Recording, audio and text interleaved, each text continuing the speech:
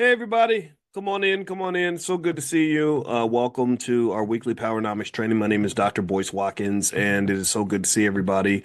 And we're about to get into blackonomics. We're about to be as black as possible. No apologizing up in here. And so if you are black, bliggity black every single day of the week and twice on Sundays, and you're not scared to be black, and you know that black means being your best and building and all these other things, then put the word black in the chat. Let's just be extra black right now. I hope everybody's feeling good today. I hope you're having a great day. I'm having a good day. I spent time with my black ass family working on my black ass business, setting my black ass goals and trying to create my black ass reality. So excuse my French. I know some of y'all might be thrown off by that word. I'm going to stop cussing, but still though, I really think that we have to be dedicated and committed to what we're trying to do. We have to be consistent and focused and everything else. And I believe that if we do that, there's nothing that we can't do. So, the question that I want to ask today is, what's the Black Economic Action Plan? I think that this is something that we've discussed this a lot. I've talked to you guys about many different kinds of plans that you can implement in your family. These are based on economic science. This is based on how wealthy communities become wealthy. This is based on economic culture that leads to prosperity. This is not just theoretical. This is not me something I just pulled together and made up. This is based on the fact that I've been a finance professor for many decades, and I understand where wealth comes from, how wealth works, the primary methods by which you can accumulate wealth in power, also how wealth links back to power, how wealth affects every aspect of our lives, how wealth affects our relationships, how wealth affects our communities, how wealth really affects our access to this thing called freedom. We talk all day, we talk a lot about freedom. We talk a lot about, yeah, black people want to be free. I don't think you can ever be free if you don't have an economic plan. If your economic plan is to stay broke, then the second part of your economic plan should be to stay enslaved because capitalism is brutal. Capitalism is built on various forms of slavery. Capitalism is built on power and control. Right now, even as you see what Trump and Musk are doing in Washington, they're able to do these things because they have economic power. Did anybody see when they were negotiating with the Ukrainians and basically they said, "Give us all your stuff or else," right? So that was just them making a power move. That was them saying, "Hey, we have all the chips. You ain't got no cards up in here. Like you ain't got no say up in here. The only say that you have is the say that we decide we're going to give you." And this has been a consistent theme throughout history. If you want to talk about white supremacy, let's talk about it. One thing about white supremacy that's really interesting to me is that there's a consistent historical narrative that basically says that America and not just America, but Britain has done this as well. They will kind of promise you things and be nice to you and give you some things, give you some rights, give you some freedom, give you some access. And then when they decide that it's too inconvenient to continue to give you those things, they pull it right back. My wife was talking to me about the my wife was talking to me about I want to say it was the Lakota Indians, I believe. And basically they had told the Lakotas, they gave them a contract, piece of paper and everything that said this land is yours. I think it was related to the Black Hills or something like that. Feel free to fill in the gaps in the chat if you are familiar with this case. I'm not familiar with all the details. I just kind of heard what she described to me. And basically they just, kind of like wrote it all out. They're like, yeah, this is yours. Yeah, hey, bud. Yeah, take all that land over there because, we kind of screwed you people and we want to be nice now and we want to be friends so you can have all that land. And they wrote it down and they signed a document. And you know what they did? They basically just said, well, I mean, yeah, we know we promised you that, but that don't mean that it's really yours. They took it back. They took that land back. And they have been suing since, for over 100 years, trying to and they're like, we got receipts. We have paper. It was on paper. Like you can't renege. You can't renege. It's on paper. Well, I mean, you can't call Native American people Indian givers because y'all know Massa was the original Indian giver if there ever was one. We shouldn't use that term. It should be like Caucasian givers. The Caucasian givers. They give it, then they take it away. And the reason they're able to do that is because One of the things that I think is critically important that we don't seem to always get is that power kind of has its own language. Power has its own currency. Power makes its own rules. And money is power in America. You live in a society that worships money. And so if you want to really empower your kids and empower your grandkids and empower your family and empower yourself, one of the best things you can ever do is really give your family and give your kids just a kick-ass economic action plan. Just like literally drill, train at the highest levels of economics, ways to do business in a productive and ethical way, ways to do business in a way where you understand that this is all part of a broader God's portfolio. This is part of a broader ecosystem. It's not about worshiping money. It's not about sitting around just counting dollar bills and thinking that because you have money, your life is great. It's about sort of saying, okay, how do I not only do I get access to the things that I need, but I can get access to the things that I need in a way that it doesn't disrupt the rest of my life. It doesn't disrupt the environment in which I live. It doesn't disrupt my mental health. It doesn't disrupt my physical health. It doesn't disrupt my integrity. It doesn't cause me to harm the people that I love, right? A lot of times we forget about that. We can get so caught up in the money that we end up forgetting about all the things that money can impact. And if you're chasing money and you're sort of screwing up every other part of your life, then you're not going to be happy about the money. Money will not make you happy. That's why there's so many people who say that they tried to invest, they started investing, and they hate it. They were traumatized by it. I was watching Squid Games. I'm going to get into our powernomics training in a minute, but this is part of it. You guys know I literally speak to whatever God tells me to say, and He's telling me to say this. So I'm gonna say it to you. Anybody been watching the Squid Games? Anybody watch the Squid Games on Netflix? It is so good. It is so crazy. It's the only show I've ever seen where after the show is over, the audience it has PTSD. Right? I don't know if anybody else can feel that way, but you watch the Squid Games, you're like, oh Lord, I need Jesus right now. This too much. This too. Y'all need to stop this. You shot you just shot those people. So anyway, Squid Games is a crazy, crazy game. But if you watch Squid Games closely, and if you understand how this the Squid Games works, you'll know Squid Games ain't nothing but about economics. All Squid Games is an economic lesson. That's all it is. Everybody in Squid Games is a person that has a financial problem. That's what they are. And what Squid Games represents, among many things, they're making many social statements in this show. But one thing that Squid Games represents is how those who are financially secure are in a position to exploit those who are financially insecure. But they're not just exploiting people who are financially insecure, they're exploiting people who are in financial trouble and who have financial addictions. So what they're doing is they're not just exploiting people who are poor. Most poor people are not going to go into a building and possibly get gunned down by machine guns in order to get money. What they're leaning on is the fact that you're so deep in debt that you've become hopeless. They're also leaning on the fact that you are an extreme risk taker because that's how you lost all that money because you thought you were investing, but really you were gambling. They're also leaning on the fact that you probably have some sort of financial addiction. If you notice in the game, watch the show. If you want to really understand finance, watch the show. This is an excellent example of behavioral finance. Behavioral finance is what I specialized in my dissertation. And behavioral finance, if you look at people's behavior, whenever they were thinking, "Oh my God, this is crazy. What are we doing? We got to get up out of here." You know what they would do? They would say, "Okay, this is a free and fair game. You can leave if you want to. But before you go, let us show you how much money you would be giving up if you go." And then they turn it on and they gamify it. You hear the music like the casinos, doo, doo, doo, doo, doo, doo, doo, doo, and the lights, and then they have this big piggy bank with all this money in it, and you see their eyes, and they're like, "Oh."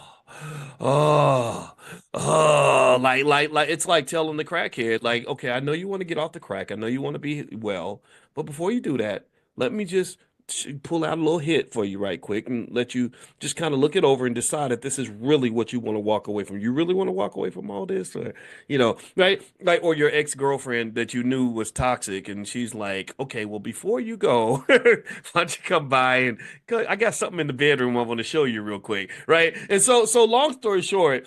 This is how dopamine works. This is how various financial addictions work. This is going to show itself big time in the United States because all these black men right now online on television, including Stephen A. Smith, all the way to Jamie Foxx and Kevin Hart, are mass promoting a gambling addiction at a major scale. Club Shay Shay, they're all promoting gambling. Joe Budden, all these guys are promoting gambling. I give a shout out to my friends over at Earn Your Leisure. I don't know which one it was, but he was smart enough to notice this as well. So I want to just support him on this point that what you're doing is you're really spreading a tremendous amount of poison in the community. You're really destroying people's lives. I think I saw Stephen A. has something he's doing with ESPN where he's got the Stephen A. list or something that where you can follow the list and gamble and all that, right? And so these gambling addictions are going to be a big deal. It's going to be a big problem. It's happened before. It's all happened before. It's just that when time goes by, people forget. So they're gonna forget, and and then it's gonna happen again. They're gonna be like, "Oh my God, what happened? Was it Ian Dunlap who did that?" Well, shout out to Ian because I'll tell you that I back him 100% on that. This is gonna be a problem because a lot of people don't know the difference between investing and gambling. And so when you see people, they go out and they say, "Oh, I tried to invest and it didn't work. I lost everything."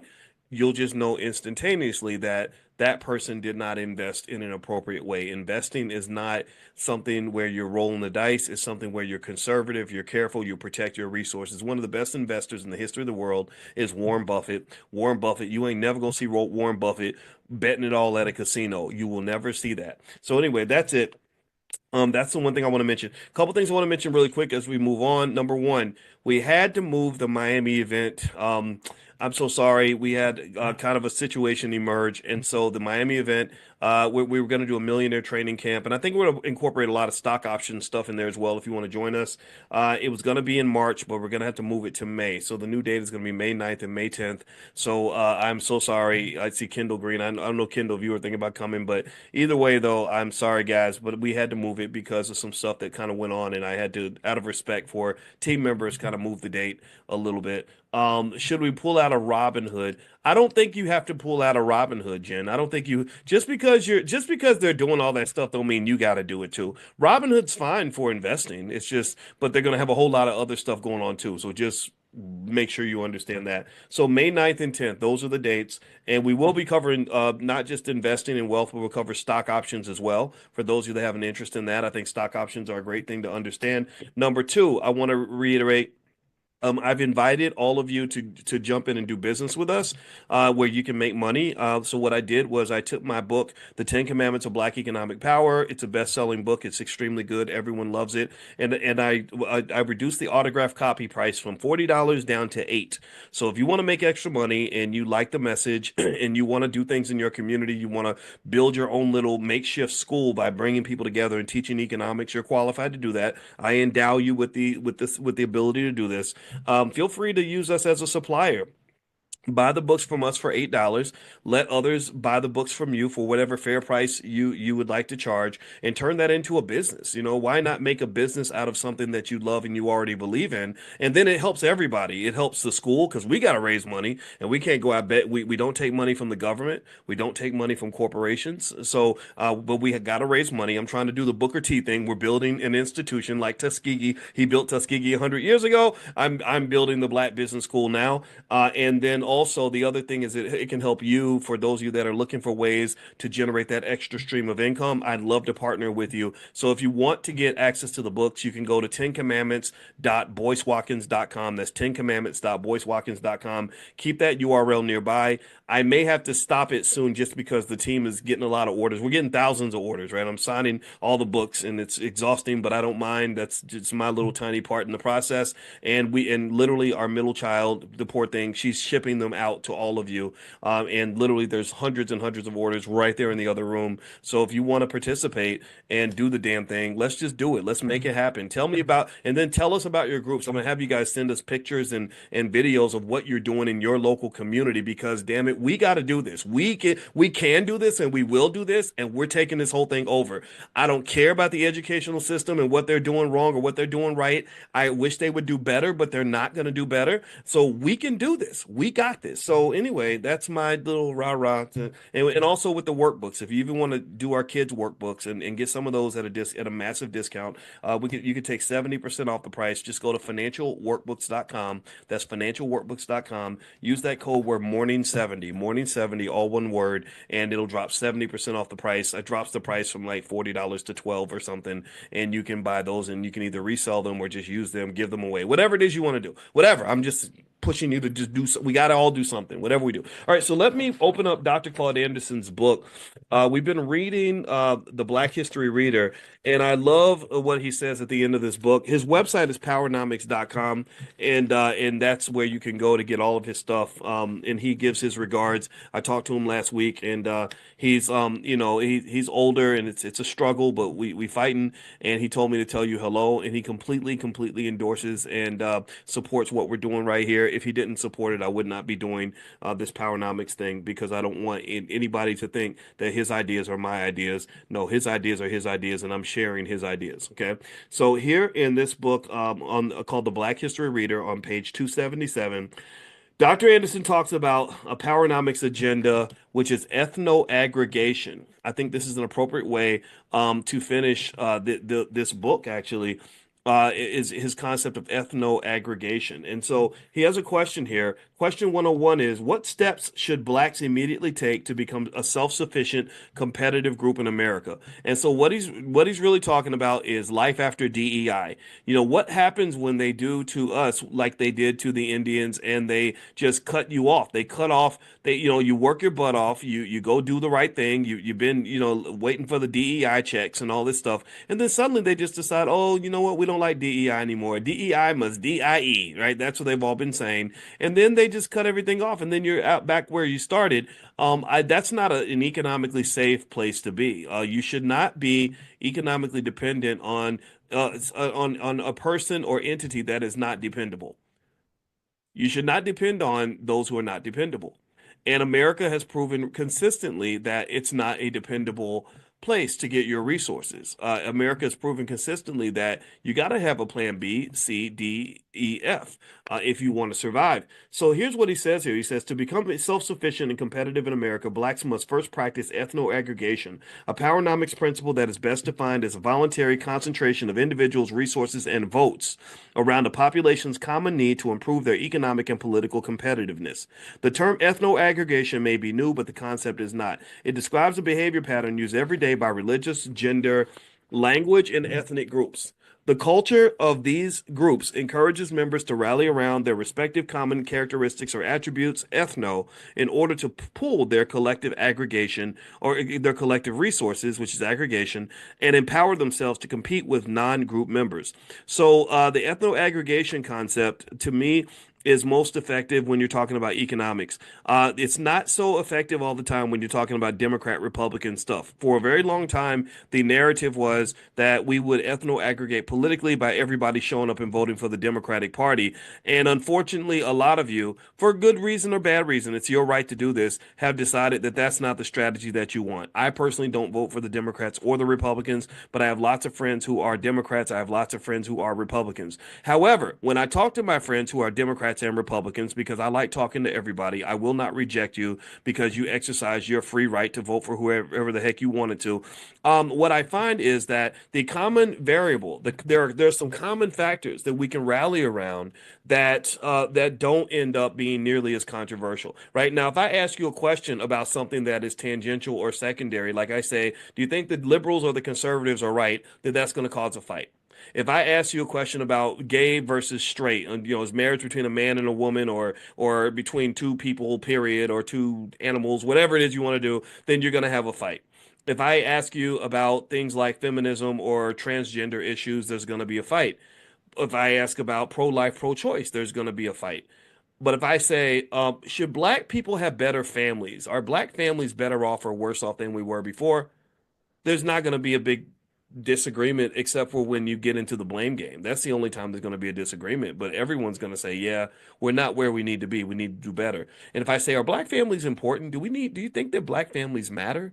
You're going to get a yes across the board. If I say, should black people be healthy mentally and physically? Do you think that a black community is going to be more prosperous if we work on our physical and mental health?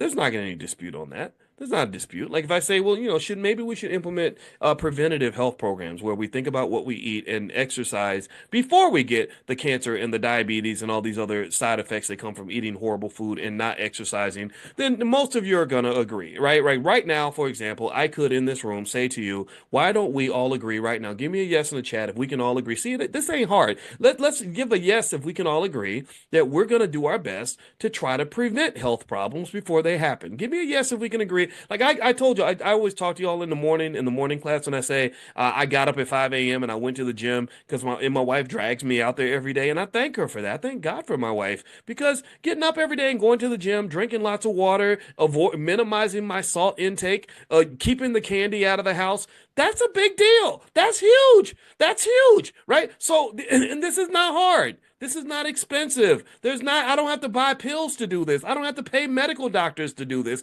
You pay the medical doctors to not even really to manage the problems that you allow to create. You buy the pills because you're hoping to reverse the problems that were preventable in the first place, right? That you got to pay the hospital because you're sick now because you didn't do the basic stuff. But believe me, if everybody in our community just said, we're going to have a basic health plan where we're all going to get up and do some walking, a little jogging. Every morning, we're going to try to get up and sweat a little bit. Even if you're doing jumping jacks in your living room, we're going to sweat, we're going to breathe, we're going to not eat so much crappy junky processed food. That would literally make massive differences in Black health that the healthcare system could never, ever provide. They can't do that because we pretty much show up to the healthcare system after we're almost dead. Look at all these Black men that are dropping like flies in their 50s because of stuff that could have easily been prevented, right? So, shout out to Irv Gotti, a brilliant man who should have had another 30 years on this earth, but now he's in heaven with my mama, right? Who also could have had some issues that could have been prevented, okay? So, with that being said, there are things we can rally around. That's my point. My point is that there are things that we can rally around. If I say, should Black people have more wealth? It don't matter. You Democrat, Republican, whatever. You're gonna be like, yeah, of course. Should Black people be more financially secure? Yeah. Are they happier when they're financially secure? Yeah. So where's the financial security plan? Oh, I got one. I got a PhD in finance. I got a plan. Can we try? Can we try? Can I talk? Are y'all gonna just listen to the rappers, yeah, or in the comedians? Because I got a plan, right? So this ain't hard. Black leadership ain't hard. Everybody is a black leader. Lead your damn self. Al Sharpton can't do nothing but lead you to the barbershop where he got that perm. That's all he gonna lead you to is he gonna lead you to a better perm. God bless him with his silky hair. All right, anyway, let me keep going. All right.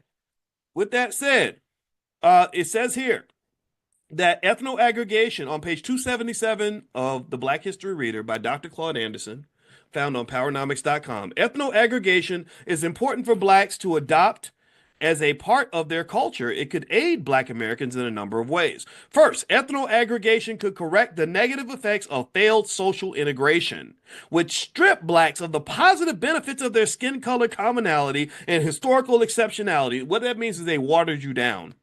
They watered you down. You were sweet and pure and just straight to the bloodstream. The black is so beautiful. You ever see just black people, like a bunch of black people on stage and just be thinking, man, we are such a pretty people. We are just gorgeous. And they just kind of watered us down. They made us like these white people in blackface, and that took away a lot of our uniqueness. I don't want to live in a colorblind society. I want to live in a colorful society. Unlike all other socio-political outgroups, blacks scattered themselves in the integration process instead of unifying to strengthen and protect themselves. Ethno-aggregation can be the basis for group unity and the coming together of black individuals into a virtual group and a national team that, with concentrated resources, through ethno-aggregation, blacks as a group can place their own self-interest first before all other groups. Be one, black first. Be one, black first. That's all that means. Nothing wrong with that. The more concentrated their resources, the greater their group impact and competitive advantage will be. For Black Americans, the ethno-aggregation paradigm can be a cure or antidote for meritorious manumission. Meritorious manumission, if you don't remember, that's where slaves were compensated for selling out other black people. Meritorious manumission is a strategy of black individuals working against group interests in exchange for personal benefits. right? The rich Negro sitting on the hill who made his money by embarrassing the entire community, or the rich black woman on the hill who made her money by making black women look ridiculous, right? And that's and I resent that. I have an issue with that. It is a hard truth that we live in a capitalistic and competitive society in which power and wealth follow the numbers. The individual things people do yield great power when their achievements are viewed as emanating from the power of a group. An aggregated group has a competitive advantage over one with scattered resources. Likewise, ethnoaggregation is most effective when the resources are organized and directed toward a common and specific purpose, in this case, black self sufficiency and competitiveness as a group. Whites dominate and control the society because they are the population with the greatest ownership of concentrated resources. Group power does not emanate from what a single white person owns and controls, but from what whites as a group own and control. They control collectively and behave in their group's self interest first. A black person can succeed individually, but if the person fails to identify with and connect with his group, then the group does not gain in strength and competitiveness. So, this is important to understand for all of us bougie Negroes who think that we're contributing because we got a great job or you got on TV or something like that. If the group is not benefiting, then there's no benefit. There's nothing that you've really done matters a whole lot if it doesn't spread, if it's not contagious. If the success is not contagious on a broad scale, then who cares? Okay, you're another guy who got an NBA contract. Good for you, but you didn't systematize your success, right? You didn't metastasize it, so to speak. You didn't get it down into the bloodstream. You didn't really get it down into the community on a systemic level, right? So, and you could have done that, right? For example, my goal of metastasizing my success, so to speak, I use that term just because I heard it from when they talked about cancer, but this is a good cancer. This is not bad. And I use that term because I think about the fact that every single day when I'm talking to thousands and thousands of people and grabbing information and knowledge out of my head and sharing it with the world, it's like and then encouraging you and guiding you on the way to systematize everything you're doing by incorporating that in your family and incorporating that in your community. Then that tells me, okay, boys, you're doing something good today because there are other people that are going to be able to elevate because of all the hard work that you put in, everything that I put into to get the doctorate, which was really, really hard to do, is having an impact in a way that's meaningful, right? And it's not just getting your attention. That's the first step. It's really about getting you to change behavior and getting you to organize and to work with others and getting you to. I'm in class right now. I'll be out in a minute. Okay, that's what see they come up and they knock on my door, and then when I don't open it, they keep knocking, and then they start pulling on the door, and then the door comes off the hinges, then I get pissed.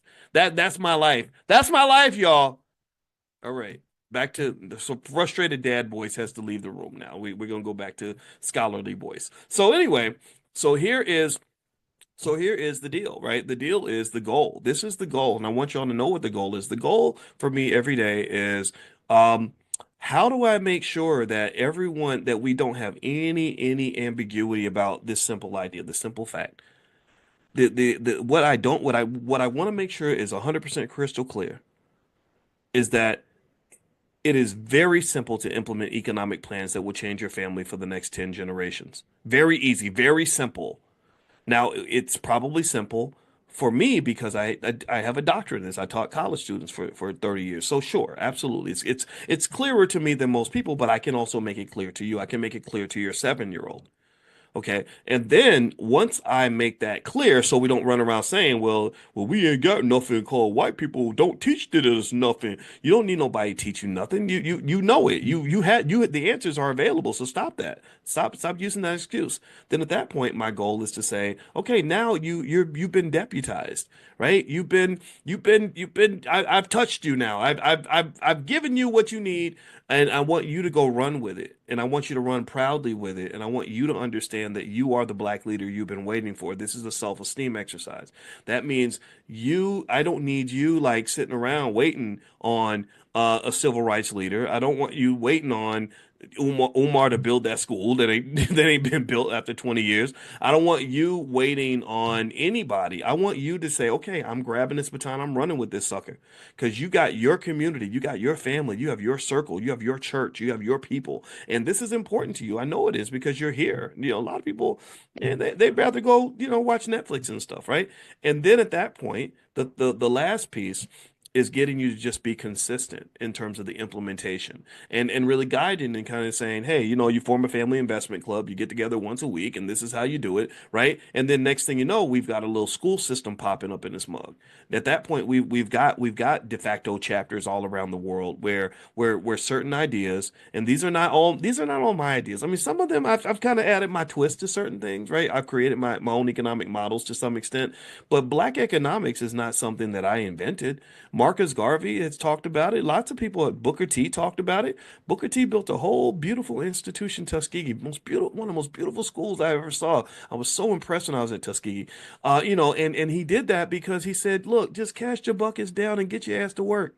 We stop waiting on everybody else. We got this. We can do this. And I'm gonna tell you the truth. I like W.E.B. Du Bois, and his name is kind of like mine, so that's kind of cool. But I don't identify with that as much because I don't really want everybody to run off and try to get a job at Harvard because Harvard ain't gonna hire all of y'all.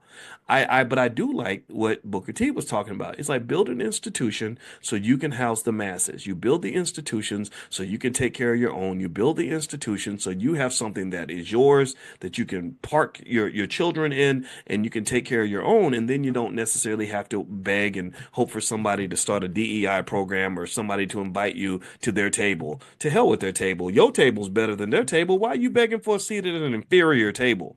That's the part that bothers me. So let's keep going here. Let's keep reading here. All right. So it says here, ethnoaggregation encourages blacks to unite with their own. This is page 278 of the Black History Reader by Dr. Claude Anderson. The books are at powernomics.com. Ethnoaggregation encourages blacks to unite with their own people before seeking to unite with members of other groups. It encourages blacks to pool their tangible and intangible resources. A fist has greater impact than five separate fingers. For example, blacks come together when they attend church or when they participate in a civil rights march or demonstration. If the dollars aggregated at church were targeted to build a credit union, or if a demonstration was targeted specifically to demand government funds for starting and growing black owned businesses, those blacks gathering together would become examples of ethnoaggregation. Ethnoaggregation is a tool for blacks to use to practice group based competitive economics targeted specifically to the goals, needs, and history of their group. Huh. So there we go. This is the and we this is like, believe it or not, this is the end of the book kind of, but it's not really like the total end. Like there's still a few things that we did not get through. Actually, we read a lot of it though. We read a big chunk of it, but I wanted to read the part about ethnoaggregation because I think that is relevant in light of kind of what's happening with DEI and the concerns that a lot of us have in terms of in terms of where we are now. One thing that's interesting here, on page 264 of the Black History Reader, Dr. Anderson asks a question. He says, question 95, have you heard that laziness is a black disease? So he says, negative myths about black people abound. One of the most interesting and amusing theories of slave misbehavior was put forth, this is a doctor who said this, by Dr. Samuel Cartwright in Louisiana. In 1851, Dr. Cartwright, a prominent Louisiana physician, published an essay in the New Orleans Surgical Journal entitled Report on the Diseases and Physical Peculiarities of the Negro Race. And this is not long ago. This is what, 170 years ago.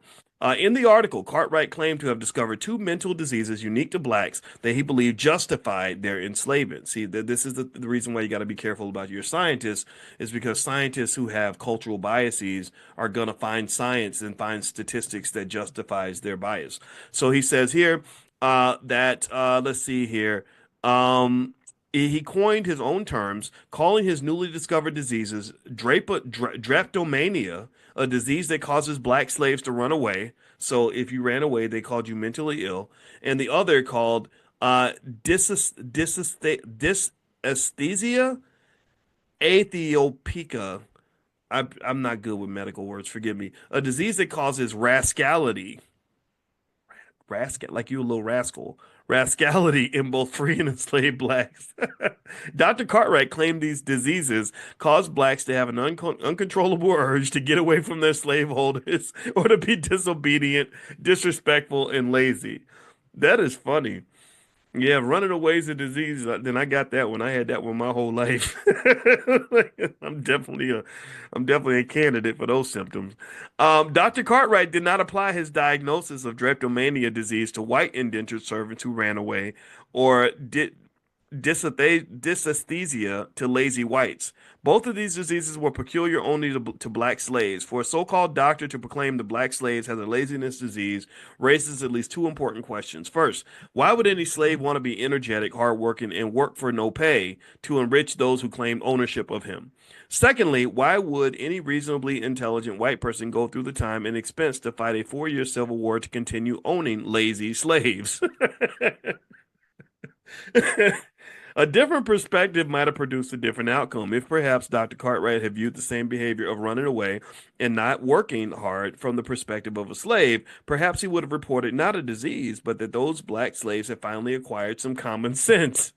These questions did not occur to Dr. Cartwright, and his cure for both diseases was for slave owners to simply beat the devil out of the black slaves. So that was his remedy. That was his medicine. Just beat the hell out of the slaves.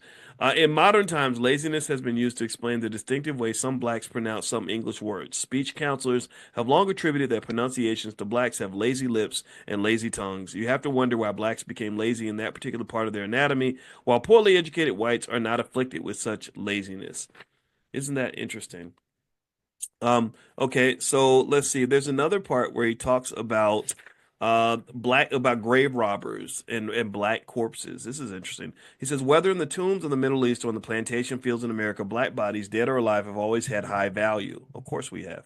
Modernization of medicine has come about in large measure because of the practice of using living and dead blacks for research. During the days of slavery and Jim Crow, white medical students were studying medicine to treat white patients, but they opposed cutting up white cadavers. One medical school administrator is said to have suggested using black bodies because the black communities could not stop whites from doing whatever they chose to do with dead blacks. The medical community began to set rules for acquiring human bodies. The moral and legal clashes that occurred over the ownership status of the human body kept the practice of medical dissections of humans illegal until 1834. Several states even prohibited dissections on executed criminals. Medical schools, however, needed bodies to train physicians. Some schools became so desperate that they turned to grave robbing. By 1878, stealing recently deceased bodies from graveyards and selling those bodies to medical schools had become a lucrative business.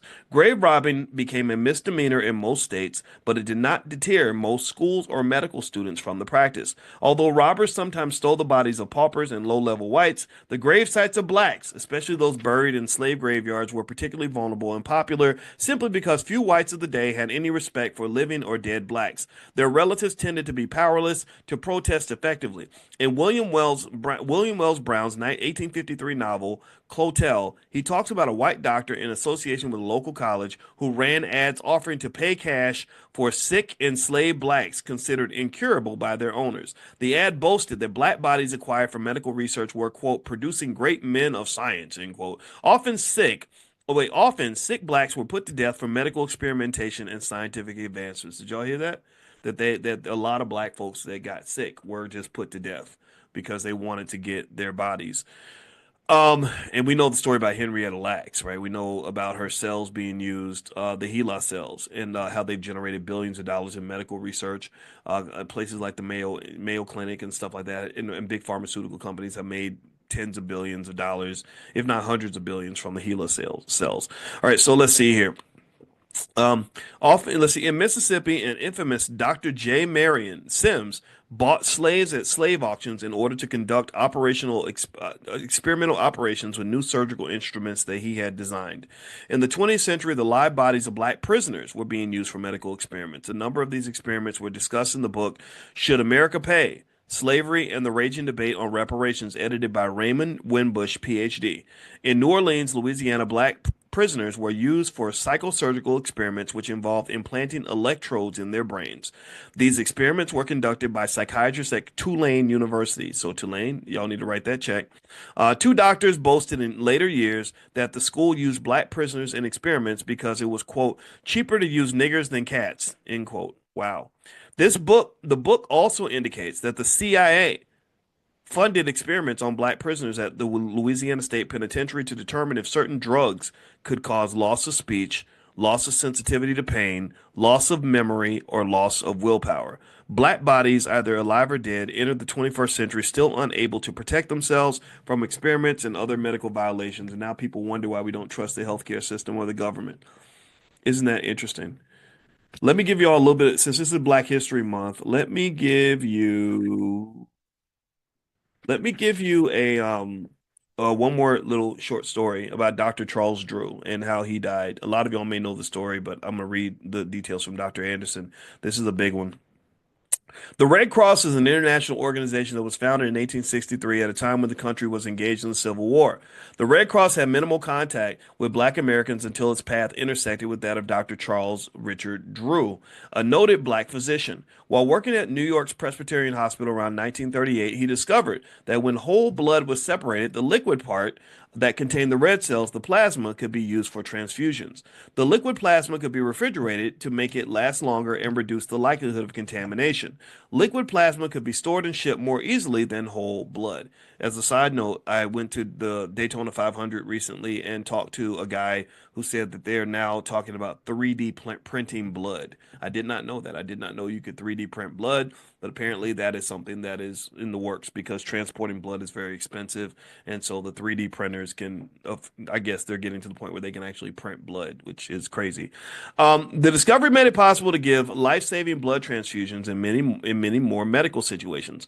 When the London Royal College of Surgeons heard about Drew's blood plasma, they requested to use it for their injured soldiers who were in dire need of blood transfusions. He established what he called his Blood Transfusion Association to ship blood plasma to British blood banks. Shortly thereafter, the American Red Cross took his advice and established a similar blood program in the United States. The federal government became concerned that within the American Red Cross blood bank, a white person could accidentally receive a transfusion of black blood. The Red Cross, aware of the importance of federal funds, directed that all donated black blood be conspicuously labeled, then segregated from white donated blood because they didn't want that black blood.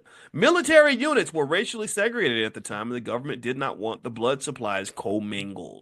Dr. Drew protested the Red Cross decision, arguing that there's no physical difference in the blood of whites and blacks. However, both the military and the American Red Cross clung to their blood prejudices throughout World War II, and Drew resigned in protest over the policy. In 1949, both the United States Army and the American Red Cross reversed their racial policies and stopped segregating blood by the donor's race, allowing all donated blood to flow together. Isn't it funny how racism just makes you stupid? Ironically, Dr. Drew died in a car accident in 1950. He was driving to a conference with three friends when the accident occurred. He was the only one who died. His death spawned many accounts and rumors, the most enduring of which is that he died at the scene because a whites-only hospital refused to treat him. Actually, according to Spency Love in her book, One Blood, The Death and Resurrection of Charles Drew, he was treated in the emergency room of a small segregated hospital where two white surgeons worked hard to save his life. He had multiple injuries and died about an hour after admission. Even though the facts do not match the myth, Love recounts the story of black individuals who actually did die because they got caught in the circumstances of the myth. She says that even though the facts of the myth were not completely accurate, the myth that black blood is bad and white blood is better or something, even though the facts of the myth were not completely accurate, they reflect the reality that befell some blacks and that preservation of oral history has an enduring value. I think that's really important to understand as we end on that note. Um, I feel like our ancestors went through a lot of stuff that we're never going to learn about. And I think that's why Dr. Claude Anderson is so important because he reveals all these secrets from history. He actually has two books called Dirty Little Secrets that include historical anecdotes and information that you did not get in public school. I don't know how you feel, but I don't look to the public school to really teach us about who we are and what we've gone through. I look to the ancestors. I want to hear from my grandparents. I want to hear from your grandparents. I want to hear from people like Dr. Anderson. I want their account of what happened to them because we know for a fact that the goal is to sweep it under the rug. When you go to even the Greenwood section of Tulsa, I believe there are lots of black people in Tulsa on Black Wall Street who don't even know what happened because the government worked so hard to make sure that you don't know because they're like, oh, we got to move forward and all that. No, we don't. We move forward after you write the check and after you apologize, write the check and make things right. Because most of everything that you see all around you, everything that you see in terms of institutional setups, frameworks, and disparities occur because of something that happened in the past. Right. So when I go to a big city, I want you to one day do this financial consciousness exercise. I want you to go, when you're in a big city, I want you to look around, like if you're in Chicago or Seattle or New York, and I want you to look around and I want you to look at how many thousands and thousands of skyscrapers you see. Most of these skyscrapers cost at least a few $100 million to build. And I want you to ask yourself, I wonder how many of these skyscrapers are owned by black people. How many of these $1 billion skyscrapers are owned by black people? You're lucky. You're lucky if you have one.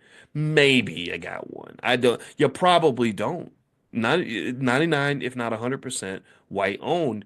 That is due to the disparity. That's a direct reflection of the stolen wealth. And this is what we're dealing with. This is what we're up against. So one step toward reacquiring that wealth is to educate our children, so that when they get older and they get into the game of competitive economics, they're going to win the competition. They're going to show up with all the skills and the tools. Because remember, wealth. Warren Buffett says this, and I like Warren Buffett. You know, he said that wealth is a transfer from impatient people to patient people. It's also a transfer from those who lack knowledge to those who have knowledge. So if your children show up and they're trained according to things like the KID model, knowledge, investment, discipline, or the sturdy model, systems, technology, entrepreneurship, relationships, and delegation, or they understand the poise model, producer, owner, investor, saver, entrepreneur, and they've been drilled on these things, then they're going to show up with all the knowledge and all the patience and all the skill. So even if America never writes that check, even if they never do the right thing, right, even if they never give us the reparations we deserve, oh, we about fin to take those reparations right back. Our kids will show up and they will take it. They will take it because if you don't understand that wealth is a competition, then we need to talk more because you're just in a competition. You're in a basketball game where the other team cheated and they're 50 points ahead. But still, if you show up with a killer jump shot and you can hit those three pointers and layups and jump out of the gym, you can score points in this game. You can get back in the game. Our kids will get back in the game. Most of you who have children that are doing what I've been talking to you about, the master plan, which is getting your kids ready on wealth early, starting them early. Don't wait till they're 20 years old. Start them when they're 6. When you're doing that, your kids are going to have more wealth than the average white person because white people are not doing this. Jewish people are not even doing this. Asian people are not doing this. Arab people aren't doing this. So we are the next generation of wealthy families. It just takes time. It just takes time. So keep doing what you're doing. Keep moving. You are your own greatest black leader. I got your back. And even if I never ever talk to you ever again, it's okay because I've got like 20,000 different videos I've done specifically to preserve my tiny piece of the legacy that we're building in this generation. Because we ain't nobody ever done what we're doing right now. We're making history. We're making black history, and we about to take this thing all the way to the finish line. So God bless you. Thank you guys for hanging out with me tonight. I appreciate you. I'm about to go see why my wife was banging on my dang door. And again, if you want to do business with us and you want to buy our books at a really cheap price and resell them for your book club and make money, turn it into a business and a stream of income, feel free to go to 10commandments.boycewatkins.com. That's the number 10, 10commandments.boycewatkins.com. Or if you want the workbooks for the kids, we have the financial workbooks for kids. They cover every single grade band and cover stocks, investing, and money. So if you'd like to go take a look at that and get those really cheap and resell those or give them away, whatever you want to do, you can go to financialworkbooks.com. That's financialworkbooks.com. Use this code, write this code down. The code is morning70, all one word, morning70. Put that code in right at checkout and it'll reduce the price from like $40 down to 12 or something like that. So you can do whatever you want to do. It's up to you guys. And I just want to encourage you and support you in every step of the way. All right. So I'll see you all tomorrow tomorrow morning. I hope you have a great night. Thank you guys for listening. Love you much. See you soon. Take care. Bye bye. Good morning, everybody. Good morning. Welcome to Money in the Morning. My name is Dr. Boyce Watkins. So good to see everybody. I hope you're doing well. I wanted to start today. I'm gonna jump right in because every morning we like to talk about our economics and kind of understand the world a little bit better. And I think today will be an interesting day to talk about some of the stuff that's been happening with the economy, particularly as it relates to the president and some of the things that he's been doing, and good and bad, right? Good and bad, and we'll try to. We're going to dance in the politics a little bit. I know some of you have strong feelings one way or the other, but I really want you to. I don't care if you're a strong Democrat or a strong Republican. I'd rather have you be a strong black person. So let's be one first. All right. So anyway. I'm sending you guys a text right now, letting you know that that class is starting now.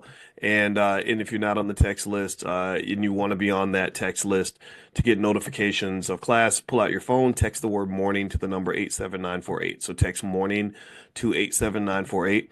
And also, just so you know, I'm gonna make a couple announcements a little bit later, but for now, let's go ahead and get started so we can jump right in. All right. So, first of all, how many of you saw the decline in consumer confidence that happened recently? Did anybody see where they're a little bit worried about the economy because consumers are just less confident than they were before? And that's a big deal. That's a big risk factor because consumer confidence is what drives the economy. Without consumer confidence, you won't really have much consumer spending, and consumer spending is what drives most of the economy. And so, anyway, uh, the reason I want to ask this question then is I want to ask, is Donald Trump ruining the economy? Is because I was thinking about something that I hadn't seen in a lot of media outlets in terms of connecting some of Trump's actions to economic activity. I've seen people talk a lot about tariffs, right? I've seen people talk about the effects of the tariffs, and a lot of you know that, right? In case you don't know, Donald Trump believes heavily in tariffs, and he wants to put tariffs not just on our enemies but on our allies. And again, I'm not telling you to agree or disagree with this. Believe it or not, there are arguments in favor and against all of that, right? So if you hate Trump and want me to hate him with you, you're not going to get that. If you love Trump and you want me to love him with you, you're just not going to get that. So I have to be honest with you. But the tariffs, generally, the tariffs are a double-edged sword. The two things tariffs do, one is they have the benefit of protecting local industries. They can protect your local industries. The downside of a tariff, though, is that a tariff can cause inflation. So, and that's because you're pushing up the prices of goods and commodities, and reducing competition, things like that. So ultimately, the tariffs have been the big talking point that a lot of people have grabbed onto, but there's another angle in terms of a lot of this that I haven't really seen discussed in terms of what he might be doing to the economy, and that might be just fear, just flat out fear. Um, you know, Trump has been laying off lots of people in the government, right? And you know, if you want to ask this question, is Donald Trump ruining the economy? The the thing I would say, like one of the best arguments you could make is that when you go out and you slaughter hundreds of thousands of jobs in broad daylight, and people are watching their friends and their neighbors lose their jobs and lose their homes and stuff like that, you might have a good reason for that, but you're going to create a lot of financial trauma, a lot of trauma. Give me a yes if you understand where I'm coming from. The financial trauma is like I'm sitting here and I survived, but I watched my friends get financially killed. And so now I'm scared to death. I am mortified, right? It's like if I go to the military and I see all my buddies get shot, I'm not going to be the same. I'm not going to feel the same. I'm not going to be the same person.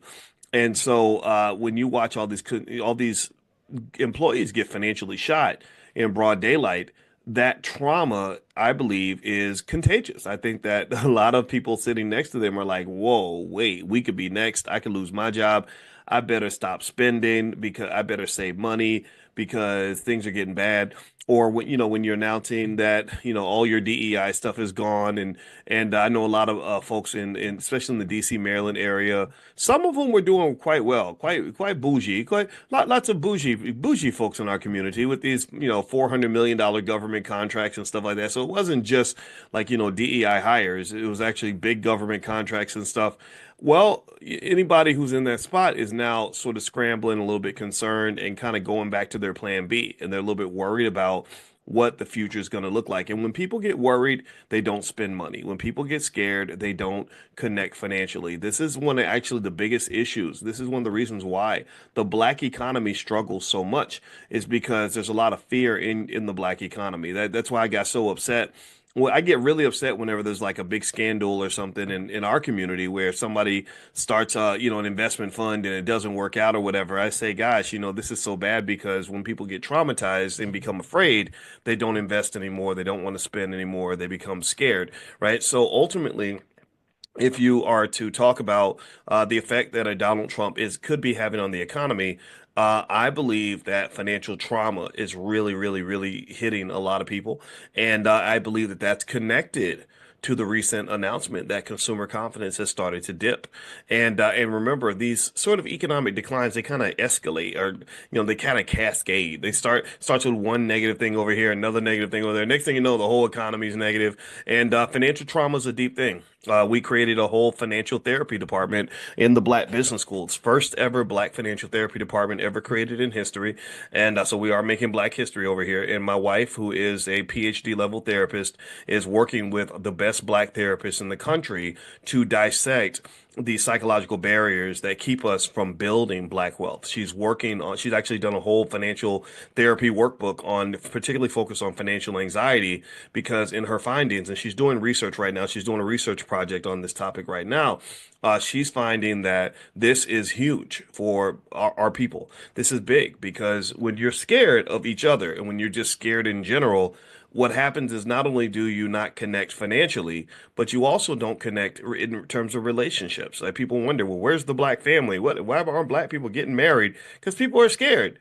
They're scared. You like go listen to some of these guys talk about why they ain't getting married. They're scared to death. They're like, well, wait, if I get married, I'm gonna lose my stuff.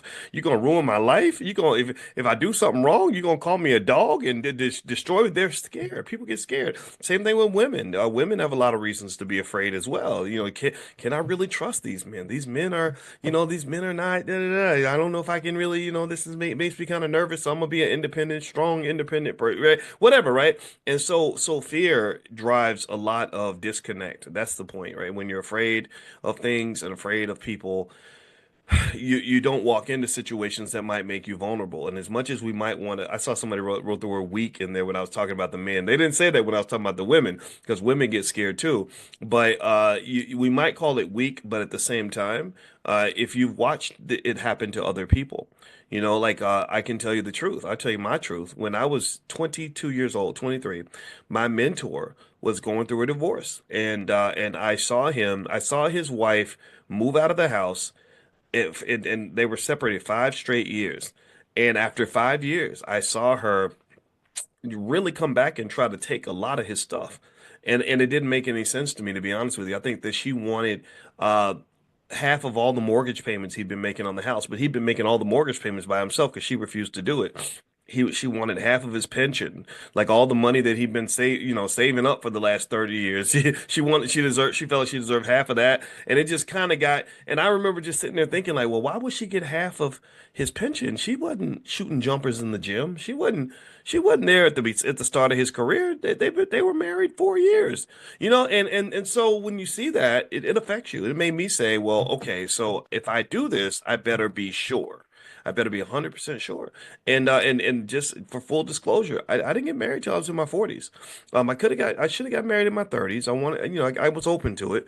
But if I saw any little thing that made me say, I don't know if I could trust my life to this person, I would say, you know what, I'm going to make this investment later. I became very conservative as an emotional investor because I did not want to end up in the situation of a lot of my friends. I had friends, I would see people that would go through, you ever see people that went through an ugly happily divorced. Some of y'all went through it, and you know how you feel, or you look at people that have gone through it, and they just look like they've been through World War III, and like somebody just like had them in the torture chamber for a year and starved them half to death, and they're just like it's like their soul is out of their body, like it's gone, you know. So I just kind of think that these experiences, watching other people go through that, it does have a real effect, and anybody who says that you shouldn't be affected by that, I kind of just look at that and say, I don't know if that's quite logical to see someone else suffer and then act like you just didn't notice it, or you're gonna just do whatever they did to end up where they are right now. You'd probably want to say, well, how do I avoid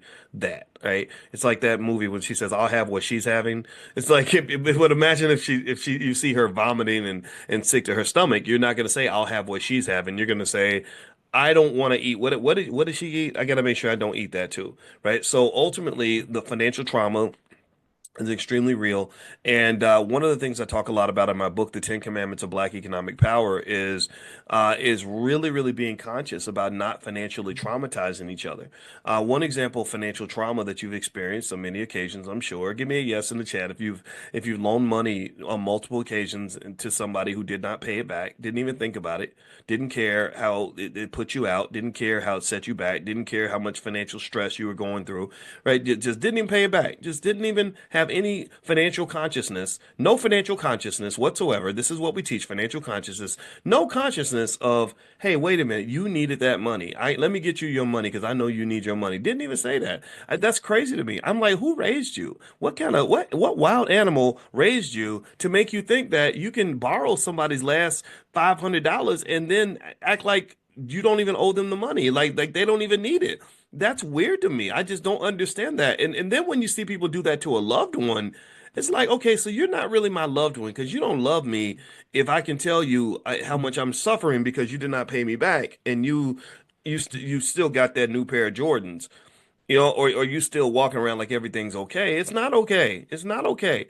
And this is the part that's kind of difficult because we talk extensively about building family businesses and black people working together to make money together and investment clubs and investing together. Let's just be honest. That's scary for some of us. It's very scary because some of y'all's relatives are crazy. Some of your relatives don't have any financial consciousness. Some of your relatives are not reliable people. And that is the dilemma. That is what's really difficult about all of this. You know, you want to work together and do stuff together, but then you're tempted to do what Magic Johnson says. Magic Johnson says, don't hire any of your friends or your relatives. That's what he says. He says, don't even hire them. I don't agree with that. You know, I think that's a dilemma.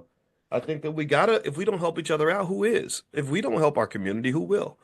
You think you're gonna lean on friendly white people to pick up the tab? Is that what we're aiming for? Is that what we think? Is that what we expect? Um, because when I think about a lot of this, let's talk specifically about that example of Magic Johnson. I see sometimes you'll see celebrities that have these black-owned businesses, and I mentioned that but they'll have like this all-white management team or majority white management team. I don't know if Magic's in that category or not, but to me, having a black-owned business is nice, but I think you have to be able to show that you're doing something on a high infrastructural level that's really benefiting black families. Like if I show you my team at the Black Business School, you're gonna see a whole gang of black people who are able to pay bills and invest and buy things. Like I can go back and say, okay, yeah, we put about 15-20 million dollars into the black community because when we're looking for people that to hire and work with, we're looking in our immediate circle. We find our partners in our immediate circle. We find people that can benefit from what we're doing. I've got probably 50 partners that I work with on different things, and for the most part, they're black because I really honestly, my life is so blickety black that I could go literally a whole month without talking to a white person. It's not because I don't like them or I'm scared of them. I just don't have a reason to talk to them. I went to the Daytona 500 and they introduced me to some very nice white people from Chevy.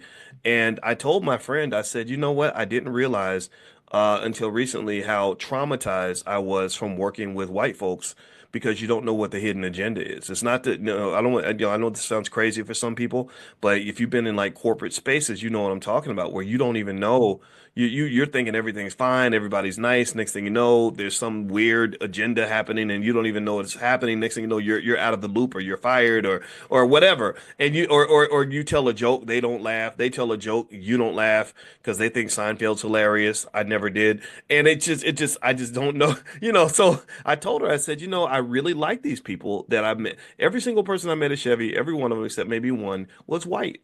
And these were some really nice white people. And I was like, yeah, boys, they're human beings. Like you can't just sit there and be nervous and suspicious. But I can say that the comfort level came from the fact that I don't work for them.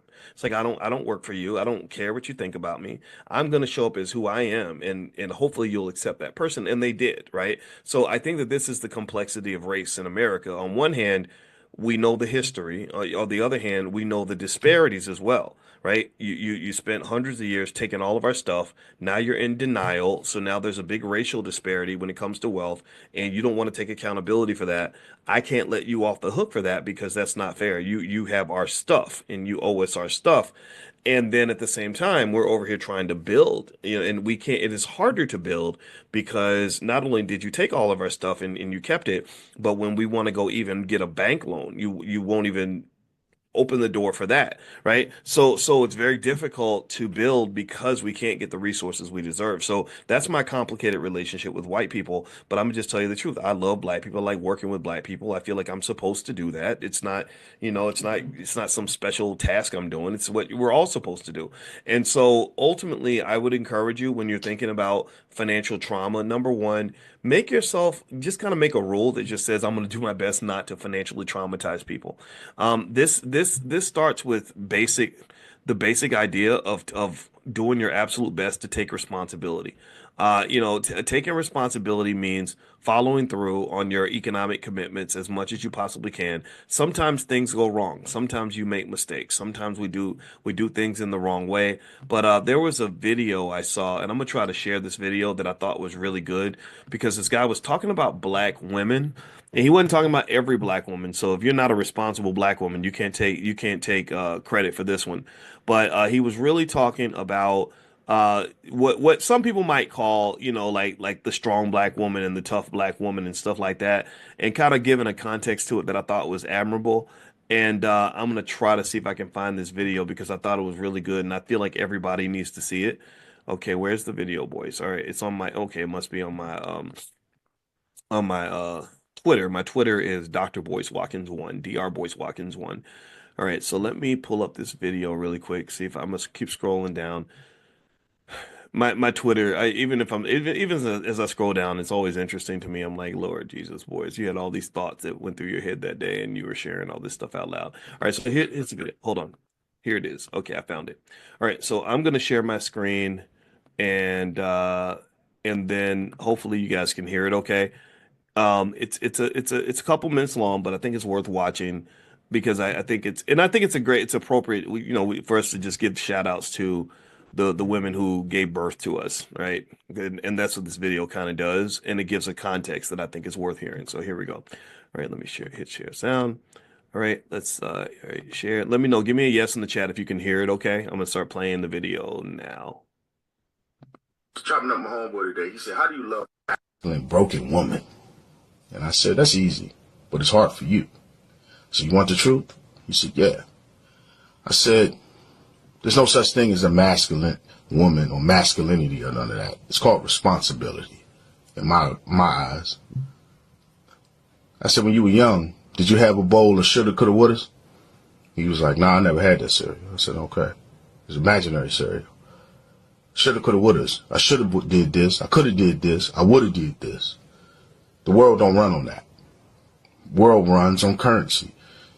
"Did you live in a cardboard box?" He said, "No." I said, "Did you go to school naked?" I said, "No." "But your mother struggled, right?" He said, "Yes, she did."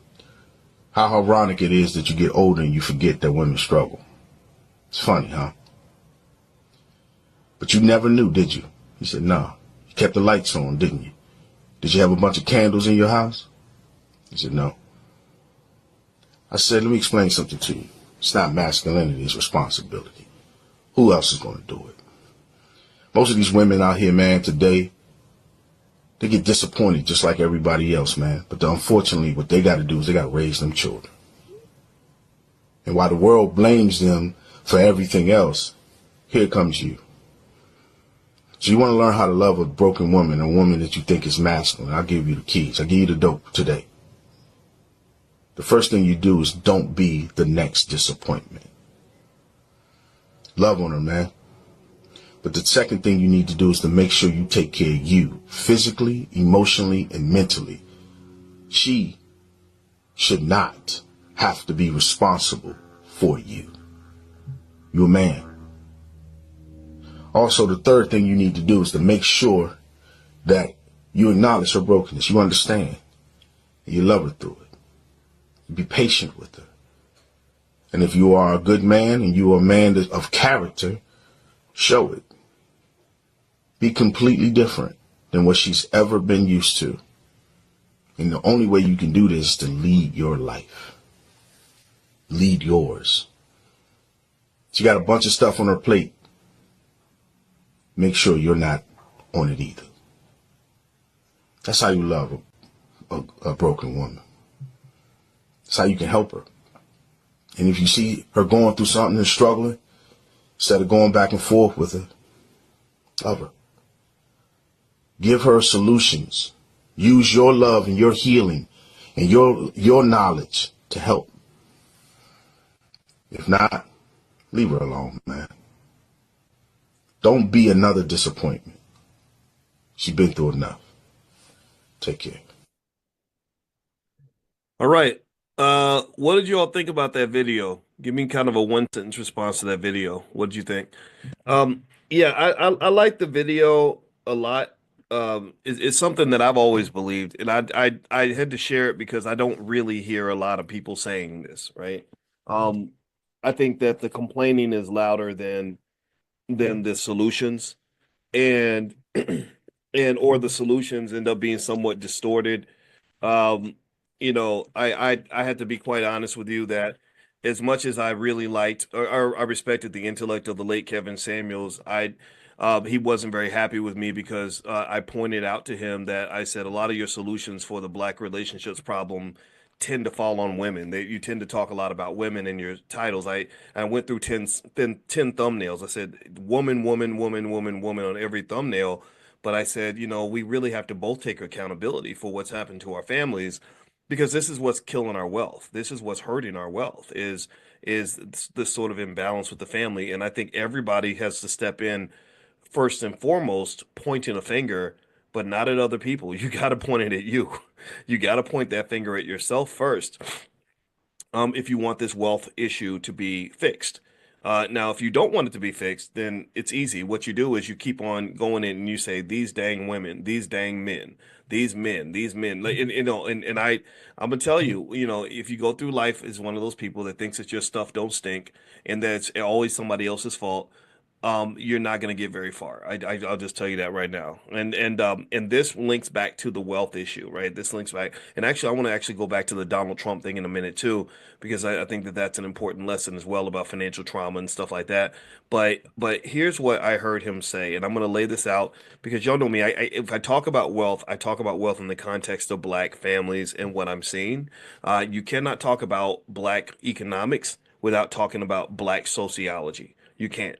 You cannot talk about black wealth without talking about the black family, because as I've mentioned to you all repeatedly in this class, there's been no community in the history of this world that has been able to build wealth in the midst of broken families. So if you want to build your wealth, start by building your families and or working with your families. That might mean a family therapist, whatever it is. That investment is one of the best investments you can make, is to have a therapist, a referee that can help you to get along with your spouse, get along with your girlfriend, boyfriend, get along with your kids, get along with your parents, resolve those issues, fix that trauma. Because if you don't, then you're going to miss a lot of economic opportunities for sure. And then also a lot of emotional damage as well. So here are a few things that he mentioned that I want to point out. I love how he said that thing about, and this a lot of this also ties back to business lessons as well. If you want to make money, I'm going to tell you, I'm a person who's made millions of dollars. I can tell you some business lessons that you're not going to read in a textbook because the world is not a freaking textbook. The textbook reflects the world, but the world is what it is, right? So he mentioned in the beginning, he said, "Did you ever grow up eating a bowl of woulda, coulda, shouldas?" And that hit me heavy because I thought about and I've told you all about the complex relationship I had with my biological father and how I heard him say, "Yeah, one day I'm gonna get a Maserati. One day I'm gonna get it together." I heard his mother say, "Well, one day he's gonna get it together," and I'm sitting there thinking, so that means he ain't got it together.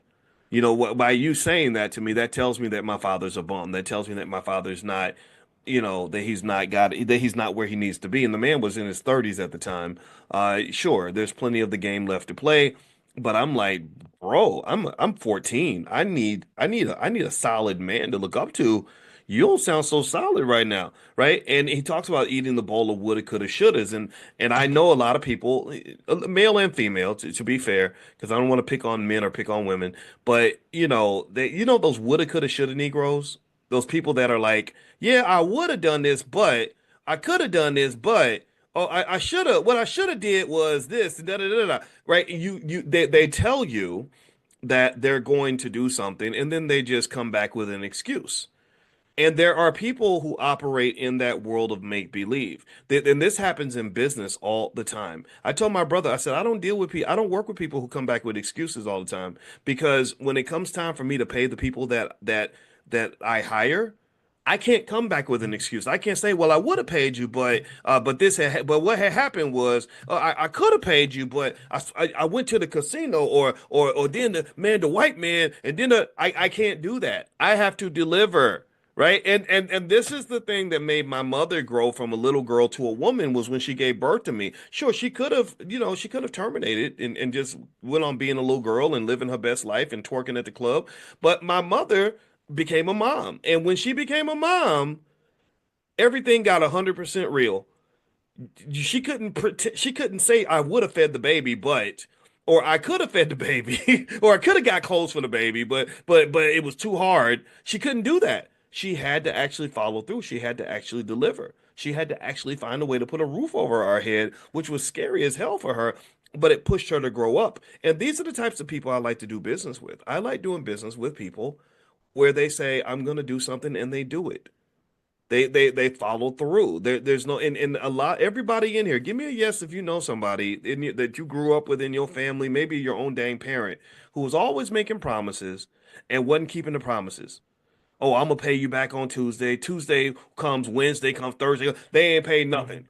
Oh yeah, I'm gonna start the business right now. I'll have it to you by 5 o'clock. 5 o'clock, 6 o'clock, 7 o'clock, rock. 8, 9 o'clock, 10 o'clock, 12 o'clock, rock. Right. Next day comes by, 3 days go by, nothing happens because they were never put into a space of clear, pure accountability with consequences. They were never put in this. There's no consequences to talking. That's why they say talk is cheap.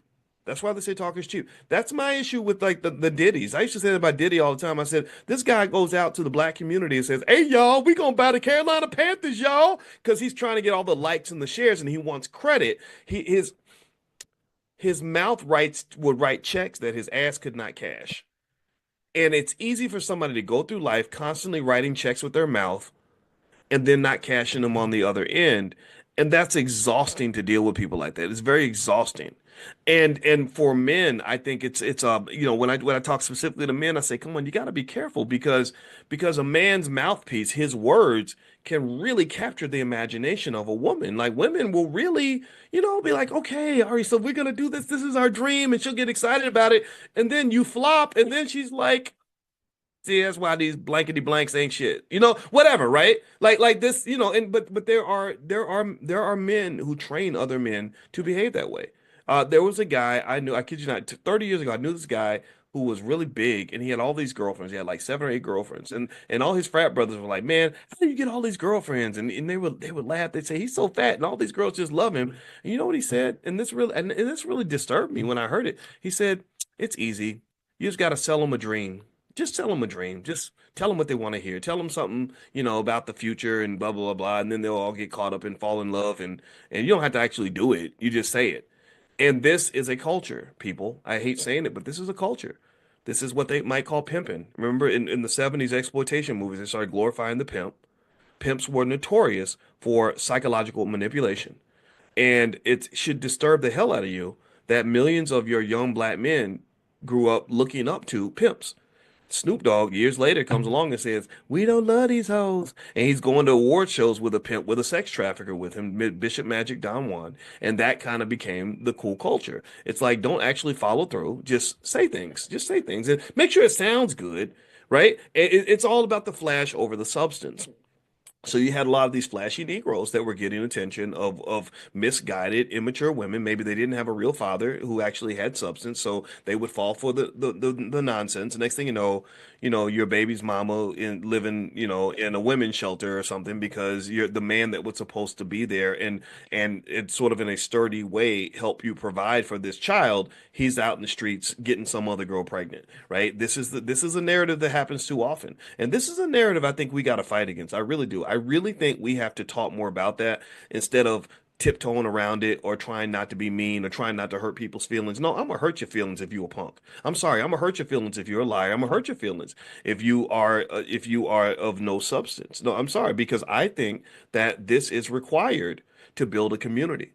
You have to really connect the culture that is promoted amongst the black male community. You have to connect that to the fact that the community is not being built. You have to promote the fact that the most prominent, most well-known black men in our community tend to be guys who do a lot of yapping, but don't do a whole lot of anything. They're not building anything. They're not out having business meetings. They're not constructing anything. They're not building. Not. They're not. Some of them aren't even building families.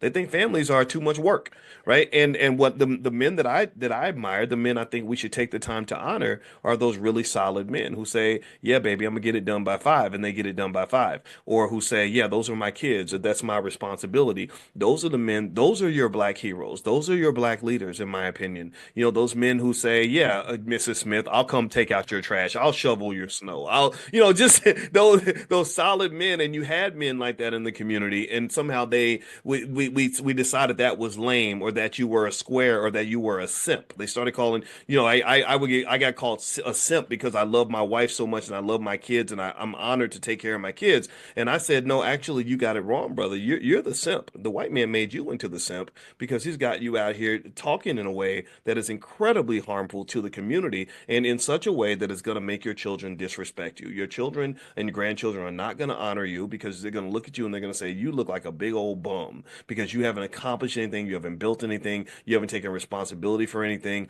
And this is what I felt like the guy was leaning into, and I endorse that message 100%. Did you ever eat a bowl of shoulda, coulda, wouldas when you were a kid? A lot of us grew up on that cereal, and it don't taste good, right? It's like, no, I don't want shoulda, coulda, wouldas. I need actual food.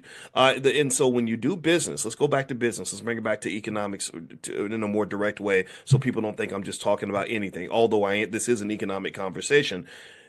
When you start doing business, when you make investments, you need to look for things that have substance. You need to work with people that have substance. You can learn. You should be interviewing people before you let them know that they're being interviewed. Watch how they move.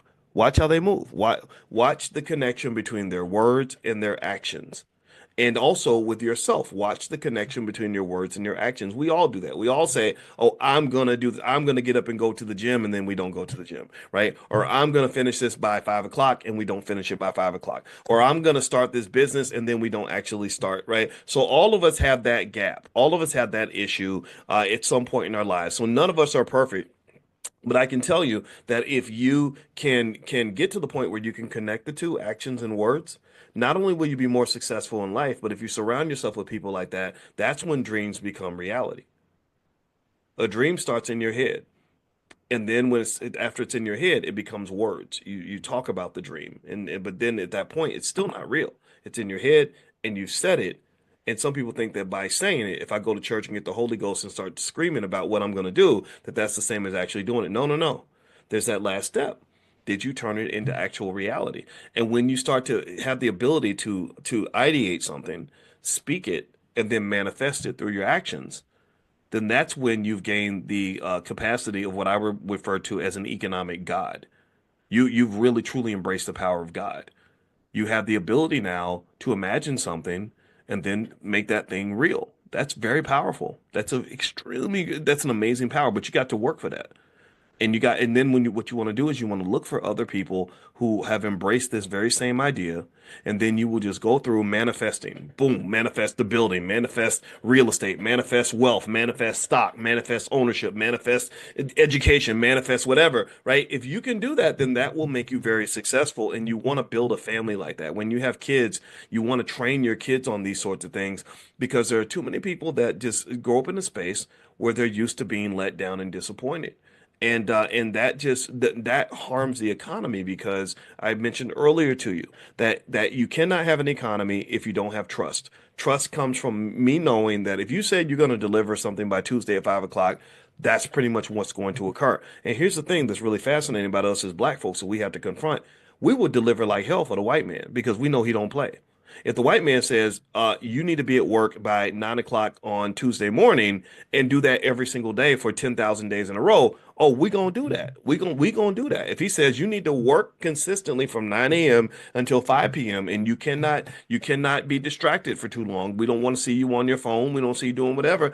We will do that. We will stick to the plan, right? We will follow through. We're real consistent when it comes to what that white man wants. Why? Well, because we know he ain't playing with you. We know that there's consequences. We know that if I don't show up at 9 o'clock, I won't have a job. And then after I don't have a job, I'm going to be financially traumatized because now I can't eat and I have nowhere to live. Right? We know that if we don't do what we're told, we're going to be in trouble. But when it comes to you and that little business of yours, you make promises to yourself and you break them all the time. You do. If you sit down at a business, I've known people who can go to work at 9 a.m. every morning and work all day long and do that consistently for years. But when it comes time for them to start a business and build their own dream, they'll say, "Oh, I'm going to start working at 10 o'clock," and then they'll get distracted, get on the phone with somebody, and next thing you know, they don't start till noon. And then they start at noon, they say, "Oh, I'm tired," and they quit working by 1, right? And then they get distracted, they go to the mall because now they feel like they got the day off and they're not. So at the end of the day, what happens is that we will have more consistency, more discipline, and more commitment and more follow through when it comes to building somebody else's business than we have when it comes to building our own. And a lot of that's because we don't respect our boss. That's what it is. You're the boss and you don't respect yourself, but you respect what that man's got. You respect that boss you got at UPS. You respect that boss that you have at Nike. You respect that boss that you have at McDonald's, but you don't respect the boss that you have in your house, and you don't respect your little black business because you don't even believe enough in your dream. So how in the hell can you manifest a dream that the dreamer doesn't even fully believe in? Like really, in order for anybody else to see what you're trying to build and to see it as real, you have to be the first investor.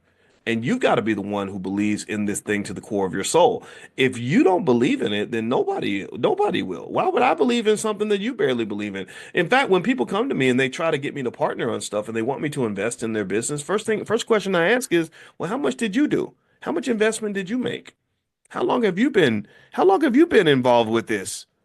And if you tell me, well, I just came up with the idea last Tuesday, I'm gonna be like, okay, well, come back and talk to me in about 3 years, and then I'll ask you the same questions, and then if it's still around in 3 years, then we can have a conversation because I don't do woulda, coulda, shouldas, and I don't do ideas that you just came up with in the last 10 minutes because anybody can do that. Coming up with an idea is easy. It's like the difference between having sex and raising kids. Anybody can have sex. You don't need discipline to have sex because sex feels good, right? But it does take discipline to raise kids. So don't come up and tell me I just had sex, so that makes me a parent. No, it doesn't. It might make you a sex fiend or whatever. It might make you a happy man, but that don't make you a parent, brother. To be a parent, you got to come up to me with a full-grown 25-year-old that's sitting next to you that just graduated from college somewhere and is doing well in his life and says, "Yeah, this is my dad, this is my mom." That tells me you're a parent because I know that you put approximately 220,000 consecutive hours into one project consistently and did not get distracted the entire time. That's substance. That human being standing next to you is absolute substance. Everything else is just talk. And talk is okay, but talk is cheap. That's why it's everywhere. Right. So anyway, let me move on. Before I move on, I wanted to let everybody know if you have an interest in stock options, we just built something in the Black Business School called Coin, which is a certified options income network. It's a 12-week intensive where we cover stock options from A to Z, and we're going to start in early March. And I'm the teacher of this program. So if you're interested in talking to someone about Coin, write down this URL. Somebody type it in the chat. It's drboycecoin.com, drboycecoin.com, and stock options are a great way to make money. It's a great tool to have. I think your kids should understand stocks and stock options. And so feel free to go to drboycecoin.com and you can share your membership with members of your family, stuff like that. So feel free to go to drboycecoin.com. I just want to mention that to you guys. All right. Now, let's circle back to the Donald Trump thing really quick. And then I want to go back. I want to finish up on the last point with this. Now, with that video, if you want to get the video, just go to my Twitter. It's on my Twitter. My Twitter is Dr. Boyce Watkins 1, Dr. Boyce Watkins and the number one. So if you're looking for the link to the video, just go to my Twitter, Dr. Boyce Watkins 1, and the video is right there. Now, in terms of Trump and the economy, let me make a couple more quick points about that. We talked about that earlier. I do think that Trump is harming the economy. I think that a lot of what he did in the beginning that boosted the stock market and all that, a lot of that's gone. And it's disappeared, and now we're kind of in a phase where it's actually been hurting the economy, and I think that Elon Musk also is feeling a little bit of economic pain from Tesla dropping 25% since he started doing this stuff with Doge. A lot of investors feel he's distracted, but remember, these guys are not going broke. They are individuals that are able to make money hand over fist in a lot of different areas. So so this is not me saying that they're losing everything. It's just me saying that I wouldn't be surprised if we did have a recession in the near future, because I think that the slinging around these tariffs, it doesn't just have the effect of causing economic disruption from the tariffs themselves. It's destabilized America's role as a good trading partner, and that's actually created some challenges. So I don't think that necessarily. I don't know how this is going to end, but I think right now it's kind of headed south, not just for the economy but also for the stock market, which means that I think the Federal Reserve is going to reverse its policy in terms of interest rates. I think they're going to reduce interest rates soon when they start to see these issues emerge, and that's going to boost the economy a little bit, right? So they tend to inject the medicine when things start to go bad.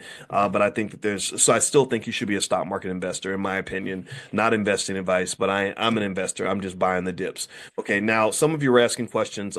Okay, so a couple questions about that Dr. Boyce coin. It's Dr. Boyce coin. So Dr, not the full word doctor. Dr. Boyce coin, drboycecoin.com. Second of all, what's the difference between coin and prime? Prime is focused on two simple goals: income and stability. That's it. The number one goal of Prime is to figure out ways to consistently generate income from stock options and to keep that income stable. So that's what we focus on. We focus on the sell side for stock options. That's it. So we hunt for stocks. We find stocks that can generate income, and it's designed for those that want to make extra money from their stocks that they hold. It's a great way to make money. This is how I make money for my family. So that's what Prime does. That's Dr. Boyce Prime. Coin is I created Coin for everyone who wants to understand options from A to Z. So if you want to understand options from A to Z, from the very beginning to the very top, to advanced strategies, the buy side and the sell side, then that's what Coin does. So it's 12 weeks. And then what happens is after Coin, you get a 3-month trial in Prime. You could go into Prime and apply what you know, but you'll have skills that go far beyond Prime. So that's the difference between Coin and Prime. And by the way, in terms of that video, just go to my Twitter. My Twitter is Dr. Boyce Watkins 1. The video's right there.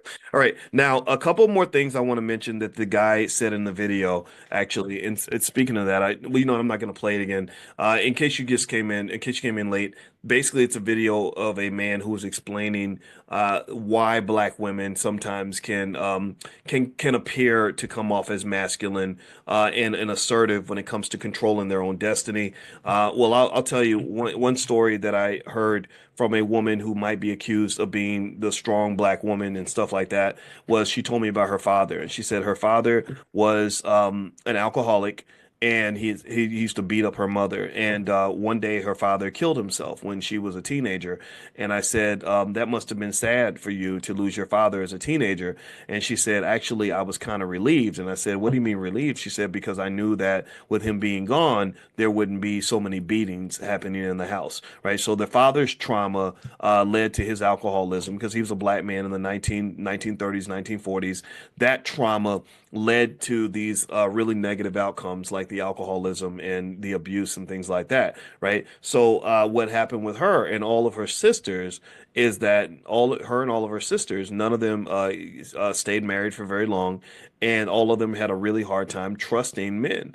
And I understood that because I don't think I'd be able to trust women if my mother was addicted to crack and tried to kill me. I'd probably say, maybe women have a dark side I don't know about. You're right. And so ultimately, this is the kind of stuff that you're healing from. So one thing that he mentioned that I tend to agree with, and I think this doesn't just apply to family and relationships, it applies to business, as he said, one thing that we can do, and he was talking about men, but I think it's really for everybody, is he says, one, don't be somebody's next disappointment, right? When you come in, and I talk about this in my book, The 10 Commandments of Black Economic Power, when you come in and you're part of an economic or in a social ecosystem, you really want to come in sort of with an expectation of like, okay, what can I do that's going to make this thing work? That's going to make this thing better. Where can I add value? Adding value is everything, right? When I hire people, the biggest mistake people make is they think that I'm paying you to do work. I'm not paying you to do work. Anybody could do work. I could sit here and say I worked for 18 hours and I spent the whole 18 hours folding this piece of paper and it was really hard because I folded it into tiny little blocks and it took me 18 hours to do that. That doesn't add value to anything. And this is a big mistake when it comes to economics. This is a big lie that you're taught as a kid. You're taught that you are paid to work. You're not paid to work. Your boss does not pay you to work. Your boss pays you because you're adding value. You're doing something that is giving them a product to sell, that's helping their company to function. You're doing something that's adding value. They're not paying you to work. There's a lot of work you could do that adds no value to anything. There are a lot of things that are really hard and take a lot of time, but that does not make them valuable. So when someone comes and they're like you should pay me because I look at how hard I worked and look how many hours I put in, and I'm like, yeah, but did you add value? I would pay somebody who works 10 minutes who adds value more than I would pay somebody who works 10 hours who adds no value. Now, if I promise you that I was going to pay you and I owe you money, you're going to get the money, but then you might get fired because I'm going to look back and say, I can't afford to keep paying you just to spin your wheels, just to do stuff. I can only afford to pay you if you're adding value. So really, when he says don't be the next disappointment, I think that also ties back to business in the sense that when you go into an economic ecosystem, starting with your family business, your family investment club, just your family period, you want to figure out how you can add value. And this is an urgent idea. This is really an urgent idea, and I really want to take a moment to ask you if you're really under hearing what I'm saying here, because many of us, give me a yes if you've seen this. Let me know if you've seen this. Has anybody ever seen a family where you've got different roles, where maybe you have two or three people that take responsibility and make things happen and get things done, but then you've got that person who doesn't feel like they owe anything to anybody, who just feels like they can just show up and eat and they don't got to bring a plate, right? They can just they don't feel on any level that like they feel like they can take, but it doesn't even cross their mind. Their financial consciousness isn't even developed enough to say, well, maybe I should replace what I took. Do you understand? If you're in that category, you have to be really careful because that could make you a parasite. No organism can survive when it's full of parasites. The earth has parasites called humans, and we take stuff, we destroy things, but we don't replace what we destroy. But smart people are the ones who say things like, okay, for every tree we cut down, we should plant two trees. That way we're replenishing what we took out. Do you understand? So if you don't sort of have that approach to things, then whatever ecosystem you're part of is going to struggle and they're going to have extra weight to carry because of you. No one in the family should be trained to believe that it's okay to be dead weight. And in many cases, and my wife, with her being a family therapist, she sees lots of clients and families and stuff. She's the one that explained to me that in every family we have different roles. So sometimes you might have the responsible kid, and then the middle child, and then you have the baby, and maybe the baby always thought that he's not supposed to do anything. The baby ain't supposed to cook. The baby ain't supposed to bring food. The baby ain't supposed to bring in money. But the baby can take, and that's okay. And sometimes the baby is still a baby when he's 52 years old. Do you understand? So understanding your role and not being the disappointment, but also and knowing that you can add value is huge, because if everybody adds value, everybody's chipping in, then you can get more done. And in fact, we do that in this space. We do this in this class. When I mentioned to you all, when I was like, hey, I got this great book called The Ten Commandments of Black Economic Power, and I want to invite you to help spread the word, and do business with you. So my offer to you, and I mentioned this yesterday, was I said, look, I'll sell you autographed copies for $8. That's better than a wholesale price. Wholesale is usually 60% off, so that'd be like 20 something bucks. No, you can buy it for $8, and you can then take those books and you can resell them to other people if you want to, and they're going to benefit because the book really is substance. The book really does work, it has powerful ideas, right? And so that was me kind of also saying, like, look, don't put me on no pedestal. I ain't nobody's god. I am not a black leader superhero. I can't fight the white man by myself. But I do know that I can fight white supremacy if I have thousands of other people who also understand that they can play a role in the process, right? I know that working together, we can't be stopped. I know that as a group, there's nothing they can do to us. And this is something I feel strongly about with black leadership, is that we have like what I call the super Negro model of black leadership. We always have this one guy who's like, I'm the man, I'm the most important, I'm the, whatever, look at me, I'm on the stage. And I'm like, man, I get to stand on a lot of stages, but I love it when other people are on the stage too. I like it when, because that means I got teammates. Because I played sports, and I know that if I want to win a football game, I need a football team. No football game has ever been won by a football player. There's no one player that can win a football game. You need a team. So ultimately, I think that your success in your family, your success in your business, your success in your life, your success in your community is gonna come from the team. And so my goal is to empower the team. I tell you all the time, I do not teach any students. I have no students in here. I teach teachers. That's it. I teach teachers. So I want you to feel empowered to walk out here and say, you know what?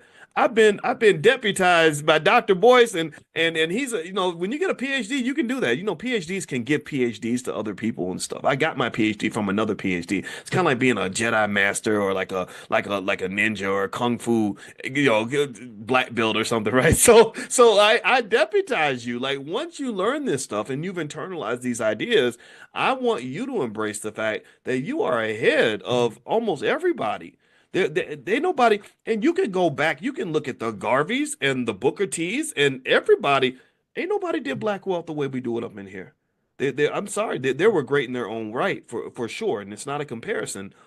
But this, I don't think there's ever been a space where you had someone with a doctorate in finance that was speaking this deeply, specifically on black economics, this much every single day to this many people in the whole history of our country. So we are making black history up in here. That's what we're doing up in here. We are some badass Negroes. So I just want to clap for yourself, because those of you that are embracing some of these ideas and applying them, like following through, not the woulda, coulda, shouldas. I'm talking about the people that are really doing it. Your families are going to remember you. I mean, they're going to be impacted 100 years from now, and I'm gonna tell you, it's got me excited. I'm really excited, especially when I was on Tuskegee's campus this week, and I saw what Booker T was doing over 120 years ago, and I said, man, I wonder if he can imagine how beautiful this campus would be over 100 years later, based on the work that he did. So we got this. We got this. We will win. Stop worrying about what everybody else is doing. All right. So anyway. Um, I'm gonna get out of here, and I hope you guys have a great day. Thank you guys for listening. I appreciate it. And just so you know, there are a few things that the guy mentioned just to finish off his video. He also mentioned acknowledging the pain of our men and our women. When I got married, I was determined. I said, I'm gonna invest my life in a person. I gotta invest in a black woman, because I know what black women go through because of my mother, my sister, my grandmother, my daughter. and I have to acknowledge the challenge that my wife has experienced, right? Which might come out sometimes, it may come out in a weird, awkward, ugly way, but I have to kind of understand that. And I think this is why I'm a big fan of black people kind of loving black people because we understand what the other one went through. Also, he mentioned leading your life, and I think that's extremely important. At the end of the day, you have to lead your life. Uh, Another person cannot make you whole. You have to show up whole, and then they show up whole, and then you become whole together. You become something better together. And this is an investment decision. This is what's going to get you ahead financially. When you have two people that just kind of have a mission and have a plan that are able to execute, then you become like you really do become a superpower. So my wife. They people would jokingly say they would say, "Oh, you're a power couple," whatever. I don't know about that, but I will say that I know that I can walk in her office and say, "Hey, babe, let's do this thing. Let's do ABC 1, 2, 3 and get it done by next Tuesday." She will execute. She will execute like unlike no other. And really, honestly, when your spouse gets on your nerves, I will literally reflect to myself like, you know what, your wife is like really on top of her game. Like you should really, really remember that. Never forget that, right? And so, get good teammates in your life. Find good teammates, and not just as partners, as romantic partners, but also as friends and as business associates. And when you get a few good men and women together, maybe you form a group. Again, I think forming family investment groups, maybe you meet on a Zoom once a week or once a month or something and just talk to each other and get to know each other, get to trust each other, and then you can slowly start to build together. That's how people can build wealth. Because what will happen is at some point, some idea, your $1 million idea is in the ether. It's already out there. It's already waiting. It's waiting to be discovered. It's just sitting there like gold buried in your backyard. So one day you're going to sit there and you're going to run across your $1 million idea. And because you not only have the consciousness to spot the idea, but you also have the follow through to execute the idea, then you'll get a chance to manifest the idea. So do that. And then also on top of that, when you have these investment groups and clubs and all that, which I encourage you to create, you're not doing it all by yourself. Because I can tell you one of the things that does happen is that the more advanced you get when it comes to this economic stuff, the more disconnected you're going to get from certain parts of the world. It's very easy to open up Instagram and see black people doing something crazy. I saw this video, yes, that just was like, what this is out of the ghetto playbook. There was literally, I kid you not,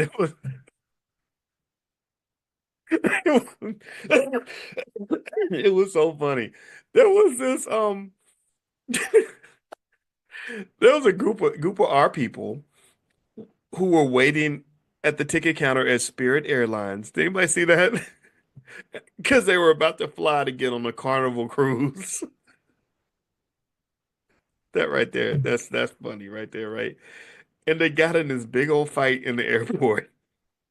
And it was like 30 people fighting in the airport.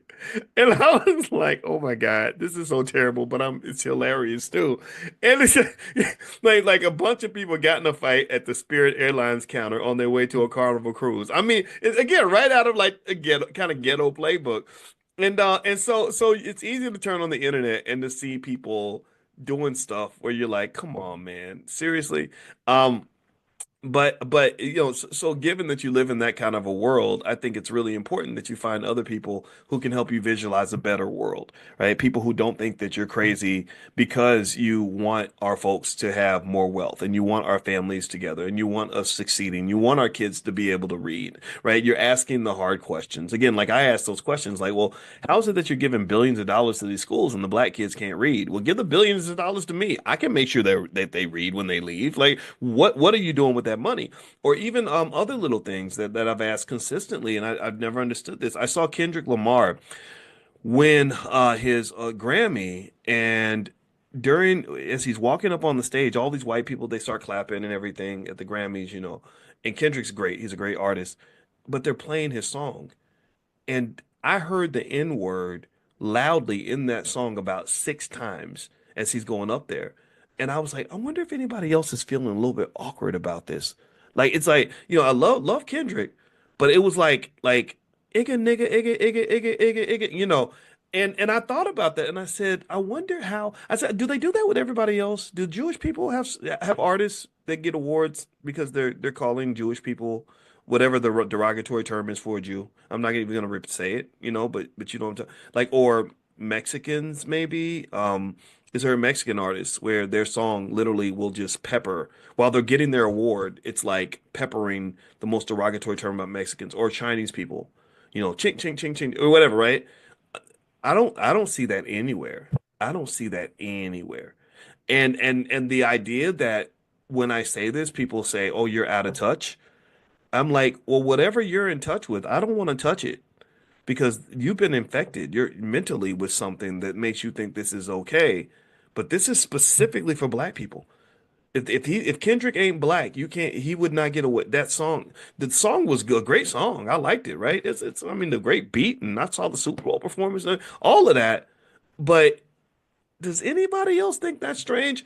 And and I think, and I was like, how do we really ever think we can actually be equal when this kind of behavior is still considered to be normal? I don't think it's normal. I think it's a reflective of mental illness, to be honest with you. So anyway, enough of that. Thank you guys for listening. I'm gonna let you guys go and have a good day. I'll put that video also on my Instagram. I know a lot of you are looking for the video. I'm gonna put it right now on my Instagram. My Instagram is Dr. Boyce Finance. So find Dr. Boyce Finance on Instagram. The video will be up there in 20 minutes. Also, if you want to apply for the coin program, the Certified Options Income Network, feel free to go to drboycecoin.com. That's drboycecoin.com. You could talk to someone about that. And then last but not least, if you want to get a text notification for class tomorrow, just pull out your phone, text the word morning to the number 87948. So text morning to 87948, and I will hit you guys up. So take care. Have a great day. God bless you. And thank you for hanging out with me. Talk to you later. Bye bye.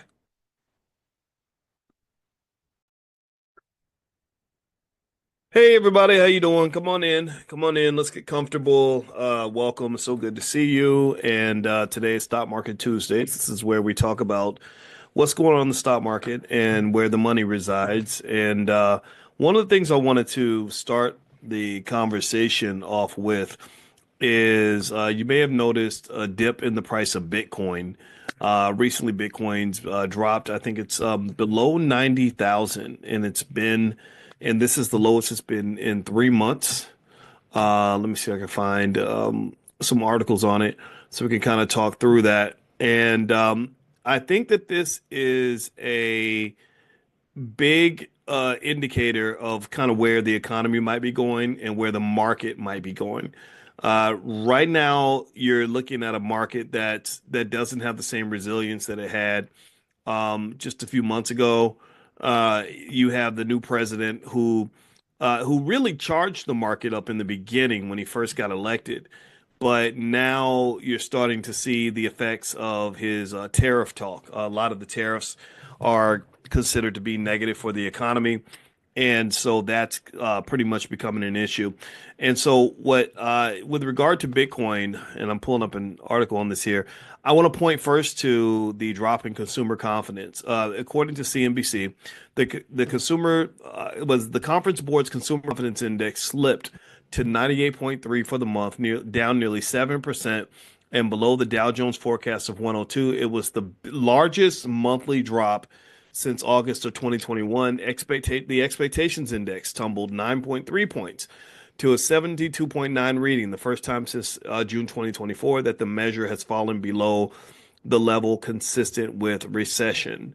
So that means we could be entering into a phase where we are going to see the R word used a lot. Um, could that mean something terrible? It could be bad. It could get really bad because it's been pretty good for a while. Um and I think the thing that stuck with me about that is that there was a long period of time where the number one variable that kept the economy strong, even as the Fed increased interest rates, is they kept talking about what they called the resilient consumer. It was consumer spending that was keeping everything afloat. Consumers were just spending money no matter what. And now there is an indicator that that's not the case for a while. Um, in fact, actually, now that more I'm thinking about it, I think I'm going to go buy some put options on some stock because I feel like there could be more to come. And I hate being the bearer of bad news, but actually, you might want to pull out your umbrella because I think that this market is going to give you some problems in the next few months. Does that mean that that's a bad thing? You guys know what I always say. I believe in buying the dip. You just have to have patience. The question is, do you have the patience to wait out the storm when you don't know how long the storm is going to last? The storm may last a few months. It may last a year. It may last a few weeks. It may be multiple years. And so, if you're an investor, this is where you might get tested a little bit. So here I'm reading it says the board's consumer confidence index, we already mentioned that, quote, views of current labor market conditions weakened. So consumers don't feel like their jobs are as available as they were before. And now that I'm thinking about it, you got to put some of this on Trump because um when you see like when you're sitting there and you're watching this mass slaughter of people's jobs in public, like you're sitting there watching hundreds of thousands of people in the federal government lose their jobs. Some people cheer for that. Some people felt like efficiency was needed in the government. I don't disagree with that, but that does have an effect on people, right? It's like if you're sitting there and you watch, you got two people standing next to you and one of them gets shot in the head, it's going to scare you. It's going to traumatize you. So I believe Trump is responsible for a lot of the financial trauma that is causing some of these issues in the market right now. And I'm actually um, writing that down because I want to elaborate on that at some point. There's sort of so I think that this sort of financial trauma of watching hundreds of thousands of people in the federal government lose their jobs. Yeah, that's taking a toll. Um, and the other thing that's happening right now is Bitcoin has lost some of its resilience. If you want to know why Bitcoin's dropping, there are a couple of reasons here. One, there are renewed fears that the U.S. Federal Reserve policies are going to weigh on Bitcoin. So let's see, strong economic data like January's non-farm payroll increase has reduced expectations for near-term rate cuts. So basically, because the Fed is expected to not reduce interest rates, that caused the price of Bitcoin to dampen because there was an interest rate cut baked into the price before. Now that the rate cut is probably not going to occur, Bitcoin has dipped. However, if there is evidence that a recession is on the way, then that increases the probability of a rate cut, which could increase the price of Bitcoin, which just makes it all confusing and crazy. Um, so I'm not going to sell my Bitcoin and I'm going to keep buying more. Institutional outflows from Bitcoin ETFs. So US spot Bitcoin ETFs have seen a lot of outflows, about 1.77 billion since February 17th. So that means that the demand for Bitcoin's kind of dropping a little bit. Let's see. Um, Institutional investors are reducing exposure, likely spooked by macroeconomic risks and profit taking after Bitcoin's 2024 surge past 100,000. So a lot of institutional investors are letting go of the Bitcoin that they owned because they made so much money from it in 2024. Large ETF redemptions force providers to sell Bitcoin, amplifying downward pressure. So when the exchange traded funds that hold Bitcoin for their investors. When their investors start coming and saying, "Give me my money," well, that requires them to have to go sell Bitcoin in order to give them their money. When they go sell Bitcoin to give them their money, that pushes the price of Bitcoin down. But the long-term trajectory for Bitcoin, based on my evidence and everything that I've seen in my research, says that it's up, that Bitcoin's gonna, if you want, if your kids will probably never be able to really own, even think about owning a Bitcoin because they might cost $1 million, $2 million by then. So you might want to buy them a piece of a Bitcoin now as a favor while they're little. Also, let's see, market liquidations, technical weakness is another thing I saw in the report. A wave of crypto market liquidations has exacerbated the decline. So a lot of people in the crypto space are selling. 516.9 million in Bitcoin futures liquidated in the past 24 hours. That's huge. So a lot of people are selling their Bitcoin, which is causing a lot of people to sell their Bitcoin, which is causing the price of Bitcoin to go down because people are selling because the price is going down, which makes the price go down further. So the market has a cascading effect. Or as David Hirschleifer, who's a great guy on my dissertation committee, used to write about, there is herding behavior that occurs when it comes to investing. People just tend to sort of go in the same direction at the same time. Right now, the direction is very negative. So you're going to see some pretty painful stuff happening in the near future, most likely. Nvidia, I think their earnings are coming up pretty soon. That's going to be interesting to see where the AI situation is. A lot of people are wondering if companies feel the need to spend as much money with Nvidia as they did before. So if you own Nvidia stock, um, there's going to be some volatility around that. I don't expect upward volatility. I expect downward. I expect Nvidia stock to get hit pretty hard. The other interesting thing about that is I heard Microsoft's Satya Nadella, the CEO of Microsoft, kind of back away from the idea of spending as much money as he spent before. I think they're starting to believe that they're overspending on AI.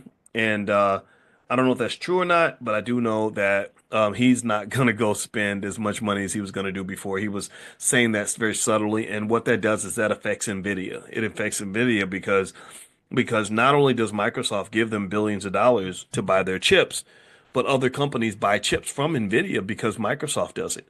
So if they see Microsoft backing away, then other people might back away as well, which creates a revenue stream issue for Nvidia. So AI is still going to be big, but it's going to be quite the ride. So be ready for an economic downturn. One thing that you want to remember too is that the presence of a recession does not automatically mean the stock market is also going to dip. Those two things are not always connected. The stock market is what is called a forward-looking indicator. So as a forward-looking indicator, that means that the stock market is looking in the future. They're looking 2, 3, 4, 5 years down the line, as you should be. And so the market sometimes you're going to make a lot of your friends jealous if you're a stock market investor, which I hope everybody is. And if you're not, you should be. You're going to make your friends jealous because right in the middle of the recession, when everybody's sad and feeling like the economy's gone straight to crap, there's a good chance you'll be making money when they're not doing so well because you'll own stocks that you'll start to see rise up in anticipation of what's down the line. Okay. So this is what I see. This is what's happening. Put your questions in the Q&A section. And if you have a question for me, put it in the Q&A section. Try to make it one sentence if you can. That way I can answer it quickly and answer as many questions as possible. And we had a really good conversation this morning, Money in the Morning. That was a lot of fun. Is this the same session as Black Money 102, How to Invest in the Stock Market? Yeah, it is Eunice. Absolutely. So drboystockmarket.com is where you can log in. And that is Black Money 102. It's part of our Black Money sequence that we have in the Black Business School. We have Black Money 101, which is an introduction to the power of money. Black Money 102 is how to invest in the stock market. Black Money 103 is how to start a strong black business. Black Money 104 is how to buy a franchise. Franchises are pretty amazing. That's 104. And then 105 is real estate. So we do have a sequence if you want to follow the sequence and get exposure to different business or economic ideas. All right. So let's talk a little bit more about what's happening. Let me just mention, I mentioned earlier today that a stock that I like right now is Nike. I bought some shares of Nike this morning because I like that I like that partnership they're doing with Kim Kardashian and the Skims and all that. But that's just an indicator of bigger things that they're doing. Right now, Nike's just in trouble. They just had a really dark year or two where their other CEO just really had a hard time getting his feet underneath them and kind of took the company away from its roots and off of its best path. So now they have a new CEO that they claim is going to get them back on the right track. Nobody knows if that's going to happen for sure, but it looks to me like he's probably going to do a better job than the previous president or previous CEO. So Nike is a stock that has in my opinion, a great potential for a tremendous turnaround. But just remember that if the economy all goes south, then a lot of these companies are going to struggle for a little bit. Let's see. Dr. Boyce wanted to know, is there a discount for buying coin if you're already a student of options? Yeah, Janet. Tell them if you're a Prime student, Janet, and you want to join Coin. Coin stands for Certified Options Income Network. That is our first training where we will have 12 straight weeks of learning stock options from A to Z. That's what it is. It's Prime is focused on generating income by selling stock options. That's all Prime pretty much focuses on. Whereas Coin literally takes you from the very beginning of stock options all the way up to advanced strategies. And once you're done, you get a certificate. So if you are interested in being a part of that cohort, then just go to drboycecoin.com and talk to them. Tell them that you are a Prime student, or that you also are in my other courses, and that I said that they should take good care of you. So, and they will do that. All right. So let's see here, Maurice. How do you upload your background to or upload your logo in the background? That is a Zoom background. That's what that is. I'd like to try to see if I can do high impact things with low amounts of energy and time. So I realized Zoom has pretty cool backgrounds, and I said, what's the point in making a big fancy studio when I can just create like a Zoom background and give you substance and not just focus on the flash. I've had people tell me that I should do a flashier studio and all that, and I get it. I understand why they would say that, but I'm not trying to be cute on the internet. I'm not trying to look good or look fly. I want us to be good. I want us to be fly. I want you to be wealthy. I want your life to be better. I want to give you something of substance, not something just this is not Club Shay Shay. So I'm sorry, no disrespect to Club Shay Shay, but I don't see what the benefit is in terms of improving your life from stuff like that. It's just entertainment. I'm not here to entertain. Even though I can be silly and we can have fun for sure. You should have fun with investing, and making money is fun. But really, at the end of the day, I want to be a finance professor, and I want to just teach anybody that they would like to listen. Let's see here. What is the effect of the Bibite? Oh, Bibit crypto hack. Is that how you pronounce it, Ina? Bibit crypto hack. Yeah, that's a good one. I don't know all the details. I think wasn't that like the North Koreans, and they did some massive crypto hack that was pretty huge. Um yeah, let me look that up because that was a big deal. I did see that in the news, and I don't know. I'm not an expert on that particular incident, but I do know that that was pretty big. I don't know how it's impacting all crypto, but I can say this. Let's see. I'm looking here. It says that it's the largest crypto theft in history. The hackers stole approximately $1.5 billion worth of digital assets, primarily Ethereum, from Dubai-based exchange. Holy cow. The hack targeted one of, is it Bibite or Bibit? One of their offline cold wallets, which are designed for secure long-term storage of cryptocurrencies and are typically disconnected from the internet to prevent attacks. During a routine transfer of Ethereum from this cold wallet to a warm wallet used for daily trading, hackers gained control of the wallet and siphoned off 401,000 ETH, valued at roughly 1.4 to 1.5 billion. That's crazy. The hackers executed a sophisticated attack by manipulating the wallet's multi-signature security process. They spotted the user interface and underlying smart contract logic, tricking Bibit's transaction signers into approving a malicious transfer. So apparently they approved the transfer, but it was a fake transfer. Interesting. The signers believed they were authorizing a legitimate move, but instead they handed over control of the wallet to the hackers. This involved either phishing or malware that faked the safe wallet interface, a common multi signature tool, a method some cybersecurity experts liken to Ocean's 11 level deception. Woo! The immediate fallout: the stolen ETH was quickly split among multiple wallets, 48 to 53 addresses holding chunks of 10,000 ETH apiece, and began moving to new addresses for liquidations. Ethereum's price dropped nearly 4% after the news broke. It went from 2,700 to 2,641, though it later stabilized. And Bibit faced a surge of over 580,000 withdrawal requests. So the exchange, everybody wanted their money out of that exchange after this happened. From panic users processing most within days, but halting ETH withdrawals temporarily. So they halted withdrawals temporarily, but they processed most of the withdrawals because of the hack. The suspected culprit, let's see here, is the Lazarus Group in North Korea, a state-sponsored hacking collective notorious for crypto heists. This group has stolen over 6 billion in digital assets since 2017 to fund Pyongyang's ballistic missile program. So they just bought missiles in North Korea. Thank you very much. Let's see. Patterns in the hack, such as the rapid fund dispersal and laundering attempts, mirror Lazarus's past exploits. like the $600 million Ronin network theft in 2022. All right, so by February 24th, over 195 million had been swapped, with some converted to Bitcoin via decentralized exchanges. Okay, so there's more here to it. I'm not going to keep um, going belaboring the point, but that's what happened, in case you're wondering. So, what does this mean, people? What can we learn from this? Well, it means that risk is everywhere, and risk exists in things that you see, risk exists in things that you don't see, risk exists in things that you don't see that you don't see. There's the known, the unknown, and the unknown unknown. This is an unknown unknown. A lot of people before this hack happened would have told you that it was impossible to do this. And this is why we diversify. This is why you spread your money out, even if there seems to be no reason to do that. You spread your money out because you don't know what the future is going to look like. You don't know what hacking looks like in a world of quantum computing. You don't know what hacking looks like in the world of AI.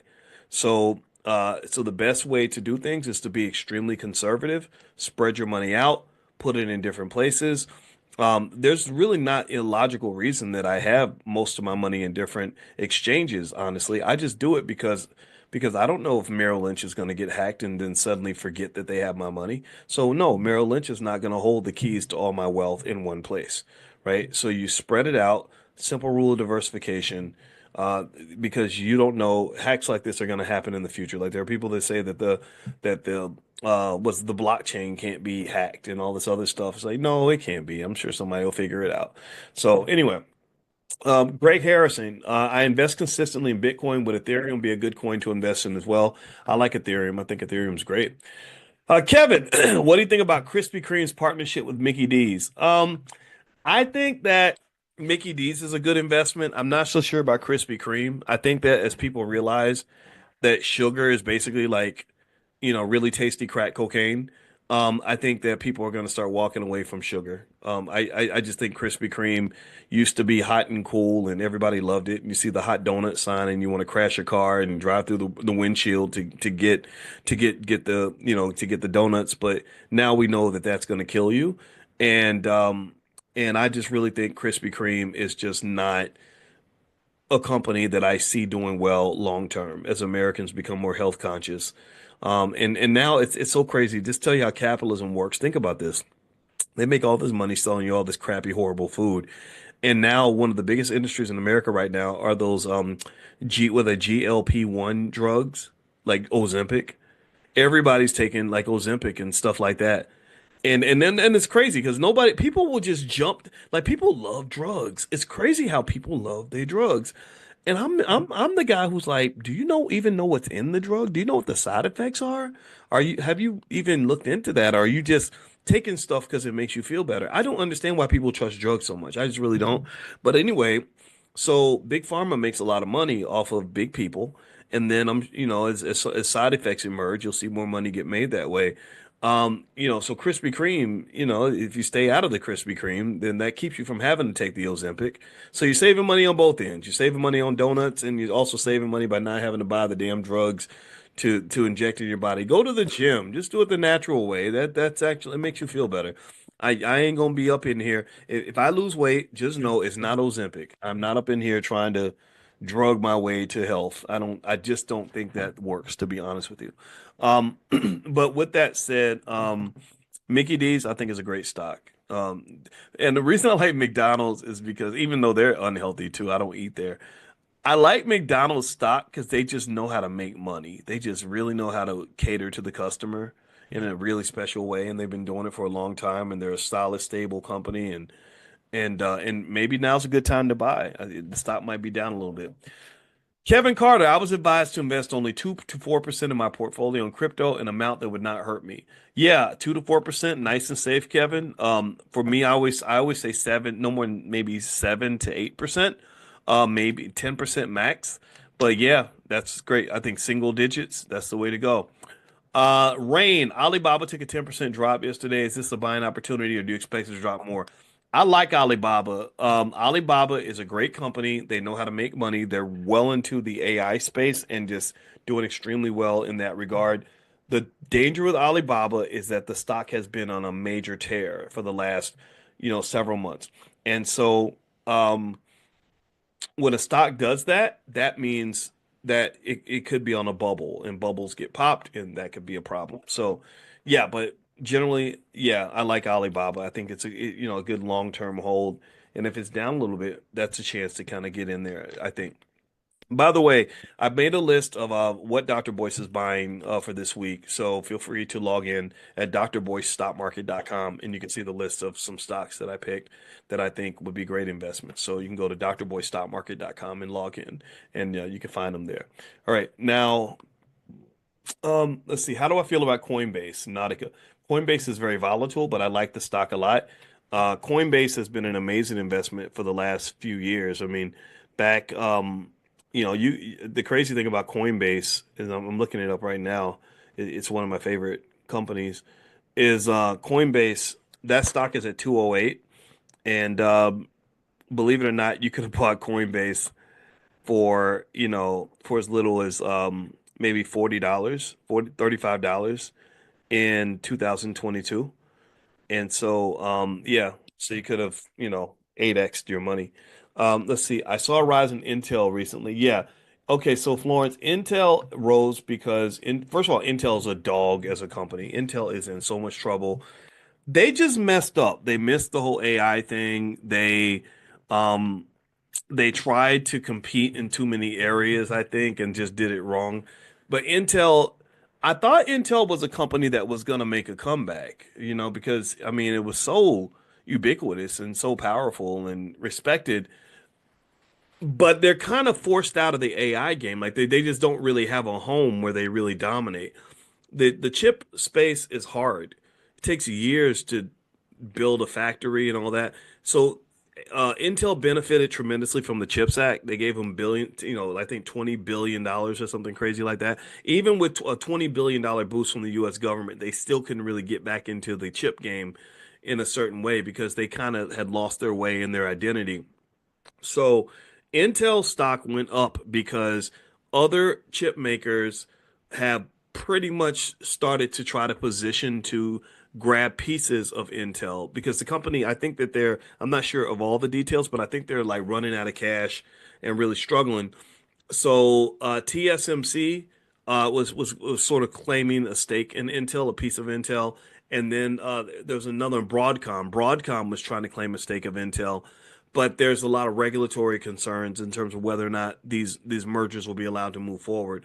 But Intel is that's why the stock went up, but it's not a stock I would touch or buy just because it's too complicated right now. I think there are other better companies in that industry. The two I mentioned, TSMC and Broadcom, those are two solid companies that I think will be better companies to look into. At what point would you consider a rollover if you're deep in a margin call? Do they give me a time limit to pay margin? Okay. Okay, so if you have margin, y'all gotta forgive me. I must be sleepy. I've been up since 4:30 this morning. Okay, so if you are um doing options, okay, so that's an options question. I'll make this quick because this is not options class, but I'll answer it for sure. Um, so you're doing options and you've seen your assets drop, and now you got a margin call. Understood. Now you got to get cash. A good way to get cash is to do a roll down. I would do the roll down instantly if you see a big jump in the price of your puts, or you see a big drop in the price of the calls that you sold. If those drop, if those drop a lot, you can roll them down, get some cash. Remember, you can also sell time. So when you roll down, you can also roll out. There was one stock I had where the strike price was like 23. The stock price at that time was maybe 21.50, but then the stock dropped to like 19. So that was sad. I took the paper loss on the drop in the stock price, but now this option that I sold with a strike price of 23 is, that's not relevant anymore. That's got almost no value. So I rolled that option down and picked a new strike price that was more reasonable relative to the new price of the stock. So I think I picked a strike price of maybe 20.50, which gave me enough upside to still make some money, but not so much upside that I couldn't get a good premium. And also I rolled it out a little bit so I can get just a little more cash by selling some time. And that allowed me to kind of deal with whatever margin call thing might have been happening because, some of these stocks have really been taking a pounding lately. And this is why you buy your puts. And as we mentioned regularly in prime class, the storm is always coming. Just don't ever forget that that's going to happen. You're going to have the storm and you want to just prepare. And the hard part is you don't know when it's going to occur and you let your guard down. The next thing you know, everything's, kind of falling apart. If you do have cash available, I buy dips. I think this is a great time to buy. I was buying this morning. Let's see, Karen, is it good to have a lot of stocks and ETFs? I find myself a little of this, getting a little bit of this and a little bit of that. I think it's okay, Karen. I think it's all right to, have your little financial garden, and make it whatever you want it to be. Yeah, there could be, some complaints about like, okay, you're diversifying too much, you have too many stocks. But who cares what those people think? I think you should invest the way you feel comfortable. And owning stock is what I'm trying to get you to do. I'm not telling you exactly how to do it, other than to say, pick safe companies that are S&P 500, Nasdaq, high level Nasdaq companies. Just to be thoughtful about those penny stocks or overdoing it with like the pharmaceutical companies, things like that, because they're very risky, or having too much of your money in one place or in one asset. That's an absolute no-no. But after that, that's how I buy stock. Whenever I see a good investment that looks like it's something I want my family to own, if I've got extra money sitting around, I'll buy it. Or if I'm just thinking about a company, if I'm going by to, and I take the kids to McDonald's, then I say, hey, I'd like to own more McDonald's, so let me buy more McDonald's. Or I'll see Starbucks, and I'll be, oh, they got a new CEO, and Starbucks is a cool coffee brand. I want to own a coffee company, so I'm going to buy Starbucks. It feels very powerful. It makes you feel like a powerful man. Arr, arr. All right, so let's see, Deanna. Can I place puts on stocks after purchase? Yes, you can. You can buy a put on a stock anytime you want to. You do not need to own a stock in order to own a put on that stock. Never ever forget that. You can buy a put on anything you want, whenever you want, and nobody's gonna tell you any different. Let's see. What do you think about the Costco dip? I love Costco, man. Costco, beautiful company, great, great business model. In fact, Costco, I'm gonna go on a financial field trip. Let's buy. I'm gonna buy me some Costco right now.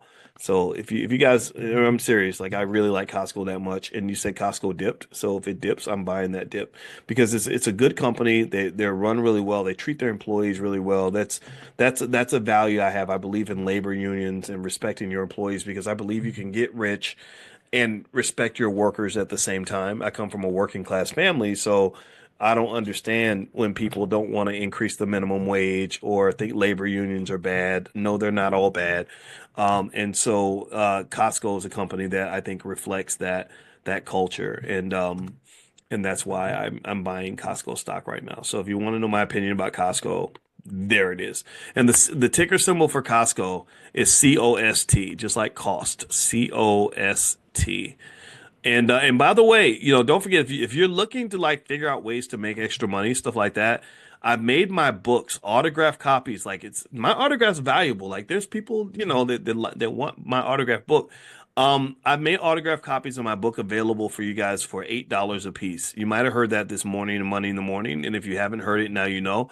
You can actually buy them for $8, and the regular price is 40. So maybe you create like a financial. I want to encourage everybody to create like little financial schools in their communities. Like, hey, go to your church and just say, let's make this into a Black wealth institution, right? All you got to do is bring some books or something and people, and you got an institution. You got it right there, right? So get people together at your church, get the little kids or the old folks or whoever wants to come, and just say, okay, maybe you start with my book, The 10 Commandments of Black Economic Power, and you can say, hey, to fund our investments, we're offering copies of this book at a discounted price of $30. You bought it for 8, you sell it for 30, you make the difference, right? This is how business is done. Buy low, sell high. I sell it to you cheap.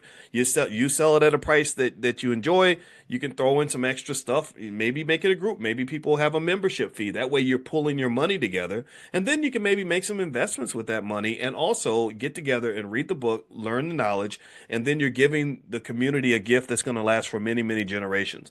This book is powerful. It was built that way. I'm a financial scientist. I structured this book with very basic ideas such that if I could get people to implement even 1/10 of these ideas, you will absolutely positively be ahead of the world when it comes to your wealth. So anyway, if you want to get $8 copies of the book, you can buy as many as you want. Just go to 10commandments.boycewatkins.com. That's the number 10, 10commandments.boycewatkins.com. And I mentioned it to you guys. It's not something I talk about with the general public, but you guys feel free. Grab as many as you want. All right, so I'm buying Costco right now. Costco, okay, the cost of Costco stock is $1,051. Now, don't forget that you can also buy fractional shares. So you can buy $50 worth, $100 worth, $200 worth. So I don't have a ton of extra money just sitting around my portfolio. So I'm gonna go ahead and get my Costco stock right quick. Let me go ahead and get this done. Okay, hold on. Right. I'm becoming a proud owner of Costco. All right. All right, done. Placed order, done. All right. The market's just confirmed to me that I am now a shareholder in Costco. Because you brought it up and I just think that's a great company. All right. Let's see here. Karen, they are most likely what you like or buy. I don't know what that means, Karen. Maybe that's in reference to a previous question, and you just know my short-term memory is not that good. So my apologies for not knowing what you were referencing there. Let's see. Kevin, Dr. Boyce, what are your thoughts on Home Depot for the next quarter? Home Depot, their numbers are coming out soon, so their stock is going to move a lot. And maybe if their numbers are not so good and the stock drops, that might be a buying opportunity. I think Home Depot is a solid company for sure. I like Home Depot. Let's see next. What do you think about CGC and Tilray? Both have taken a huge dip. Oh yeah, the cannabis stocks, they're all just dipping. And cannabis is my long-term patient play. That's the one that, maybe one day if the Democrats ever figure out how to get elected again, that stock, I believe my cannabis stocks will benefit from that. Until then, I just put them in the drawer and I'll check them every 5 years or something. Yeah, Tilray and the cannabis companies. If Kamala Harris had gotten elected, those stocks would have went up, but she did not get elected, so those stocks have continued to decline. And I don't know how much weed Republicans smoke. So maybe apparently not enough because it hasn't been legalized completely. But I think they're gonna do that. I think at some point the cannabis industry is going to get together and do what the crypto industry did, and they're going to get their politicians elected, and that's going to lead to an increase in the price, in my opinion. Let's see, Barbara, is the Ten Commandments going to be our next book in the book club? Why not? Right now, Dr. Claude Anderson, his books have been the thing that we've done for the last 4 years. And his books are all at powernomics.com. And so I want to reiterate that he's the goatiest of all goats, and I love him immensely, and I hope you love him too. And I hope you'll go and make sure your children are exposed to this extraordinary man. His website is powernomics.com. You can support by buying books on this page. But anyway, after that's done, I think the Ten Commandments will be a good book to cover. So yeah, why not? Absolutely. Let's see here. Shamir says, how recent is the post title Dr. Boyce Deep Dive? This banking stock is expected to do well. I don't remember. I think, you know what? Actually, no. I think I just put that in there. I think I just put that in there this week. Yeah, because I did do a deep dive on a stock that I liked, and it's inside your login at drboystockmarket.com. So yeah, that was recent, and I don't remember the name of the bank, but I bought shares of that bank, and I gave you a deep dive on why I like the bank. And so I thought I would test out some deep dives and see how you guys felt about it. And maybe you can let me know. So feel free to log in at drboystockmarket.com, take a look at the deep dive. And if you like it, then I'll do more of those. I just want to see how you guys feel about that. Sometimes it can be a lot of information, and I don't want that to be too much. Let's see, what's the link for the book? I think Amani's in the chat. She had put the link in there, Yvonne, but it's 10commandments.boycewatkins.com. 10commandments.boycewatkins.com. And that's where you can get the $8 books. Let's see, Naomi, what are your thoughts on Zoom? I use Zoom, but I'm not going to buy the stock because I feel like Zoom was a stock that was over bloated and inflated because they just became so important during the pandemic, and then suddenly now they have a lot of competition. There are lots of companies out there that do what Zoom does at a much cheaper price. And so in fact, at some point we're going to get rid of our Zoom account because there's too many other options that are just so much cheaper and just as good. So I honestly want to invest in a company like that. I feel like their market share is just being eaten alive because they overcharge for their service. Now, with that said, let's go over a couple other things here in terms of what's happening in the market. Let's talk about Bitcoin again. So CNBC is talking about the price of Bitcoin dropping below 90,000. It says here, quote, equities have faced a few difficult sessions over the last week, with top performing stocks down many times the index as markets grapple with increased uncertainty under the new administration, says Steve Lubka, head of private clients and family offices at Swan Bitcoin. This pressure has spilled over into Bitcoin and crypto markets. So what he's basically saying is that because the stock market has had a hard time, Bitcoin's having a hard time. This is creating what is referred to as a risk-off environment. You've got risk-on environments where everybody loves risk, everybody's investing, prices are going up because everybody's excited about it. But this is a risk-off environment, so people don't want to take risk as much. They're a little bit more conservative. People start pulling their money back, and that's just life, right? Now, one of the things that's also interesting, just as a side note, is it turns out that apparently Robinhood and Coinbase are both they're excited. They're kind of they're singing that song from The Wiz, can you feel a brand new day? Can you feel a brand new day? Now why am I singing that song even though I can't sing? Because basically they were under a lot of weight from the SEC before the last election. The SEC was really, really a thorn in their side. And now they're kind of being let free to just go do what, only God knows all the things they want to do. Robinhood is even looking into sports betting, which just infuriates me because sports betting is going to be the financial version of the opioid crisis. That's what it's going to do. Sports betting is going to create a new opioid crisis, but of course nobody listens until the crisis actually hits. I'm a person that believes in preventing problems, but apparently we live in a world that likes to create them and then complain about them later. So just be ready for major gambling addiction issues, stuff like that. Just try to avoid it. Be careful if you're dabbling yourself.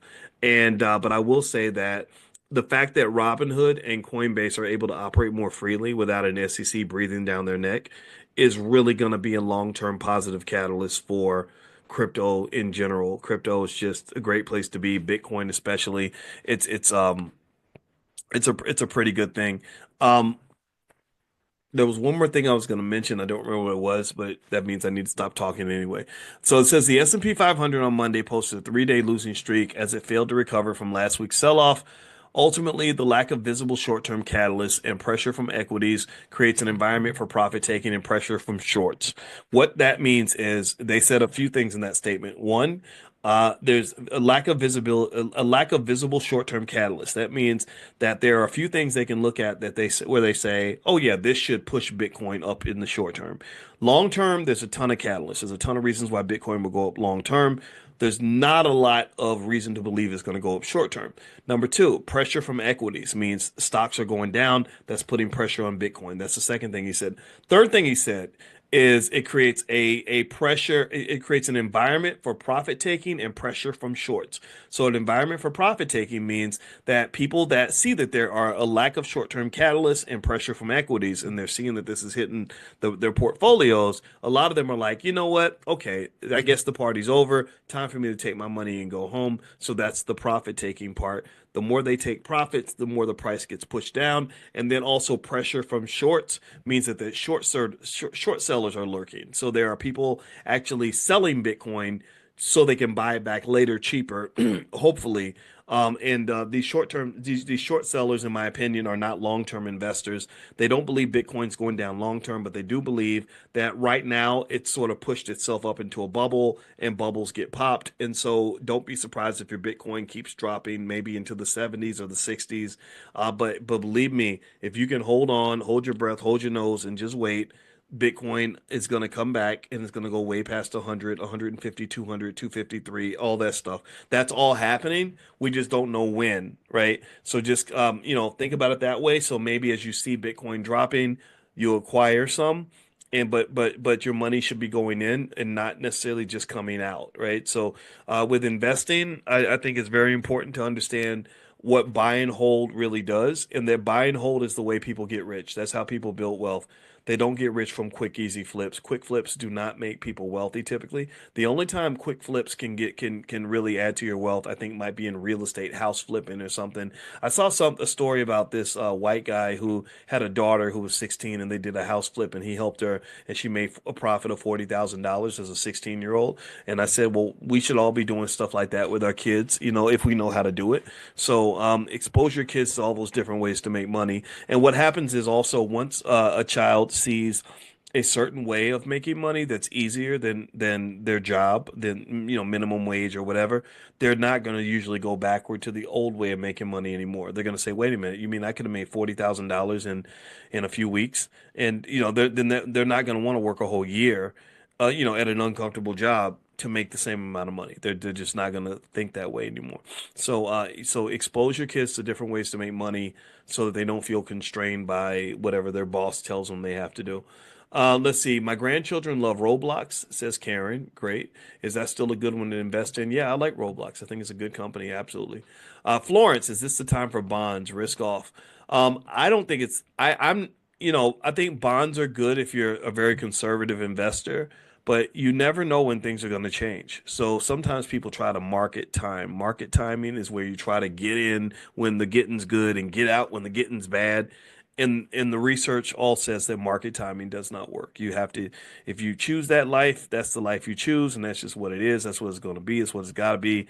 You can't jump in when times are good and jump out when times are bad. Like I can't be married to my wife and only show up when she's in a good mood and then say when she's in a bad mood, just be like, well, I'm not going to be your husband today. I'm going to leave and I'm going to marry the lady next door for a couple of days and I'll come back on Thursday. That doesn't work. You have to pick. And when you pick, you got to deal with the ups and the downs. The stock market has a lot of downs, but the ups outweigh the downs, and that's how you make money. And if you try to market time, what happens is you'll end up missing those days where the market just explodes on you and a ton of money gets made, and you find yourself sitting on the sidelines trying to rush and buy back in after everything has happened, and then you end up riding the wave down instead of riding up the way you had anticipated. Barbara, let me know when you want to change your Zoom account. I know of one you may be interested in. Give me a link to share. Okay, okay. Well, Amani's right here in the chat, so make sure you can email it to Amani. Amani, the support email address is support at theblackbusinessschool.com. So you can send it to support at theblackbusinessschool.com when you're ready. Let's see. Have you heard of AIXOR Trading or Wasatch Global Investors Group? Do you think it may be a scam? It's being implemented on WhatsApp. Ooh, Lord Jesus. Uh, When you said, first of all, I don't know the names of either one of those companies. But when you said WhatsApp, maybe I'm biased, but I think anybody who is trying to get you to trade or invest and says, "Here, meet me on WhatsApp," maybe it's because I'm an old man. I get skeptical because there's so many scams that happen on WhatsApp. Even the fake Boyce Watkins will scam you by getting you to go on WhatsApp, and it makes me sad. I wish I could warn the world. I warn people all the time, but I have had people in the Black Business School, literally get engaged with somebody who's pretending to be me, who's messaging them every single day, and sends them a WhatsApp number, and next thing you know, they've invested like tens of thousands of dollars with these people, and they'll have a whole fake website, like the whole Dr. Boyce crypto website, and they think that they're talking to me, and I'll be like, I have no idea what you're talking about. I don't jump in people's DMs. I jump in my wife's DM. That's it. So I would just tell you, please be really careful because there are scammers out there. You go to TikTok, you're gonna see like literally 150 fake Boyce Watkins accounts, and I don't know how to stop it. I can only warn you and just say, please be careful. So no, I don't. I'm not doing an investment group on WhatsApp. There's too many easy, highly regulated, easily accessible ways to invest that you don't need to do all this extra stuff, this back alley stuff. You just don't, and because the other thing too that you got to ask yourself is like, well, what if something goes wrong? If you have something that's regulated, that means that if something goes wrong and somebody loses your money or whatever, there'll be somebody that'll kind of that'll there's some financial police that are going to pop in and just find out what happened to your money. If I go buy shares of McDonald's, McDonald's is not going to run off with my money. They can't do that because the market's heavily regulated. So I don't do any of that extra stuff. I just don't. There's nothing special about those investments at all. Nothing. There's nothing. There's so many there's sites where people are like, oh yeah, you can get involved in the startups just like the millionaires, they keep this away from us so you can invest in startup companies. Let me tell you about startup companies. Most startups fail. Right. And I know people that invest in startups. My brother does private equity and they invest in startups. And you know what they say? They say we invest in 10 companies because we know nine of them are going to fail, but it's the one that succeeds that ends up making all of our money back. Is that how you really about that life? You want to lose nine times so you can make money once? I don't want that. I don't that's not the I don't have that kind of money to burn. So, um I understand you've got some sites out here that have projects that you're interested in that you may want to be involved with, and I think that's okay, right? If you go to Fundrise and you see, somebody starting a business and you really want to be a part of it, do it, but just know why you're doing it. Know the risk inherent in what you're doing. You're probably not going to get any money back. Just know that in many cases with a startup or IPO type stuff like that, in a lot of cases, you're not going to get any money back. Or if you do, it's not going to make you the money that you expected to make. But maybe you're doing it because you just want to be a part of it or you think whatever. And then if you do it, don't put, some massive percentage of your worth into that investment. Okay? So that's my 2 cents. Not investing advice, but this is kind of how I look at it. So um I would say I can't think of any kind of investing that you'd want to do that you can't do on a publicly traded market. Just if you want real estate, they got you on real estate. You want technology, they got you on technology. You want to be in construction, they can get you into construction. You want to invest in China, they got you, right? So yeah. So any investment groups that are set up on WhatsApp, I'm sorry, but I don't touch none of that. And even in our own community, there are lots of people that are raising money for projects who, as I've learned the hard way the last several years, they're just not ready to manage money at that level and actually get projects done. They just and then but then when there are people who've done that and they have a track record, then they deserve support. But unfortunately, some people get access to a lot of money and they just blow it or they make mistakes with it. And that's what it is. Okay. And it's frustrating also because you put a bunch of money into something and you wait 5 years and you don't see anything back from your money. If it's like your life savings, then that's pretty devastating. And that would make me never want to invest again. But if you're consistently putting your money in the stock market, that's not going to occur. No one's going to run off with your money. You're not going to lose everything. If you're diversified properly, it's impossible for you to lose everything, and you'll see your wealth grow slowly over time. Or at the very least, you will have something to show for it. Okay. All right. Last question. Then let's bounce out for today. Let's see. How do you feel about DraftKings and Airbnb long term? I like them both. I think I like them both. I like them both. I like them both. That's what I'll say. Airbnb, DraftKings, I like them both. I like Airbnb. I just like it because it's a quality company. I think I saw an analyst report or something somewhere. I would buy the dip in Airbnb, but DraftKings, see, they're slick.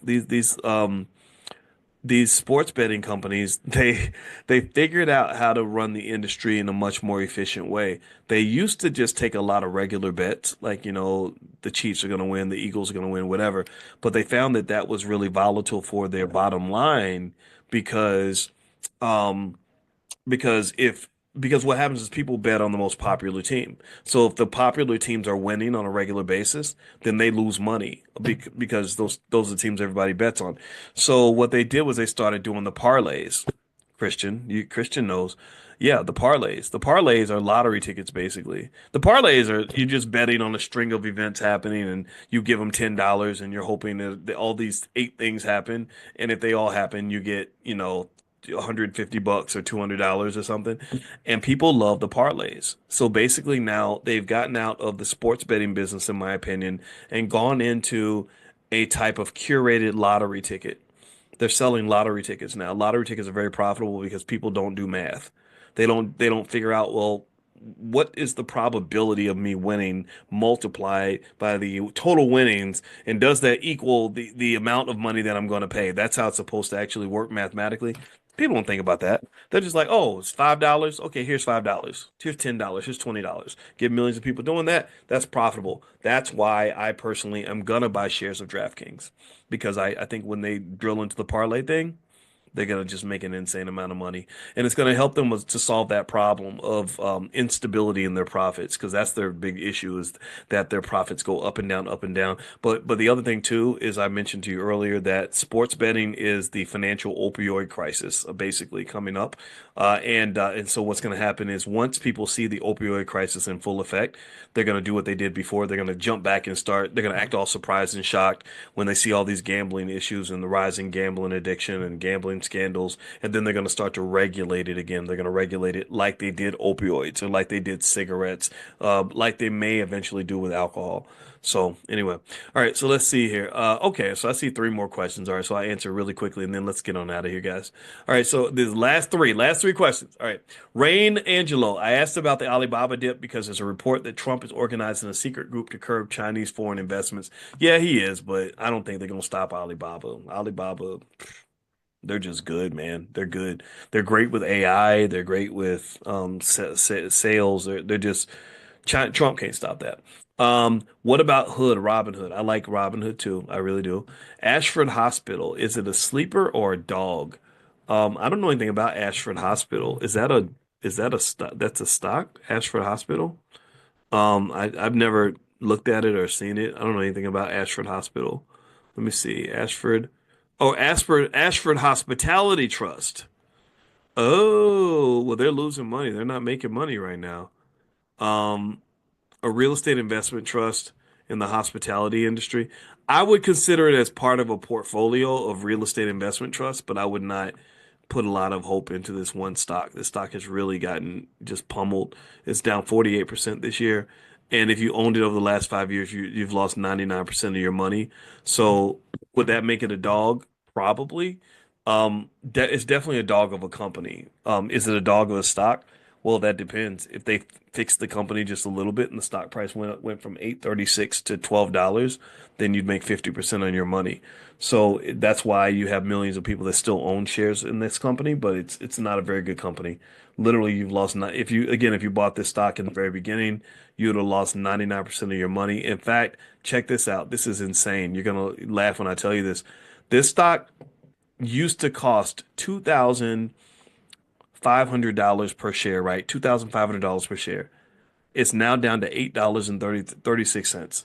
So how in the hell do you go from $2,500 a share to $8? That's crazy, right? That's so that there you go. That's your Ashford Hospitality Trust. So is it a dog? Well, it's definitely barking. So, anyway, all right. So, have a good day, everybody. God bless you. And again, if you want to get the $8 copies of the autographed books, you can go to 10commandments.boycewatkins.com. That's 10 Commandments, the number 10.boycewatkins.com. And also, you guys will hear from me again soon. And I hope you guys are coming to the morning class. The morning class, we have a lot of fun and money in the morning. If you're not invited, just make sure you text the word morning to the number 87948, and I'll send you an invitation.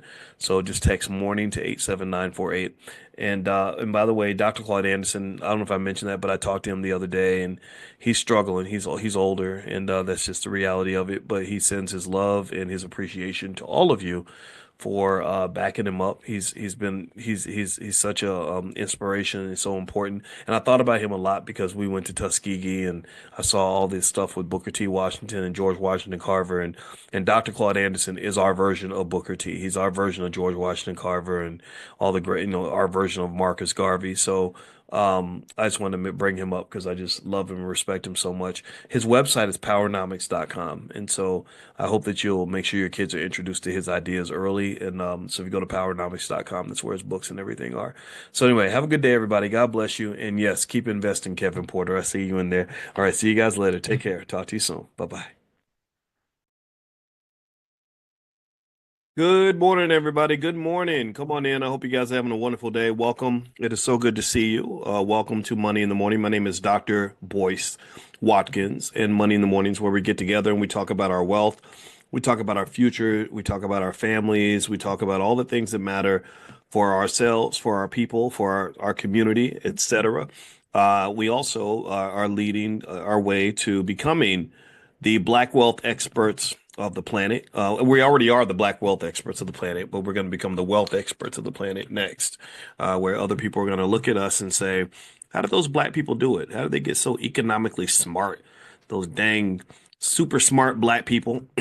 All right. So anyway, I hope everybody is having a good day. Um, we just got back from Tuskegee, so I'm feeling fired up. I had a great time this weekend with our daughter, and we took her on a college campus there, and hopefully she'll become a Tuskegeeite, because that school just, I mean, the history there is like remarkable. It's really a Black Wall Street kind of place. I couldn't believe the city of Tuskegee didn't reflect just the power of that legacy there. And I think over time that's going to change. I think over time you're going to start seeing millions, perhaps billions of dollars invested in places like that because we'll understand these places are the economic meccas of the Black community. So the same way white people invest in New York City, the same way Chinese people invest in Shanghai, the same way people in England invest in London. I think that the Tuskegees and the Tulsas are going to become economic centers of power and black commerce within the United States. And then also, you'll start to see some of this emerge in different parts of Africa as well. Just be patient. Just be patient. One thing that a lot of us forget is that economic journeys don't happen overnight. In fact, you may go your whole lifetime and not see any significant evidence that anything that we're doing is really going to make a remarkable difference. And the reason I can tell you that it will make a difference is because I know history. And if you look at how any great empire, any great family, any great community became economically powerful, a lot of that came from, multiple generations of people being committed to similar ideas, right? Just like the Jewish community, they didn't become wealth champions of the world overnight. They had to go through some things. They had to go through some tragedies. They had to go through the Holocaust. They had to endure mistakes that they made along the way. And now they're one of the most powerful communities on the planet. They probably control the media that you watch on TV every day. Let's just be honest. Watch the BET Awards. That wasn't the BET Awards. That was the JET Awards, if you know what I'm talking about. And I'm not hating on it. There's nothing wrong with that. I respect power, period. But y'all know what it is. You know who you can upset and who you cannot upset in America. And I'm not mad at anybody who protects their power. Nobody. So anyway, with that being said, one of the things I wanted to talk about quickly is first off, if you have a question, today let's do sorry, hold on. Let's do some Q&A. So today, if you have a question, put it in the Q&A section. Make it short, like one sentence. Like if it's super long, if you write a whole dissertation, then I'm going to read the first sentence. So if you write 10 paragraphs, you better make the first sentence important because that's what I'm going to read. And I will answer any and all of your wealth questions in there. If you have a question about options, that's kind of on that detail side, let's save that for options class because options, not everybody understands how that works, and I don't want to talk over anybody's head. But if you have any specific questions about anything, you could talk about that. Now, let me tell you guys about something that I'm about to do when it comes to stock. I'm about shares in Nike, and in fact, not only am I um, talking about buying it, I'm opening my app right now because I like to do stuff in the moment. You got to do stuff in the moment. You can't wait. You can't say stop saying you're going to do stuff later, Most people operate, most of us are trained to operate on level one. Like one day I'm gonna do this, one day I'm gonna do that, right? I believe you should operate on level two. Level two is where you say, today I'm going to do this, today I'm going to do that. So we don't do level one up in here. Ain't no level one Negroes up in here. We ain't trying to be level one Negroes because everybody, you know how it is. You got people like, oh, one day I'm gonna do this, one day I'm gonna do that. And then one day never arrives because you disconnect your future from your present, right? We don't psychologically understand that what we're going to do in the future is typically very deeply connected to what we do in the next moment. So I can't say like, okay, one day I'm going to be an Olympic athlete, but today I'm gonna go eat me some potato chips and some chocolate cake and some hog mogs. No, if you're going to be an Olympic champion, you got to start eating like one right now, most likely. And if you don't, then that leads to some skepticism with regard to whether or not you're going to actually follow through. And that's probably just a pet peeve of mine, to be honest with you, because I remember meeting my biological father for the first time when I was 14, and I didn't know much about anything at that time. And by the way, I'm buying my Nike stock as I talk to you. Like that's literally how I think you should buy stock. I think if you want to be a stock market investor, which everybody should be, give me a yes if you're a stock market investor. Give me a yes in the chat if you are consistently investing in the market. If your answer is no, that's okay. But give me a yes if you're doing this for your family. I've told you guys over and over again, and this is simple. You don't have to go to college to learn this. The stock market is that's where the money's at. That's where the wealth is built. Okay. So I really want you participating in the greatest wealth driver in this country for the last 100 years. So the way you should buy stock, in my opinion, is the same way you buy groceries. You don't remember every time you went to the grocery store, so you shouldn't remember every time you go and buy stock. So right now, I'm hopping in here. I'm about to buy me some Nike shares. Let me tell you why I'm buying Nike. I'm buying Nike because they just made this partnership with Kim Kardashian, and they're gonna start selling these Skims or something, and they're gonna do like a Nike version of Skims or. And I didn't know Kim Kardashian was an athlete. I heard she was an athlete in the bedroom, but I didn't know she was an athlete outside of that. And but apparently Nike understands the power of the Kardashian brand. And let me just tell you, that brand is powerful. It's everywhere. I went to China, saw all the Kardashians on a big billboard in China. It was crazy. And so so here's what happened, right? So I was listening to a report where where Nike was partnering with the Kardashians on these skim products, and I listened to it, and the analysts seemed to like it, and they seemed to feel that this could take Nike on a positive trajectory. And I said, yeah, that sounds interesting. So I mentioned to my wife, I said, yeah, Nike's going to partner with Kim Kardashian, on these Skims, and she said, oh, I love Skims. Oh, those are comfortable clothes. Those are so good, right? So I'm hearing a woman talk about how much she loves that product. And then I hear the analyst say, "Hey, this looks good for Nike." So I'm like, "Okay, let me go ahead and get my family a little more involved in Nike." So that's why I'm buying Nike. This is not investing advice, so do not take it as that. But it is something that I'm doing, and it's just me sharing with you. And if you're offended that I said Kim Kardashian was an athlete in the bedroom, well, you need to go talk to her and Ray J about that because y'all know how she got famous. Y'all know how Kim Kardashian. I'm sorry, y'all know what happened. Maybe some of y'all are too. Y'all know, but y'all know that black girls can't do that. Black girls can't do the whole like I made a tape with a guy and then now I'm like this respected international brand. Montana Fishburne. Anybody know Montana Fishburne? Y'all remember Montana? Poor baby. She hung out. Sometimes black folks sometimes we be thinking we white. That's what sometimes we forget. We really forget that we're black. I'm not making fun of anybody, but it's true, right? So she hung out with the Hollywood type. She was hanging out with Kim, and Kim was like, "Yeah, I made a sex tape, and now I'm famous." And so Montana's like, "Oh, I'll do the same thing." And it didn't work out for Montana. She was Lawrence Fishburne's daughter, and that poor baby. I mean, she became a drug addict and a porn star. That's what she became. That poor thing. I mean, so don't try this at home. So anyway, but putting that to the side and not getting too sidetracked. But y'all know how I am. But these are all economic conversations. I promise you. These are See, y'all. Some people think, oh, or you're just talking about anything. No, I do. I do that. But this is an economic conversation. Why is that? Well, because here, pay attention now. Let's make this an economic lesson. I got a PhD in finance, so I know how to do this. This is my magic trick. Okay, so Kim Kardashian is a billionaire, and the origin story of her billionaire status starts with this thing that she does with this guy, Ray J, in the bedroom 20 something years ago. That's how it started. And she built her brand. I know I have a friend named Jamarlin Martin who ran a site called Bossip. And he said that in the very beginning, Kim used to call us every day and she would promote herself. She would literally try to get on the cover of our website every single day because at that time no one knew who she was. And now she's been able to parlay that into, whatever the Kardashians have. And a lot of this, as much as we want to just link it to the simplicity of a white girl having sex, I think that will be overly simplistic because there's a lot of brand management that has occurred in this family that has created this multi-billion dollar empire, not billion dollar empire, multi-billion dollar empire.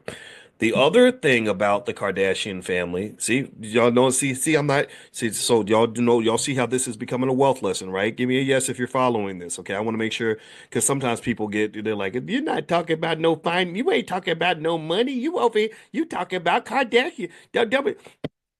For the people that are new, we got to help them understand how we do stuff up in here, right? But this is we know this is what we do. We know this, all right? So here's the thing. Um, the Kardashian family, their wealth is very contagious.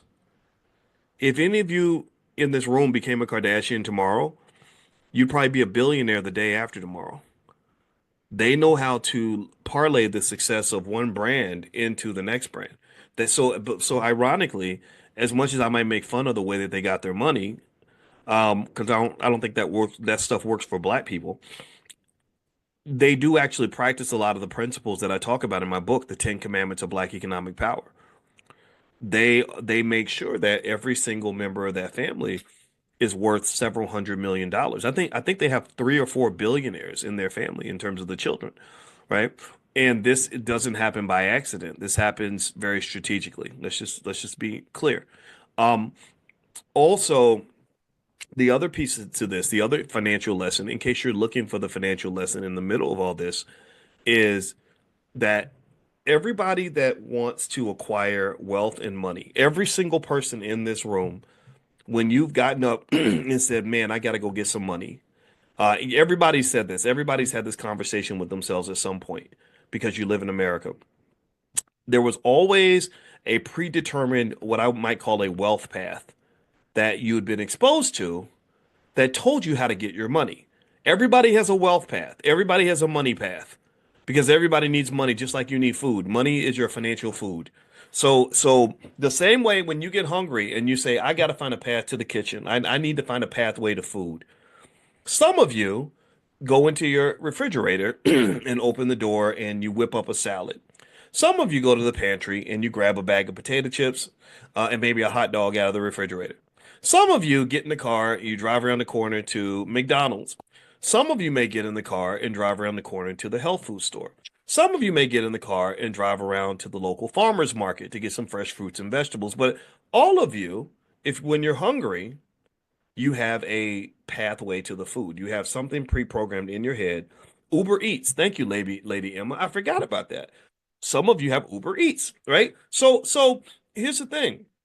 We might all have the exact same inclination at the same time, but we might have 1,000 different ways of solving that problem, right? Like there's over 1,000 people in this room right now listening. So, even though we might all have the same desire, the same goal, we all have different pathways to get there. Well, wealth is the same way. So the same way you have a path to get physical food, you also have a predetermined path that shapes how you go about getting your financial food. So if all of us in this room at the same time have gone through this process of saying, man, I need some money. Well, for about 90% of all black people, the wealth path is, oh, well, you better go to school and fill out a resume and get a good job and go serve Mr. Charlie at the job so that he will write you a check and you will then have money. And one of the things that we've advocated for consistently with the Black Business School is that you have to broaden your wealth path. You have to look at all the different paths that are available, and then but here's the problem. Here's one risk factor that isn't discussed very much. in the midst of all of us expanding our portfolio of wealth paths and our set of options and different ways that we go about getting money, there's not always a clear assessment of how risky different paths might be.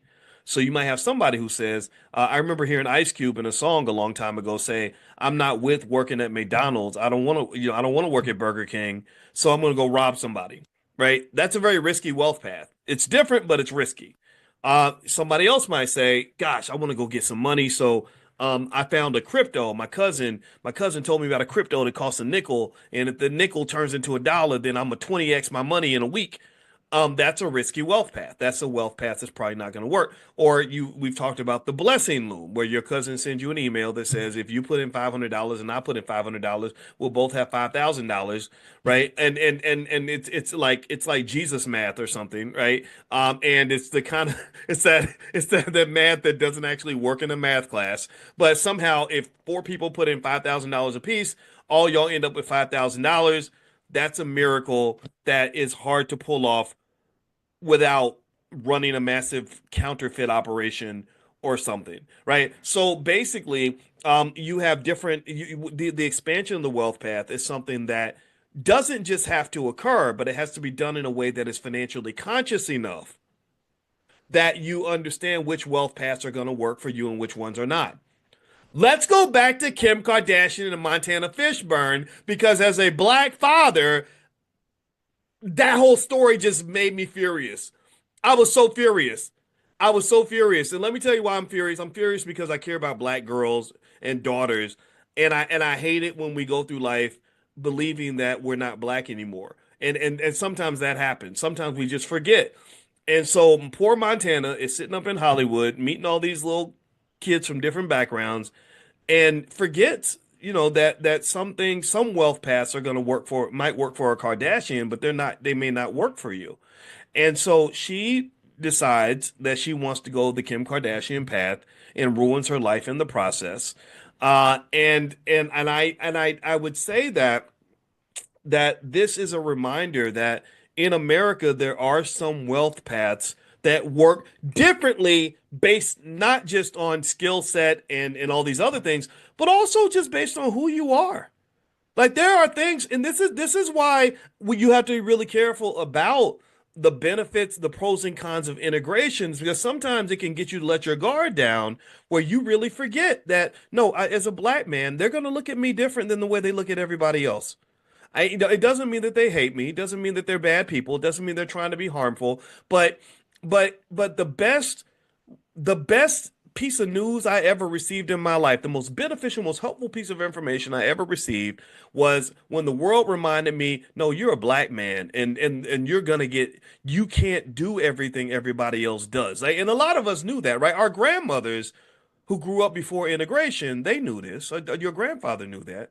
But then we kind of forgot that about 1960s-ish on, we kind of started blending slowly in and thinking that America's this melting pot and that race was just a figment of our imagination. That was when we remember the whole conversation when Obama got elected about a post-racial society and all that stuff. Remember they had that conversation for like a year and then they were like, "Oh wait, we're not post-racial. Race still matters." It does. And what that says is that this is why black wealth is not the same as white wealth. This is why, when people say, well, you're just talking about wealth. Isn't wealth the same for everyone? No, it's not. Because the economic paths that we are best able to pursue are going to be unique based on our positioning and our experience in this country. Now, it's not all a deficiency though. It's not all some sort of a liability, right? So don't put yourself in a disabled category. We're not doing that today. Being black, in my opinion, provides not just some challenges when it comes to pursuing specific wealth paths, but it provides some opportunities as well. I think that there are tremendous opportunities that come with being black. In fact, the more I meditate on it, the more I love being black. I wouldn't trade my race for any other race. I don't want to be a white guy. I don't want to be Asian. I don't sit around and fantasize about being a white woman. That's not interesting. I wouldn't know how to be a white woman. I wouldn't fit. I don't even like Taylor Swift. So the reality is that if you acclimate yourself to your specific and unique circumstance, and truly are honest with yourself about the realities that you face, and truly embrace what's in front of you instead of wishing you had something that somebody else has or complaining that you have something that's different from someone else. I think you'll find that that actually gives you a huge advantage relative to people who are trying to be a square peg fitting into a round hole. So when you talk about economic paths, and I'm going to answer questions in a second after this, but that'll be my point today.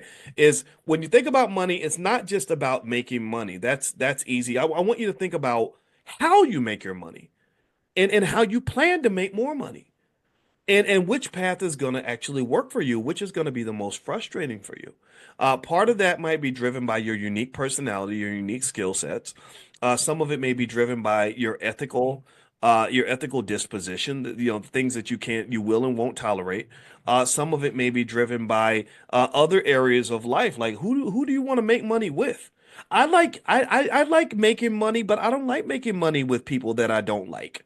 I don't want to work with anybody that's not a good person. That's not fun for me. Right? I'm on this journey called life. I'm only going to do it one time that I know of, and I don't want to waste it with a bunch of jerks around me. Well, we're making money, and like that's supposed to make everything better. It doesn't make everything better. Okay? So ultimately, in Montana that we were talking about earlier is Montana Fishburne, the daughter of Lawrence Fishburne, the actor, by the way, in case you're late, in case you just got here. Um, so think about what your wealth path looks like. And I think it's important that you make sure that your children understand that a black person's path to prosperity in many cases may not be the same as someone who is not black. That's just the reality. It's not fair all the time. But if you embrace that and understand that, then you can pivot and not waste your time pursuing a path that may or may not be for you. Right? And also the limitation in the number of wealth paths that are presented to us as children is absolutely criminal. It is absolutely downright criminal that the majority of black children don't know anything about investing or starting a business. It is criminal for us to do this to our children. And I'm indicting us. I'm not indicting the white man or America. And sure, they play a part in this. I'm indicting you. I'm indicting me. I'm indicting us because those are our kids. Those are our babies. And I don't care what nobody says. Complaining about somebody who abuses your child is not the same as stopping the abuse and protecting the child. Protecting the child and stopping the abuse should be the top priority, not letting your child get abused and then saying, "Yep, the white man did it again." If he did it again, why do you keep letting him do it? Why you keep letting him do it? I can't save every kid out here, but if I could, I would. I would. If I could take over the whole damn school system tomorrow and put all those kids in a wealth program, I would do it. I would have, what I would do if I took over the schools tomorrow? I would have every child know at least five different wealth paths, five different healthy ways to make money that are going to make them successful and have them master those things. And then number two, I would make sure all those kids had a dang trade. It's crazy to me that I got to go hire some Mexicans or some Iranians or some Ukrainians to go and get work done on my house. I need plumbing. I can't find a black plumber. I'm looking. You need carpentry work. You can't find the black carpenter. You need an extension built on your house. There's some Russian company that's like super efficient and fairly priced is going to come, and then the Russians, and then they collaborate. We got something done, and so the Russians came in and they were working, and the Russian guy goes, the Mexicans will be coming tomorrow. That's what he said. He said the Mexicans will be in tomorrow. So the next day, a bunch of Mexicans rolled up in a truck and like were just running up in and out of our house. And then another group of people came in. So everybody's kind of in on this whole building thing and wealth thing and this economic activity thing, and we all rapping and playing basketball or whatever some of our kids are doing. I don't know what the hell everybody's doing, scrolling social media, but it's crazy to me. So anyway, let me stop being an old man shaking my fist at the air. And just make that clear point. Okay, I want to make that clear point so that you know that we are talking about wealth today, and this is a wealth lesson that is simple yet very powerful, very important. Think carefully about your wealth path. and have your family, have your children understand what a wealth path is. And so because it's not just like, okay, I want to make money. If you don't know how you're going to do it, then what makes you think that you're going to achieve, going to get it done? Or if you pick the same path that you saw somebody else follow and it's not for you, then it's probably going to lead to failure and a lot of stress and disappointment and anxiety that comes out of that, right? I'd say the least mentally healthy person in America is probably the black person who's angry all the time because they've been mistreated, because the American dream never arrived the way it was supposed to, because you went to Duke University and got and got the master's degree and worked hard on the job every day and still didn't get the promotion, still got passed over, still didn't get the opportunities you deserved. I would say that it might be because you need to expand your skill set just a little bit.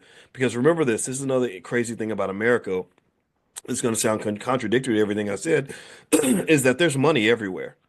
Like I can tell you as a person who knows the data, this country is full of money. Like America ain't got a whole lot. Like it's we done lost our morals. We done screwed up our kids. We don't we ain't got our families. But America's got money. So if you know how to get positioned for that, then it will be a benefit for you. All right. So I'm gonna jump in and answer your questions in the Q&A section. If you put it in the chat, I probably won't see it. So put it in the Q&A section inside the Zoom. And if you want to get on the text list to be invited into the private Zoom every day, just pull out your phone and text the word morning to the number 87948. Text morning to 87948, or you can go to drboyceelevate.com. And for those of you that wanted to do business with us, I told you I invited the whole community to be our business partner. So I literally am selling autographed copies of my book, The Ten Commandments of Black Economic Power. We dropped the price from $40 down to $8. So you can pay $8 plus shipping. Some of y'all are ordering 20, 30, 40 books at a time and you're reselling them. Because I think one of my team members said, well, we got to double check. Is there a limit on the number of books people can order? Because I think some people might be reselling them and you don't want that. And I said, no, I really want that. I really want people to resell them because that's a win for you and it's a win for us, right? We're getting the message out.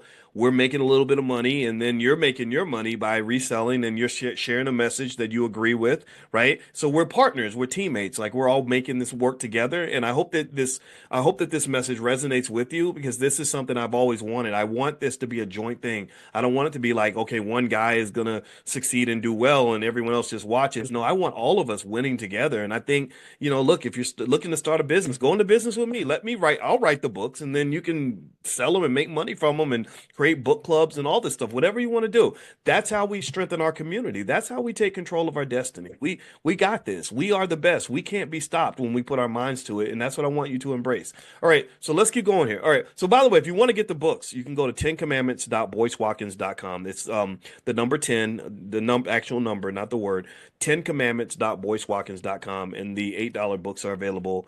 Knock yourself out, have fun. It's your thing. All right, so Calvin McWilliams. Calvin's such a smart man. Calvin's like super. Calvin has a way with words. You're probably a wordsmith or something, Calvin, because you always say stuff perfectly. What's your perspective on the multi-billionaire David Stewart? Thanks. I like Dave Stewart. I don't know much about exactly what he does, but Dave Stewart is, I think, the wealthiest black person in America, and he seems to be doing quite well. I'd love to see. Is the code Morning 70 still working? I don't know if that code is still working inside the store. I gotta check that. If not, I can extend it if some of you still want to take advantage of that. But let me look in that lane. Let me not get distracted. So Dave Stewart, I don't know much about his company, right? And I hope that it's not one of those situations where you have a black owned business and a predominantly white management team. You have that a lot. You have a lot of the companies where they say, "Oh, this is a black owned business," but then when you look at at who's running the company and stuff like that, you find you don't see a lot of us. And that's sneaky. That's deceptive to me. It doesn't mean that you can't have people that are not black. It doesn't mean everybody has to be black. I don't think that has to be the case. In fact, I think that would be like illegal anyway to just exclude other people, period. But at the same time, though, I remember getting calls from people from inside. is it called TV One, Radio One? I don't know what the main company is called, but I did honestly, to be quite frank about it, I got calls from people that were in Kathy Hughes's organization who said, "Yeah, it's racist over there," and I was like, "What? Like what? What? Wait, what?" And then they showed me stuff, and I was kind of like, "Huh, okay." You know, but again, I don't have anything negative to say about them. I've never met the folks over there, and they seem pretty nice. But I think it's kind of interesting, right? Now let's see, why would that be illegal when everyone else does it? Well, they do it, but they don't announce it. Like they don't say like we're for whites only. They'll say we'll hire anybody. We don't discriminate based on race, religion or whatever. But then you're right though. You will go to these companies and you'll see that their whole team will be one race, one gender sometimes. Is Elon Musk running the country? Probably, yeah, he is. Money runs America, by the way. Money runs America. Elon Musk has more money than any human being in the history of the world. So that's why Musk is running America. Absolutely. I mean, that's just, there's always been some billionaire group, group of billionaires have been running America. When they started letting money into politics, that was a very bad idea, but it wasn't going to be stopped because America worships money. Your God is not in the church, your God is at the bank.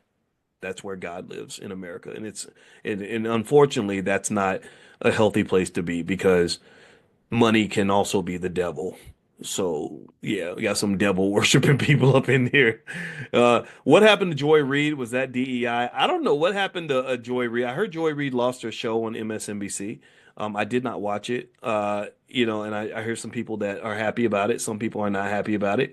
And that's up to you, just based on what your politics are. But I kind of feel but that's the risk, right? That's just kind of what happens when like they will people will use they love to use black people for stuff, and so once they get done using you, or if you fail at your job, then they're going to get rid of you and they're going to replace you with somebody else. The election's over, so they're like, okay, well now we ain't got to pretend. Now we're going to go in a different direction, and that's pretty much the reality of life. Al Sharpton introduced me to the president of MSNBC in 2009. I can brag about that. He went out of his way, like he literally kept on saying, "Hey, I want you to meet the president of NBC. I want you." And I was like, "Why? Well, I'm not a TV show host, but I think they were feeling me out. Like, could this guy be a fit?" And of course, I wasn't. I'm just not good for roles like that. Melissa Harris Perry though was, and that led to her having a show, and she's a professor like me. And I met Melissa a couple times. I liked her. She was smart, and I think she got fired too. And I think that one of the reasons that I think it's great for black people to have our own businesses is because I don't know about y'all, but I get tired of being fired and stuff. I get tired of like people taking stuff away from me. Like, how the hell am I going to work hard to build something and then you just take it? Like it just like that's a if that's not a Paul Mooney wake up call, I don't know what is. Seriously, he called it something else, but I'm not gonna call it that because it's too early in the morning for me to call you the N word. I'm not gonna call nobody the N word. But the Paul Mooney wake up call to me is like, think about this. You done busted your butt building something and somebody just takes it from you. That's not healthy. I think you should try to have some sort of a stake in anything that you invest a significant part of your life into. Like for example, I think it would be kind of weird to spend all your time babysitting someone's kids and being the nanny and replacing the parents, only to have those kids taken away from you after you formed an attachment to them. Maybe you can have your own kids, adopt or something, right?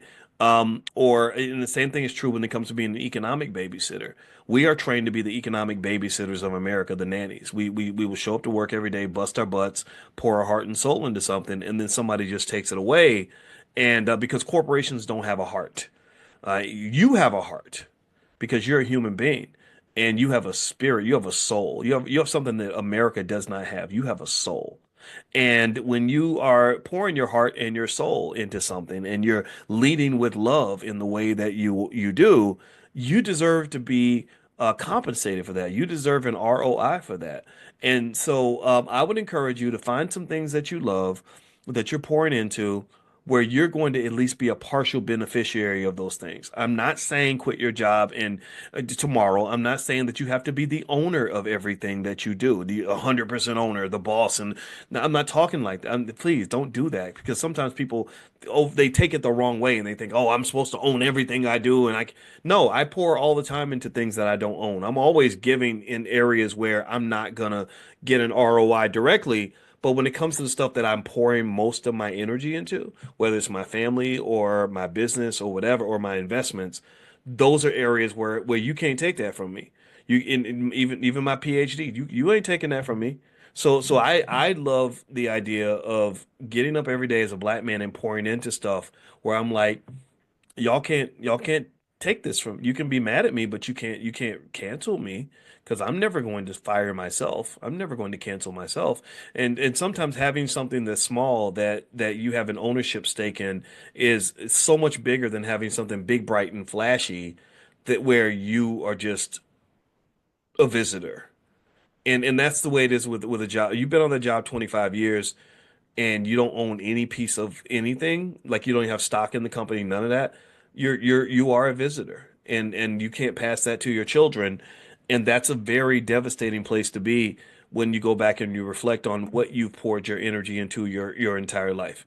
So don't throw your whole life away and don't feel bad. Just adjust, just make those little pivots and make sure you share that message with the kids so they'll be thoughtful about what they're investing in. Self-esteem is a big part of that. Love is everything. Love is where it all starts.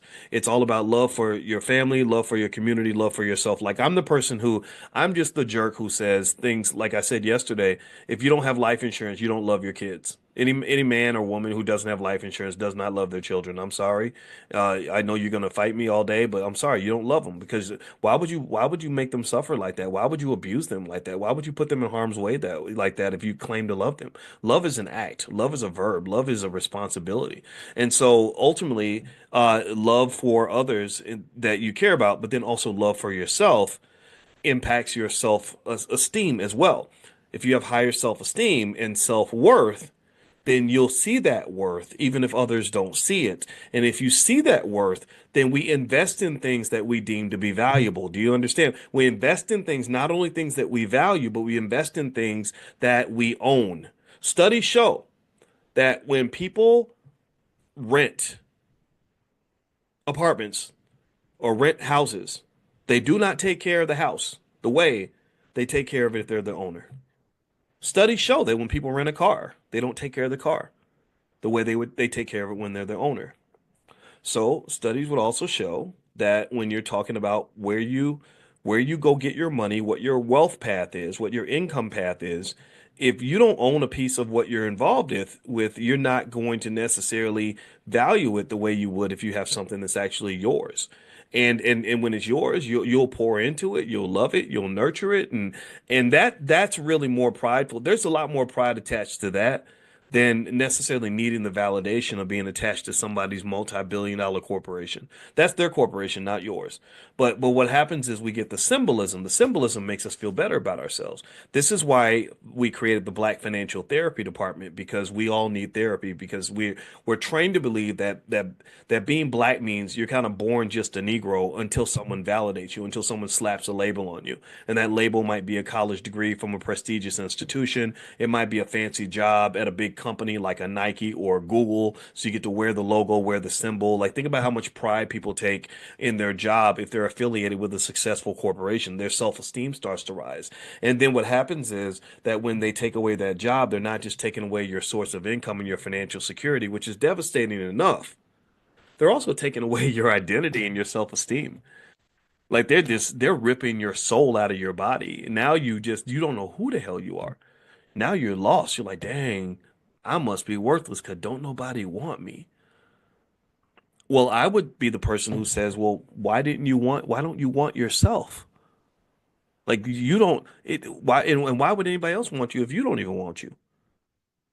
You're selling yourself cheap because you don't even want you. Because if you wanted you, then you would be bidding for yourself.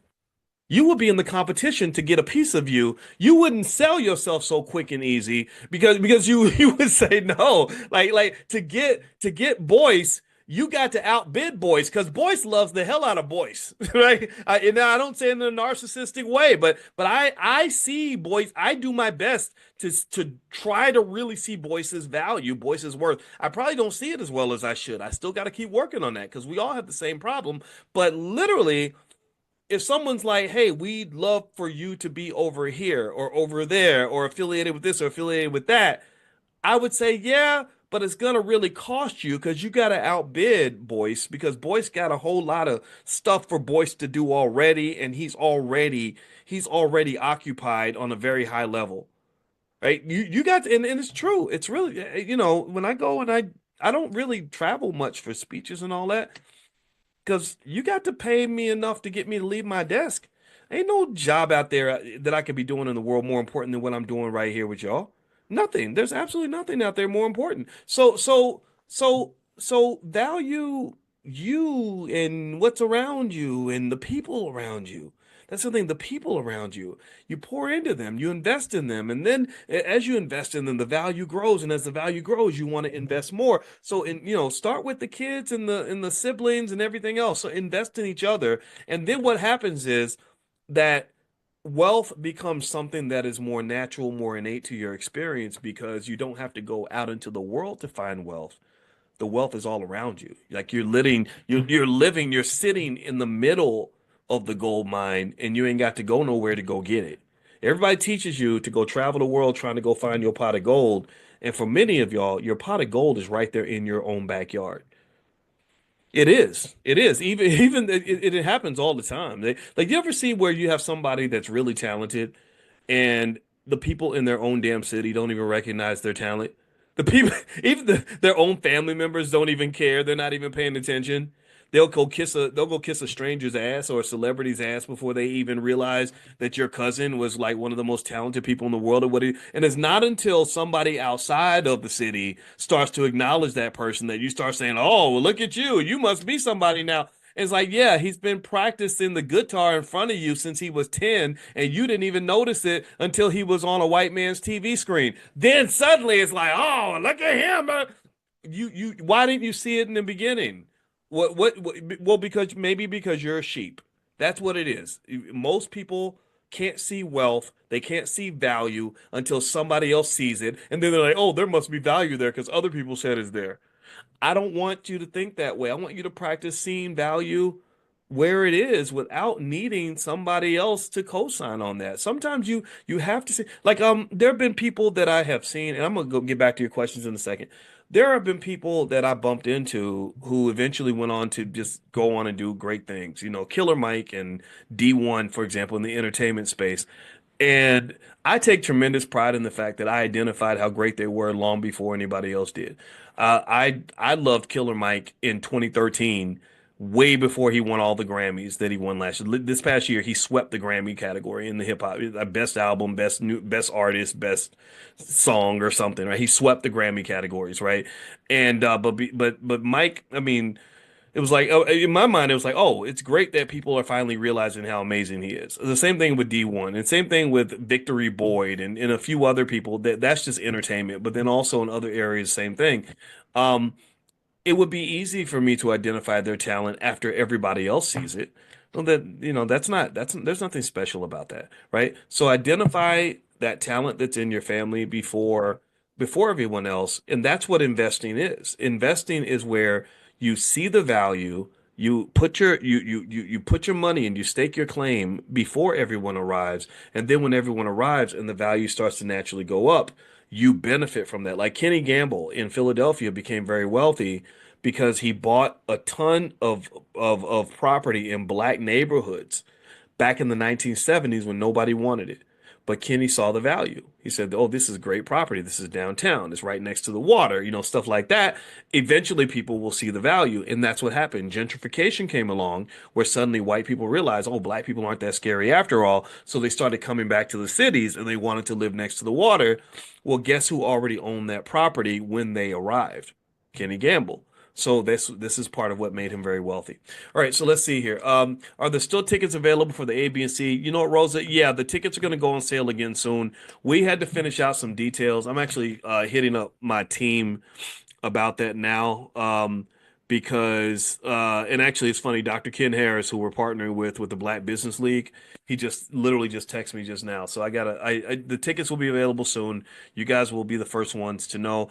The All Black National Convention is our annual event that where we just get together and we do B1 stuff. There's lots of tons of stuff on economics, of course, but also things related to family and anything that's going to benefit our community, health, relationships, all that stuff.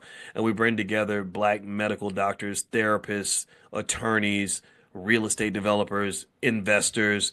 It's just a great experience. And this year is going to be a bigger deal because we're partnering with the Black Business League. So you're going to have 3,000 people there for one of the best gatherings, in the history of the Black community. We're talking about some, again, some Booker T. Washington level type stuff that's happening, some Marcus Garvey level stuff where literally, I think the presidents of 6 African countries are coming. So they're building these bridges to Africa. That's going to be the weekend of August 24th in Atlanta. The weekend of August 24th in Atlanta. And if I'm not mistaken, I think the guys from Earn Your Leisure are doing Invest Fest around that same time. So they're right down the street. I'm going to go over to Invest Fest and hang out too because I really like the energy they have over there. So I really see a lot of really positive things happening when it comes to wealth. Now the website, yeah, it's 10commandments.boycewatkins.com. That's where you can get the $8 copies of my book autographed. And our middle child will send them to you. She's the one that we're trying to get to go to Tuskegee, so I gotta find somebody to help me ship my books because she'll be gone. But yeah, if you go to 10commandments.boycewatkins.com. Gary Hatcher, is selling options still a good thing right now? Selling stock options has been a great way to make money since options came into existence. I mean, it's been great for 60 years. So, yeah, it's always a good thing. It's something that, well, the market changes a lot. The market has weather, financial weather. So right now, I think some of the stocks you sell options on are down a little bit, but ownership is like that. Asset values change all the time. But yeah, I like selling stock options. That's the best way in the world to make money. If you're interested in taking a look at what we do, you can text the word options to the phone number 87948. So text options to 87948 and I will send you some information. All right, let's see. Will you be creating future courses to use with Robinhood and other platforms? We do have some stuff in the works. I know that with our stock market investors club, there's some stuff in there on Robinhood and investing. And in fact, actually, we're going to meet today at noon. And so if you want to do a free trial, just go to drboycestockmarket.com, drboycestockmarket.com. Let's see, Naomi, what's going on with stocks and crypto? They are melting. Yeah, Naomi, there's a lot of belief that the stock market is overpriced right now. There's a lot of belief. I think 85% of all investors believe the stock market is overvalued. So this is going to show up in terms of stock market prices and particularly risk on assets. So Bitcoin is has hit a 3 month low. It's below 90,000 for the first time in a while. I think that's a great buying opportunity for Bitcoin if you're patient. If I was to start investing in Bitcoin right now, what I would do is I would buy right now as much as I could, buy it consistently, and just give myself like 3 years to see results. Just give yourself a decently long time horizon and just say, I'm going to really, really check this investment in 2028 or 2029. Don't check it like Tuesday. Don't think it's going to all happen by next week.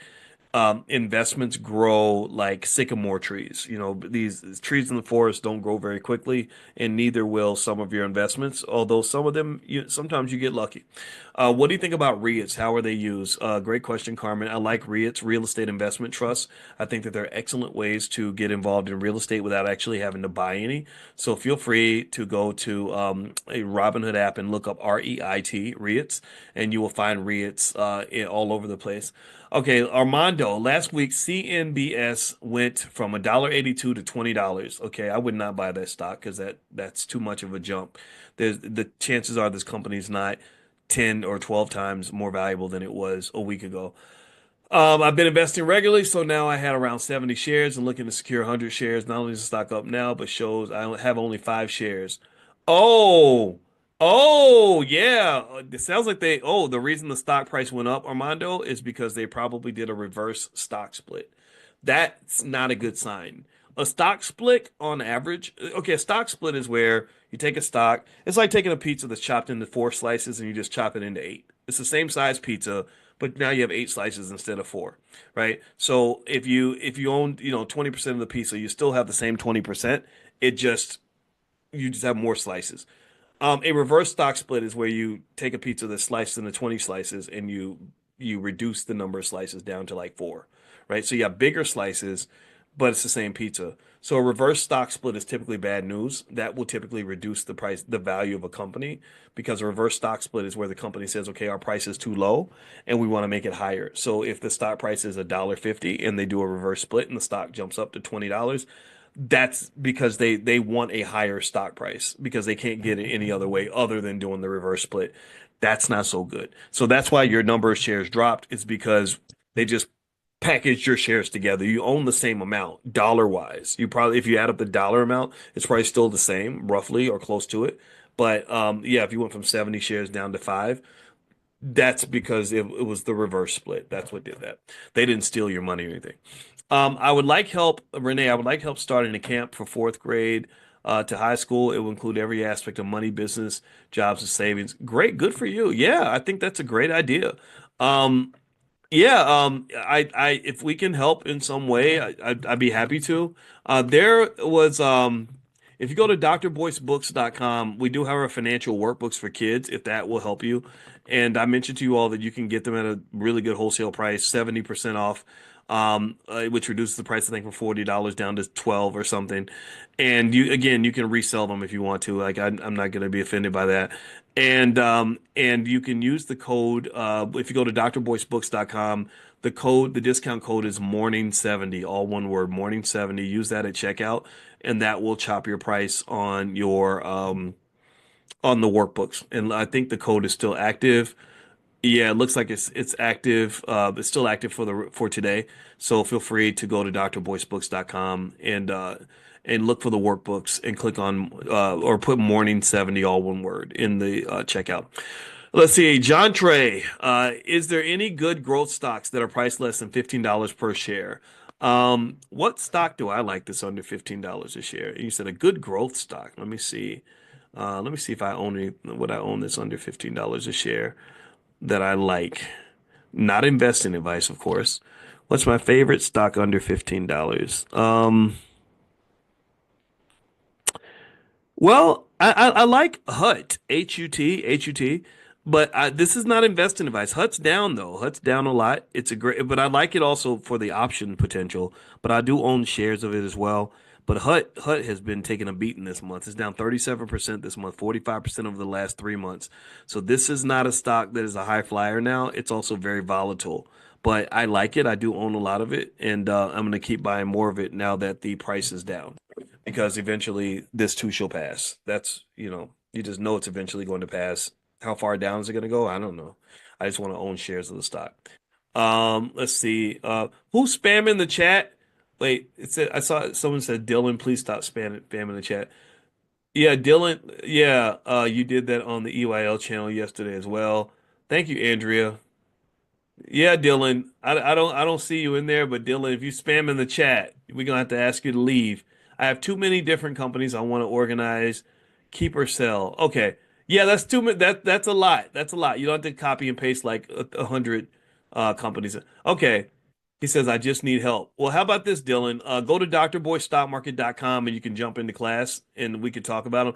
But give them like one at a time and put your question in the Q&A section, Dylan. That'll help. I don't think Dylan means any harm. I think Dylan's just he's a very enthusiastic wealth builder, and I love you for that, man. All right, so let's see here. All right, so yeah, so and thank y'all for, loving each other through this. All right, so let's see. In the E-Trade app, what is the difference between set account value or net account value and cash value? Net account value, you know what? That's actually a great question, and I'm not 100% sure. Net account value and cash value. Would you mean maybe the cash that's maybe it references like the cash that's actually in your account that you can actually withdraw? And maybe that's what they're referring to. By the way, E-Trade has great customer support too, and so you can always like email them and they will answer the question for you. And so I can look this up and kind of give you my interpretation. Okay, so net account value represents the total value of your account, including your cash, your stock options, mutual funds, and other investments. Okay, so that can go up and down. The cash value, okay. The cash value is just the amount of cash in your account. So remember that when you're an investor, a lot of investors don't, they appear broke because they don't have any cash. And the reason they don't have any cash is because their cash is all deployed and it's allocated. It's all working for them. It's all getting something done. And so ultimately, the cash value is your liquidity. That's your ability to take advantage of new opportunities very fast. And that's it. And so sometimes having cash on the side can be beneficial, especially in a market like this where it's a little bit jumpy and you may find some buying opportunities.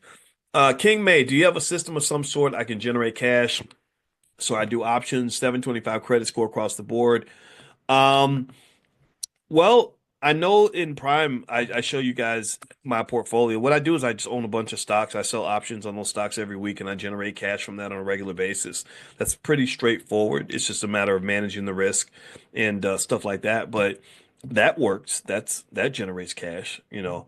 But again, these stocks can be volatile. Like right now, they're really taking a hit. So, it's sort of participate at your own risk. But even low risk stocks you can still sell options on those.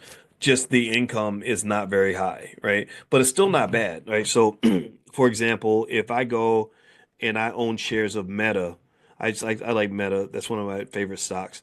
So if I had 100 shares of Meta, which would cost me about $65,000, I could sell a stock option on Meta that expires a month from now, and what's this, February, March? Yeah. And I could I could make, maybe 15, $1,600 in a month per month on that.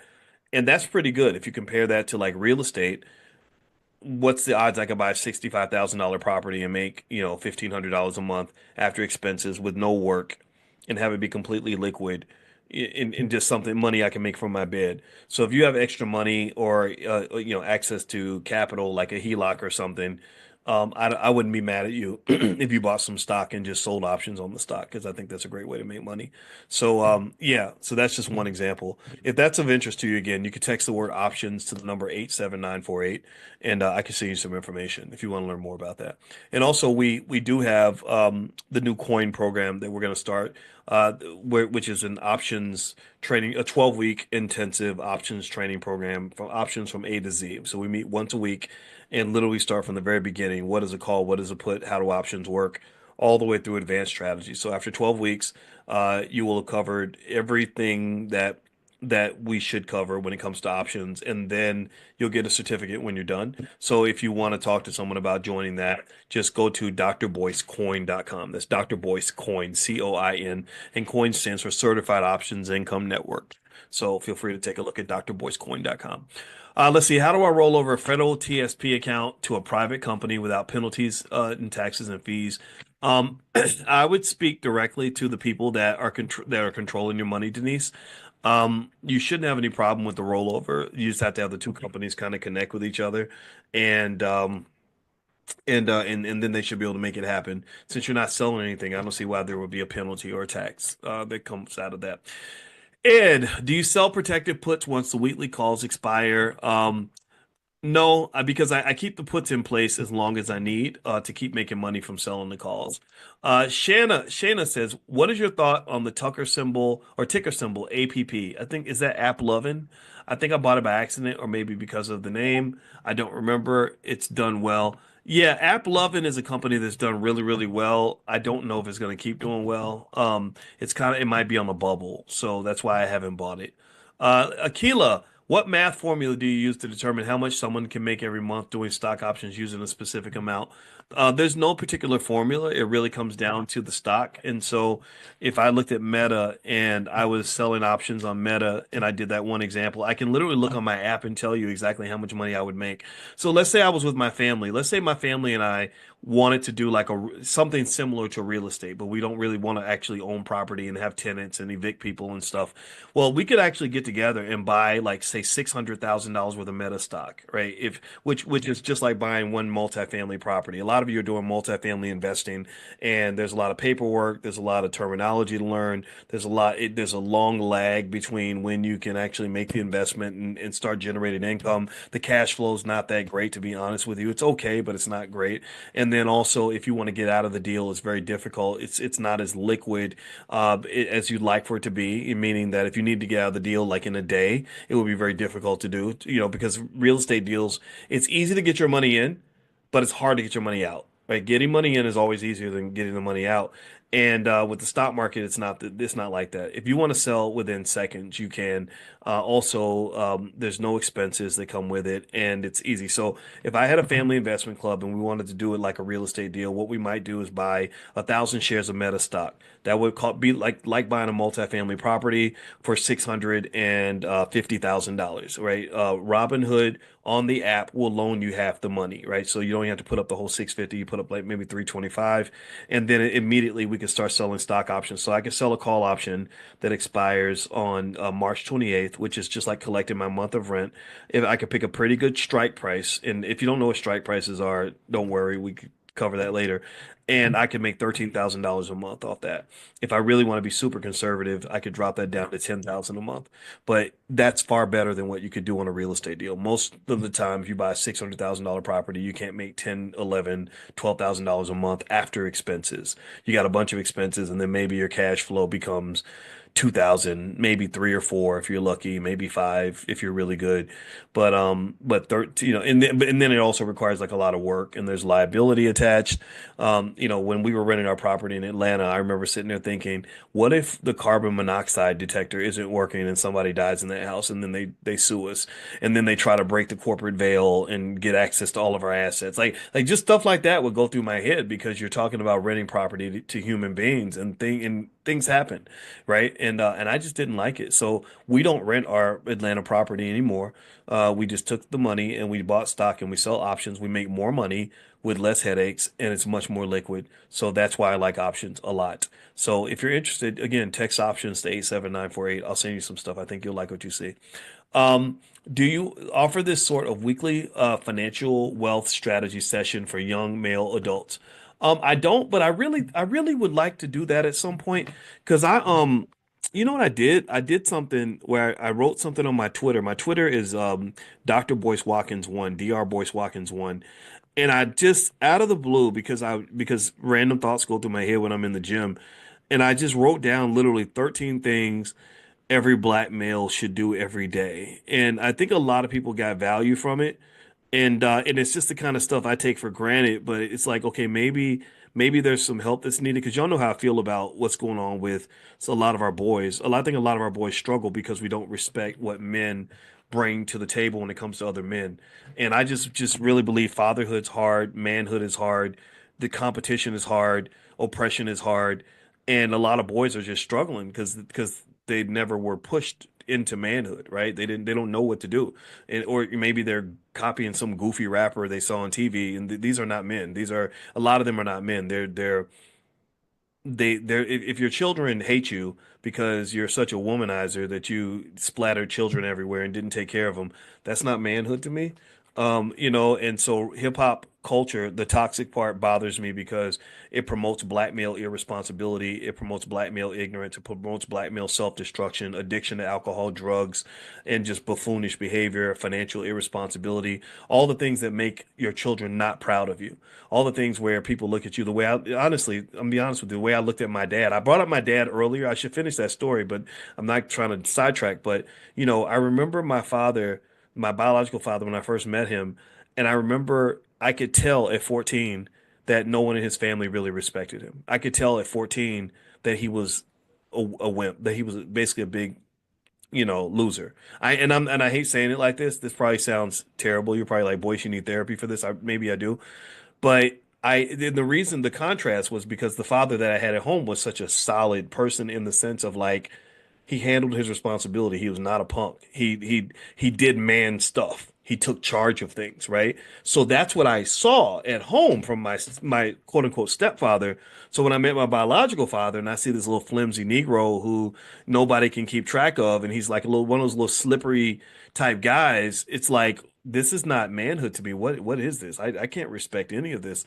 And I brought him up because I was talking about going from level one to level two. And I said, level one is when you talk about things you're going to do one day. Level two is when you talk about things you're going to do 2 day. So I think you should operate on level two, not level one, right? Level one day I'm going to do this, one day I'm going to do that. One day never comes and nothing ever gets done. What are you going to do today? What are you going to do right now? And I remember him saying, I swear to God, I was sitting there and he said something like, yeah, one day I'm going to get me a Maserati.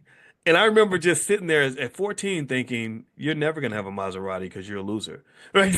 Right? Just like, oh yeah, of course you're one day gonna get a Maserati. He never got the Maserati. He never, so my point is to say that that I think that just if I can provide some support on that, some guidance, maybe some of you have sons that might benefit from hearing from a man like me. I try my best to be the best man I can possibly be. Ain't nobody perfect. Nobody has it all figured out. I'm sure I have blind spots that are just enormous, but I do my best to be my best. And that's really an important part of the process that I think we don't talk about enough. It's not just, like being the best. Like it's hard to just always be the best. Ain't nobody always going to be perfect. It's just doing your best. I think a big part of manhood is just doing your best. Just show up to be the best man you could possibly be for the given situation, right? Try your best not to let people down if you can, but sometimes you will, right? And I think just that little bit of energy, I think can go a very long way. So encourage your sons with this. So yeah, I made this little list and I'll send this out to you. But literally, I listed 13 things every black man needs to do. One, invest your money in the stock market. Two, exercise at least 3 times per week because the testosterone we've talked through this, right? Breathing, sweating, all that strengthens your mind. It clears your head. Also, the testosterone boosts your confidence when you're lifting weights. Three, read books and learn new skills because a man has to be smart. You have to be able to solve problems in life or you're going to fail.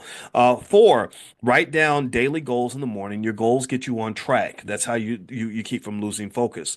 Number five, listen to motivational speeches that fire you up. You got to trigger the part of you that you need to show up. There's about 25 different versions of Boyce Watkins that could have came to meet with you today. Literally, there's like 25, maybe 30, maybe 40 versions of me. There's the lazy me, there's the hardworking me, there's the kind me, there's the evil me, there's the part of me that's focused, there's the unfocused me. I got a lot of me's. Believe me, I'm complex.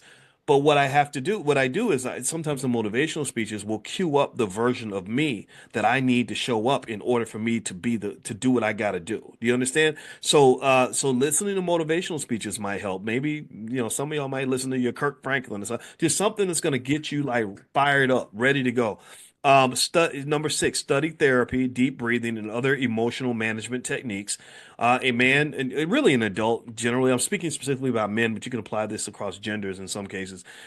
I think emotional management is just really important for people to be successful. If you can't manage your emotions, then you're not going to succeed in life. So many situations are going to pop up. They're going to make you angry, make you want to quit, make you feel sad, make you just want to give up, whatever. And you got to know how to just manage that. And I find that that's really difficult for traumatized people to do, like myself. Um, Number seven, go to the doctor regularly to protect your health because you just saw Irv Gotti die from a preventable issue. Irv Gotti's a hip hop mogul, and a lot of black men die probably around their 50s, actually. That's when a lot of them die. I mean, for all I know, I mean, I'm not done with my 50s yet, so let me stop talking. But seriously, though, like we die, that's about when we start dying for the most part. Some of us in our 40s, because we don't really go to the doctor. Some guys ain't been to the doctor since they were a newborn baby. Take number eight, take responsibility for the people you love. I believe that part of masculinity is being responsible for something, right? Taking responsibility for something.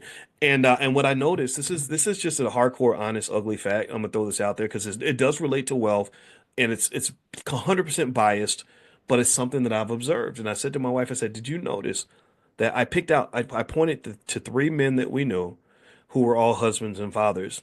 And then I pointed to 3 other men that we know who've never married anybody. and don't take care of their kids.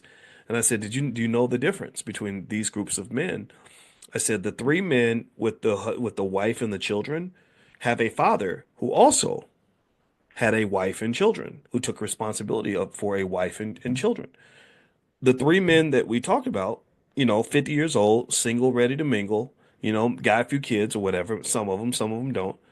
Not one of those three men had a father that had ever taken responsibility for a family. So in their mind, they're thinking, why would I want to take responsibility for some lady and her kids, or even some lady and my kids? Why do I even want to put up with that? Because marriage is work. Marriage requires problem solving and negotiation, and y'all know what I'm talking about. So a lot of y'all are married. It ain't no picnic every day, right? And some people would look at that and be like, why would you put yourself through that torture? Right? Well, because you believe in something, right? You're committed to something. You want to take responsibility for something, and you want to take responsibility for something in many cases, not all. I know I wanted to take responsibility for something because I saw my daddy do that. And I said, oh, that must be what it means to be the big dog. That's what it means to be the daddy is you're putting all the kids in the minivan with your wife and patiently working through the day as people get on your nerves because this is your outfit, this is your organization, this is your team, this is your crew. You're the team captain. And this is not, and I think this is something that we're losing in our community, to be honest with you, because sometimes I think also when you have the men that never saw that, they saw their mother really taking over and kind of doing everything, which keeps them in that little boy space. Like I'm just gonna sit back and just wait for my wife, wait for my girlfriend or my baby's mamas to to handle everything because that's what black women do. They just sort of do everything, right? And that's a dysfunction, right? That was created out of our experience. So anyway, let me keep going.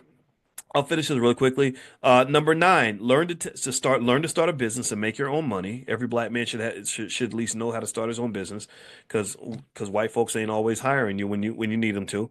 Number 10, drink tons of water, get plenty of sleep. I was really shocked by how hydration and sleep are so critical to your health. Like now I'm like, oh man, every time I have a bad day, I'm taking a nap and I'm gonna go drink some water because those are things you got to do to stay alive, literally.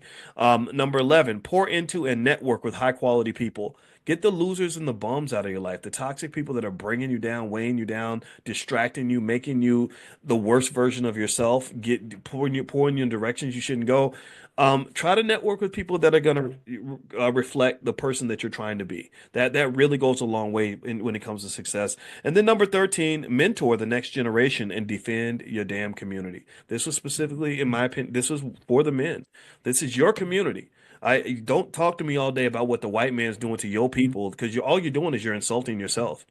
If I sit around all day and talk about what white people are doing to black people and I have no solution at all and I'm not fighting back at all and I have no pathway for improvement at all, then that is me pretty much crapping all over myself. That's me saying, "Hey, I'm just a little wimp. I have nothing to say about any of this. I'm going to let this other man come in here and just pulverize my people, and I'm just going to sit back and laugh. Or not even laugh, sit back and cry about it like a little girl or something. I'm not doing that. And again, maybe that's because I know I have skills. I know I can work at something. I know that I am good with finance, right? I can talk to people. I can do my part, right? So I think that as men, I think we got to do our part. Nobody should be able to come in your house and make the rules ever. And that's just what it is. All right. So let me keep going. Okay, when am I going to Brooklyn? I don't have any plans to go to Brooklyn soon. I want to go to Brooklyn. Here's the thing. Okay, so we're gonna do the Miami thing, and I'm gonna just tell you, we haven't gotten the response yet on Miami that I was looking for. So I'm kind of like, do people really want to do this? Like so. Maybe y'all can let us know. My email address is boyce@boycewatkins.com. If you want to email me, if make it short though, because I get a lot of email. But if you want to tell me like what's stopping you from coming to a live event or something, that would be helpful information, so I can kind of know what to do to incentivize you to want to get together. Because some of you have bought your tickets, but not as many as I was hoping, as I was thinking, so it tells me there's a disconnect there. All right, so let's see. Victoria, is that ties? Where should one start if we have a family-owned restaurant and 16 grandchildren? Ooh, nice. I'd start with family meetings and just communicating with each other and exploring ideas and brainstorming some things you can work on together and looking at the resources that you have. The biggest resource you have is 16 grandchildren. That's a lot of wealth right there because you have a lot of, because wealth is people are wealth, but then also you have a lot of great ideas you can bring to the table. You also have great networks and connections you bring to the table. You have a lot of labor that's available, and then you might even have some money on top of that. But you could be wealthy without money. Never forget that. Hey Gina, happy Tuesday, Dr. Boyce. Thank you for all you do. Do you think McDonald's is a good stock to invest in? Yes, I do. I love McDonald's stock. I'm going to buy some more actually. Mandisha, what are five practical industries you would share with kids for wealth building? Practical industries. You mean like for starting a business, or you mean for like investment? I mean the three biggest ways to make money in America: the stock market, real estate, and entrepreneurship. Industries. I think it kind of depends on what you're good at. Like there's every industry has money in it. Obviously there are some that are standing out quite a lot, like artificial intelligence and stuff like that. So I think technology is just the king of everything for the most part. But really it kind of depends on what your background is, what your strengths are. So that I would look at it kind of like that. Which platform did you use to buy your Nike stock? I bought it on E-Trade, Nicole. I'm new to investing, just opened the Charles Schwab account, but I do not know what to do next. I would go look at Rodney. I would go look at Victor Oscar Oscar VOO and SPY Sierra Papa Yankee VOO SPY. That would be a great place to start. You could literally stick right there for the rest of your life and do great as long as you're investing consistently and not selling your assets. Tasman, can you discuss setting up an irrevocable trust and the benefits? That would be beyond the scope of this discussion because actually we've been here way too long and I got to let you guys go because I got to actually get ready for stock market class soon. But but we do have a legacy investors program at drboycelift.com. So if you want to join the Legacy Investors Club, that goes through estate planning from A to Z. So feel free to go to drboycelift.com. Wallace, is it good to invest with Primerica? Uh, um, I don't dislike Primerica. I don't have any, I mean, and they seem to give decent financial education. I would be really cautious though about. I'm not sure if they're MLM-ish, but I think that they're similar to that, where you got to recruit people and you make money from the recruits from the downline and all that stuff. And MLMs are like a hair away from being Ponzi schemes. They're the only thing that keeps them from being Ponzi schemes is that they actually sell a product, but really a big chunk of the money is made by recruiting new people, and that's what makes it a challenge because it's not to say that they're doing anything unethical or illegal. I'm not saying that at all, but they're very good at selling dreams. And so what they'll do is they'll kind of do things like the Hunger Games, where you'll go to a big conference and there's like a lot of rah rah rah stuff happening, and you're feeling good about stuff, and you'll see like a few people on the stage who have made all this money.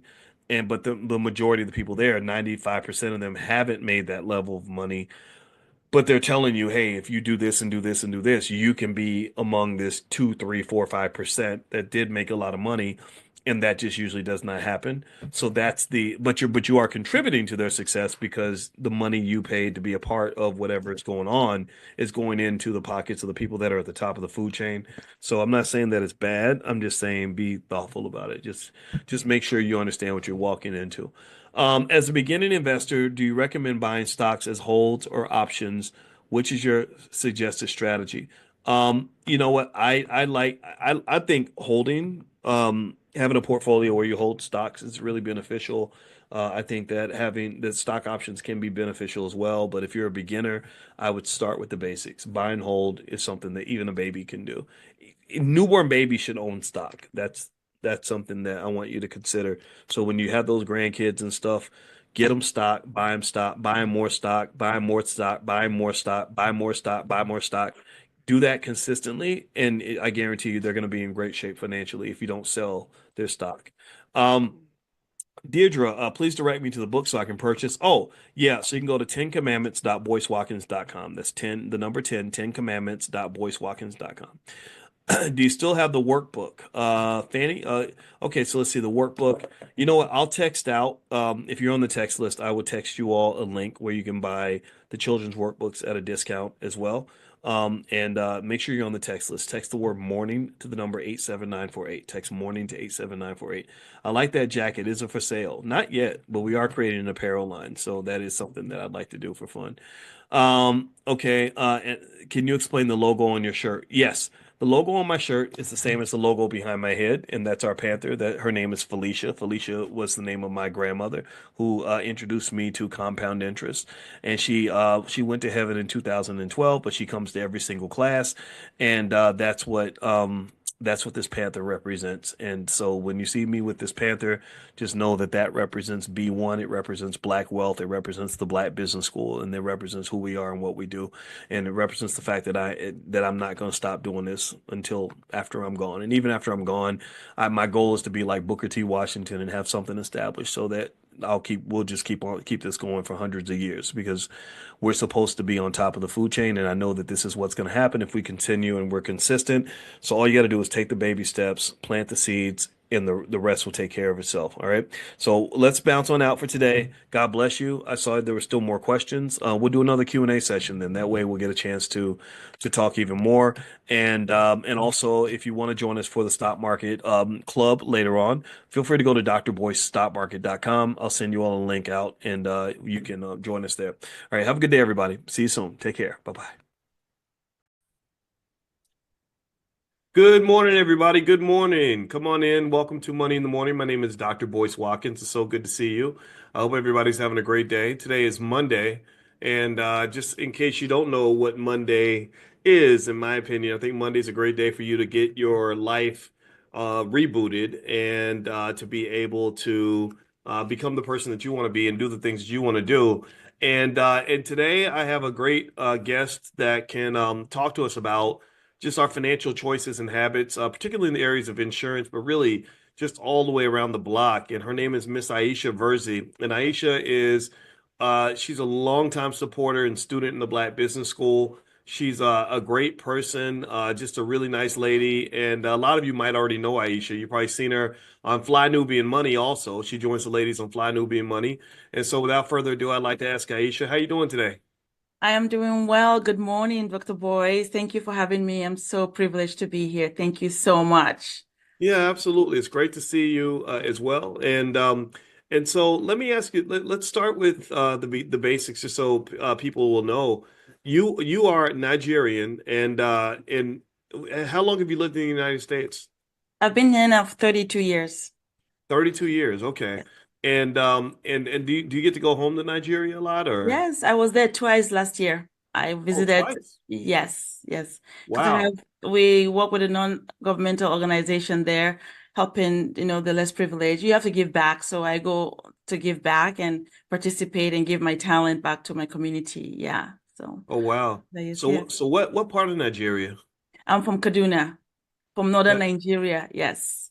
So wow. the federal capital city is Abuja. So to go to Kaduna is about 2 hours drive to go to where I'm from. So when you land in the airport in Abuja, 2 hours drive to where I was born and raised with my family. Yes. Wow, I love that.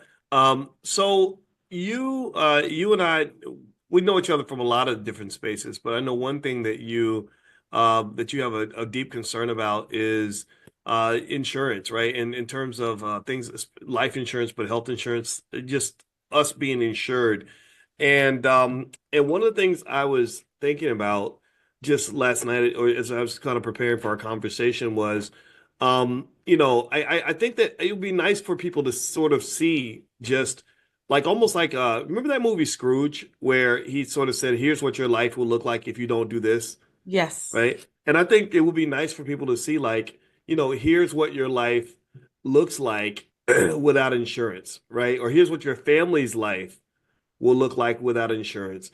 Because I believe that if people saw that they would probably make different decisions, right? Like if they had to see their kids, begging for money and or their spouse like, having to go to GoFundMe to pay for the funeral and your name is out there as this person who didn't make any plans or preparations. I think a lot of us would probably adjust our behavior. What do you think about that? I absolutely agree, doctor. Actually, I have a question to pose to everyone. If you didn't wake up this morning, if you didn't wake up this morning, or better still, yesterday, something happened and you were not here, knowing what you know about your family, where will your family be today? Mm, Ask yourself, because you are in charge of your life, you're in charge of your family life. If you didn't wake up or your family don't have you this morning because something happened to you yesterday, what is the situation will your family be facing right now? Just think mm, about that. Doctor, I'll share a story to you actually. I'm sorry, before you. Just February 7th, my husband and I were just going to lunch, and we had a head-on collision. The car is mm. completely totaled. To be honest with you, I'm still taken aback by that, just the fact that it happened. But it can happen to any of us at any time. There's no particular, we have no idea. And it's a good thing that we have no idea, because if we had an idea, like you say, about what will happen to us tomorrow, none of us will live. We'll be so scared to live. But because we don't know, we take it for granted. But we had a head-on collision February 7th at noon, going out to lunch, minding our own business. So this is what life does to you when you don't know what's going to happen. So we have to think about this blind side that we don't prepare for, the uncertainties that we don't think about. So that's why we talk about this today. So yeah, Dr. Boyce, please go ahead. That is, I had to share that. No, that's, I mean, I think that's a great point, you know. Yeah, my wife and I and our middle child, we're all on a college tour right now. You know, we're actually in Alabama. She's looking at Tuskegee because my wife's father taught here for 30 years. Wow. And and the last time the three of us did a trip together in Oklahoma, I pulled out and I didn't know that there was this curve that's really dangerous because it's blind. The drivers can come around really fast and you don't get time to react. And I'm a very careful driver, especially when I have my family in the car. I don't drive like a fool at all. And I was stunned because I looked both ways. I pulled out, and then bam, this lady's car slams into our car. And I mean, if it had been just maybe 6 inches back, she would have hit me directly. I would have been dead. Maybe all of us would have, like, I mean, the car guy, like, because she was coming around the curve super fast. And it was, I mean, it was shocking, but it was kind of like, holy crap, I'm a pretty careful driver. And to have that happen, I was embarrassed. I was like, I apologize. I said, I'm sorry. I'm supposed to keep you all safe. And here I didn't see this car come in, and I was like, what did you do? And then I studied. I was so obsessed with it. I studied that curve. I was like, there's got to be something. So I went back like almost like a CSI investigation, and I drove from her angle. I said, okay, now I see what's going on.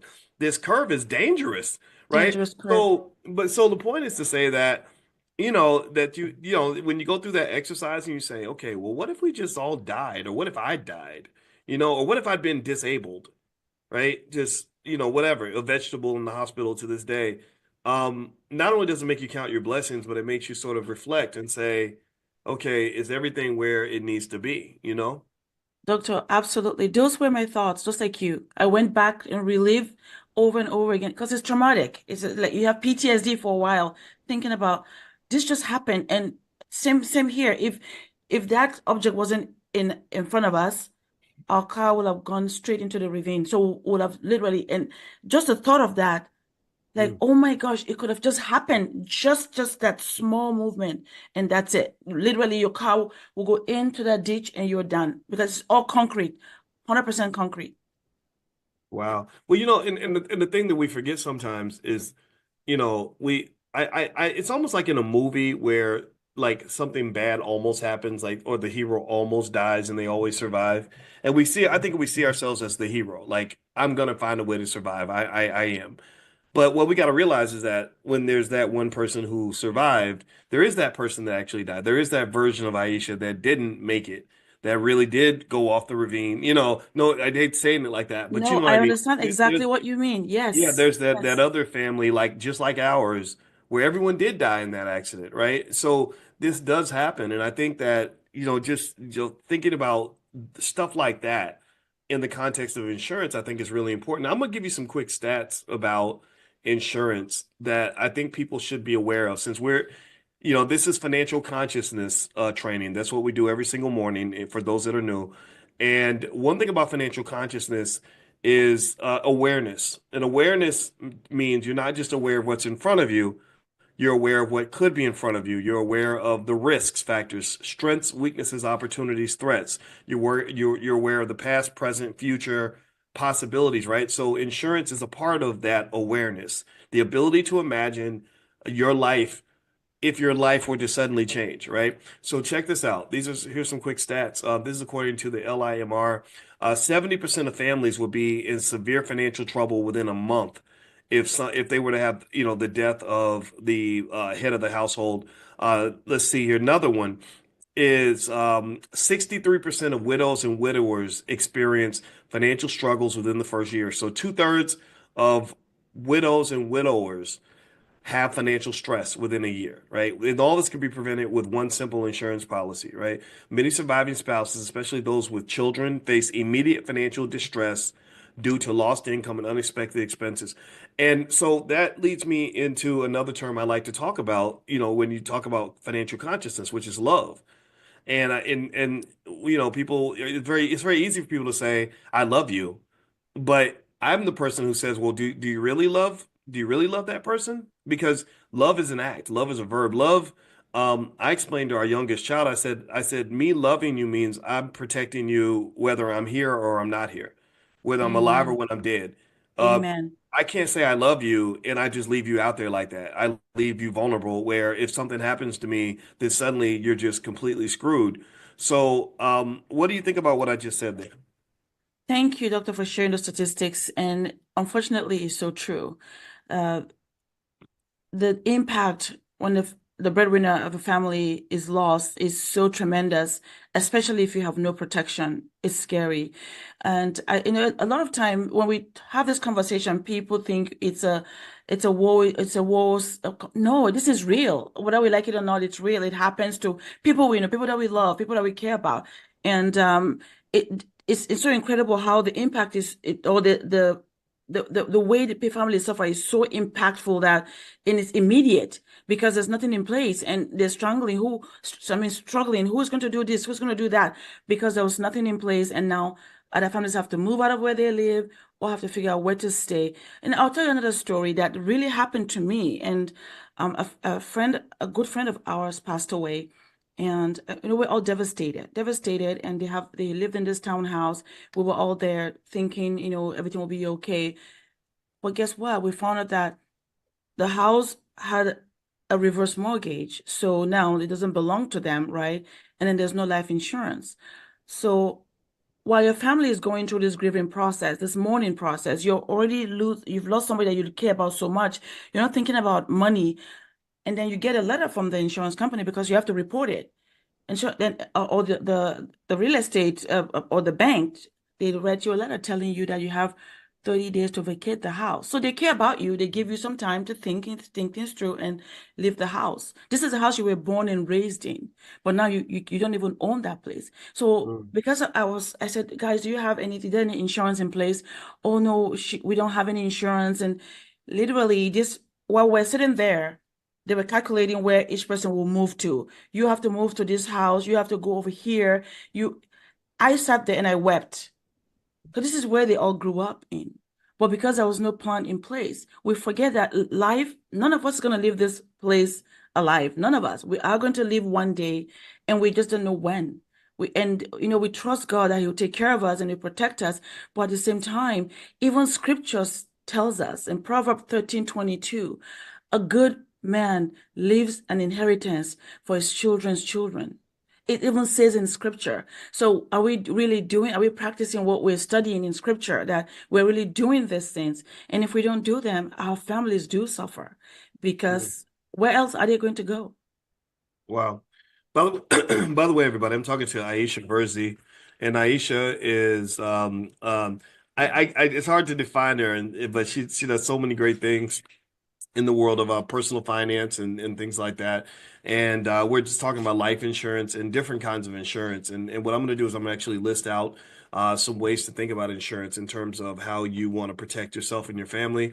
Also, I want to remind everybody, if you want to be notified via text when we start class every morning, we do this every morning at 10 a.m. Eastern. Text the word morning to the number 87948. So you can text morning to 87948. And I just had a thought, Aisha, as you were talking.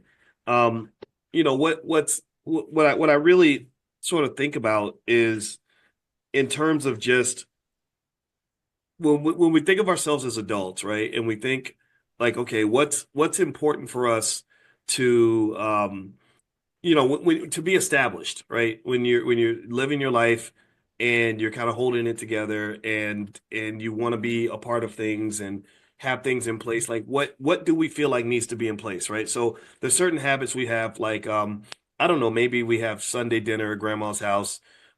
Maybe we have our relationship with our significant other, girlfriend, boyfriend, husband, wife, kids. We have our job, right? Our job is a very structured part of our lives, right? So you have the job that you go to, and there's a certain amount of time you're supposed to be at work. You give, literally hundreds of thousands, or actually tens of thousands of hours, maybe 100,000 hours or more to that job. So that becomes the biggest part of your life. Your job is the biggest part of your life. And then maybe some other things, maybe your kid's school. School is a big part of our lives, right? Like most people, if you Absolutely. talk to them, you say, "Well, where'd you go to high school?" It doesn't matter. It could be the dumbest person in the world, but they'll be like, "Oh yeah, I went to such and such high school." Everyone goes to high school pretty much. Even if you're not a good student at all, right? So what I noticed is that we kind of take certain institutions for granted in our lives, right? Now, Dawn says she has no sound. I have to stop there. Give me a yes in the chat. Let's quick sound check. Give me a yes in the chat if you can hear us.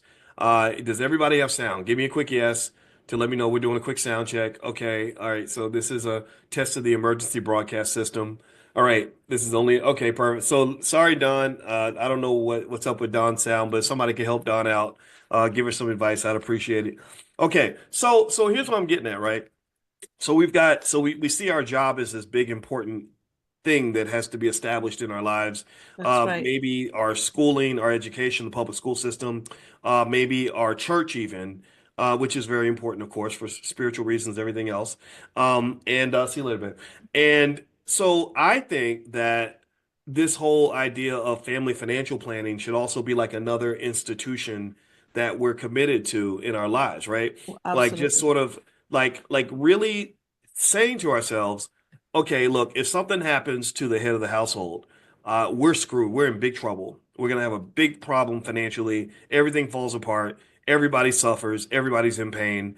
So we're gonna just once every 6 to 12 months, just go down the checklist real quick and make sure we've got things in place so that if something happens to one of us, we're gonna all be okay. I know that's a new idea. It's a radical idea, but it's not really radical if you consider the fact that it's simple. It's all about preparation. That's it. One my friend's mother was a mathematical genius named Josephine Shaw, and this wonderful black woman. She used to have this saying where she said, "Nothing is hard if you study." Right? And another way to say that is nothing is hard if you prepare. Good. If you So prepare. so when we walk around talking about how hard it is to be black and how tough it is financially, how miserable we are all the time, right? Or some people feel that way. Well, nothing's hard if you study. Nothing's hard if you prepare, right? Miss Shaw Absolutely true. said that, and that's that old black woman wisdom that will change your life if you apply that to your life. So, give me some thoughts on what you or what you just heard and in terms of a way we can sort of incorporate that into the culture, that idea of being prepared. Absolutely, doctor. Thank you so much. And what a beautiful thing she said. Like, if you study, nothing will be hard. Or if you prepare, nothing will be hard. And it's absolutely true. And that's universal for all of us. It's not said for just one particular group of people. It's for you and me and everybody else. But I think, Dr. Boyce, at the end of the day, you said it best in the beginning. Love. Love. It's all about love. If the people that God has put in your life that are your family, your wife, your children, if you love them, you will do that. And if you didn't do it before because you were not aware, that's okay. But now you're aware. Are you going Mhm, to have that family meeting? Are you going to mhm, call a family meeting and say, okay, We made a mistake before, but now we are going to get everything right. We are going to make sure we are protected, life insurance, car insurance, home insurance, whatever kind of insurance we need, because this family, we love you so much. We care about every one of you so much. Again, like beautifully said in your book, the 10 Commandments of Black Economic Power, which I think every Black family should have that book in their library. Every family should have that book and study it. Spend the time with your family, like a book club in your family, and study each chapter. There's a chapter dedicated telling you that your family is an asset. Do you understand that your family is an asset? Right? Even the life insurance companies understand that a 2-week-old child can be insured. Can you imagine that? They understand that the child is an asset. So we have to do the same thing. Really, the information is out there. Is we should study and then implement it, right? And then Dr. Boyce, I love that at the end of the book, you also talked about insurance, that families need to be insured. You cannot turn your way or your eyes away from me thinking you'll be okay. It's not about that. Like Michelle said, the mathematician, math doesn't lie. You put it together, you set it up, and you forget about it, and you live your life peacefully and enjoy your family because you've done the right things. And what is that? Love. You love your family, you love them till the end. That's just Mm. it. That's right. It's all about love. So let's type the word love in the chat. That's our word for today. I think that that's the word God sent us to ruminate on. I didn't plan on that, but I think love is important because love is the most powerful force in the universe, and love is why we do things. And Nietzsche, the philosopher, used to say that if you are committed to your why, then you can tolerate almost any how. Oh, wow. Meaning that if you know why you're doing something, then how you get it done ain't gonna matter. You'll Not figure it gonna matter. out. You'll find a way to make a way, right? So love is the ultimate True. why. I Yes. love you, therefore I'm there for you. Therefore I'm gonna prepare for you. Therefore I'm gonna show my wife, hey, that you got a hell of a husband because I'm gonna make sure that we ready. We're gonna be more than ready. I love the kids. That's my why. And so the how is let's sit down and figure out how we can make sure we're prepared. So, all right. So let me give Aisha's information. Just there's more to talk about, but I want to give this before I forget. If Aisha does one-on-one consultations and stuff like that, she can help you with insurance and stuff like that, but also a lot of personal financial stuff. She's very skilled in a lot of in many of these areas. If you'd like to talk to Aisha directly, she is part of the BBS, so you can actually email her at bbs@aishaverzi.com. And that's spelled it's right there on the screen, AISHAVIRZI. So that's BBS, which stands for Black Business School, BBS at AishaVerzi.com. If somebody could type Yes. that in the chat for me, I'd appreciate it. That's BBS at AishaVerzi.com. Okay, so and also she mentioned my book, The 10 Commandments of Black Economic Power, and I mentioned to you guys that we love the idea of doing business with all of you in the Black Business School because our goal is to get that message out to as many people as possible. So what I did was I made autographed copies of my book available for literally $8 plus shipping, and you can buy as many as you want. So it's better than wholesale. Typically, if you buy Please books buy the wholesale, book. yeah, if you buy Buy a the book book. wholesale, typically it's like 60% off or something. No, I think we took 80% off, right? And literally you can buy a ton of the books. And one of two things you could do is either one, you could buy a bunch and just give them away, or As a gift. become the leader and teacher in your community, right? Spread that gospel of Black economic empowerment to as many people as possible. I guarantee you that it will make a difference in the lives. Anybody who reads even 10% of that book is going to be on a much higher plane financially. And I say this as a person with a doctorate in this stuff. This Absolutely. this this is simple ideas that would go a very long way. And then number two, if you want to make it into a business, there ain't no wrong with that, right? I want everybody in here to win. I want you to prosper. I don't want you to just feel good because you met us. I want you to be good. I want you to when you walk up to me. I appreciate those of you that see me in the airport and you say, "Oh, I recognize you. That's nice," and I thank you for that. But I'm not trying to be famous. I'm trying to be impactful, right? So what I really love and what I'm really listening to is when you come up and you say, I started my business because of you. I now have $100,000 in my portfolio because of you. I have, my kids are now financial. I met a guy the other day, a brother the other day in Tuskegee, actually. He's on the city council in Tuskegee and he runs a multi-million dollar business with his brother. He brought up his son. He said, "Yeah, my son knows all of your economic principles and he's already," and I'm just like, "Yes, this is how we win. This is where we're Yes, scoring touchdowns, people." So let's really really move forward. We can do this. And in case y'all wonder why I sound like I'm on fire, Aisha, you know why? Because I'm at Tuskegee right now, I mean Booker T was here, George wow, Washington Carver was here, right? Like I feel like I'm sitting in a Black history mecca, like the spiritual energies like just charged all through me. I read about their lives and their friendship, wow. and I'm like, oh hell yeah, we Let's we do got this. this. And their So soul is there with you. Their soul is there. Yes. yes, yes. So anyway, let me say, okay, so let me give you the instructions. If you want to get the $8 copies of the books and order as many as you want, our team, they'll just keep restocking them. They're kind of mad at me now, Aisha, because Because there's been thousands of orders coming in. But yeah, you can go to we love it. tencommandments.voicewatkins.com. That's the number 10, if somebody could type that in the chat, the number 10commandments.voicewatkins.com and buy as many as you want, make it into a business, start a book club, sell the book at a fair price, right? Whatever people think that that's worth, to have an autographed copy of my book, and we'll ship you as many as you want. So and that to me makes me excited because we can fund the school. You guys can make your money. The book is damn good. It's a bestseller. A lot of people, Absolutely. Doctor, I so actually had a 10-week course on that book when you came to LA and launched the book. And then I read it like in 2 days. I read the whole thing, master it, and I literally rolled it out 10 weeks. And I did each one for each week. I did each commandment for every single week, and we completed the book. That was how powerful I felt about that book, because every family must have that book on their shelf.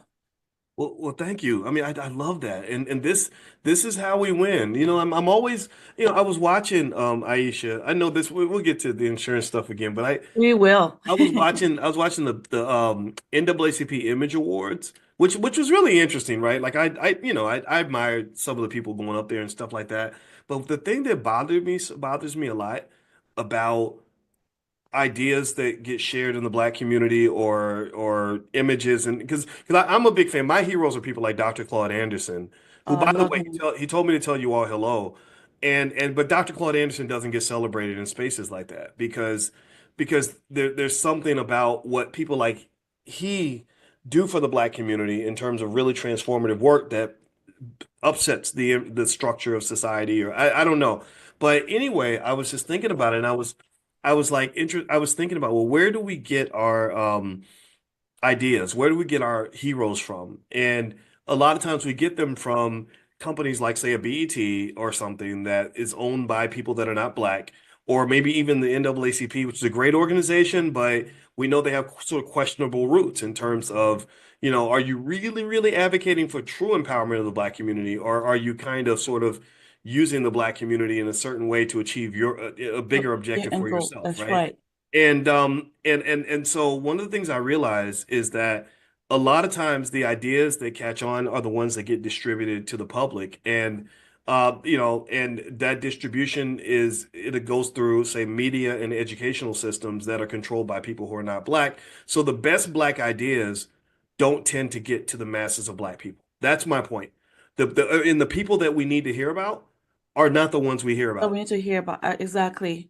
Yeah, yeah. Like when they were giving away hero awards and all that, and I told my wife, I said, it's not to say that these people on the screen are not talented and great to hear about, but for every one person you see on TV that you hear about, there's 1,000 other equally talented people, really significant people, very pro-Black people that you'll never hear about because they were not filtered through whiteness, right? A white person did not co-sign because I told my wife, I said, watch this. I said, every person you see on the screen, I want you to imagine what their career would have been like if a white person had not signed a document letting them into the establishment.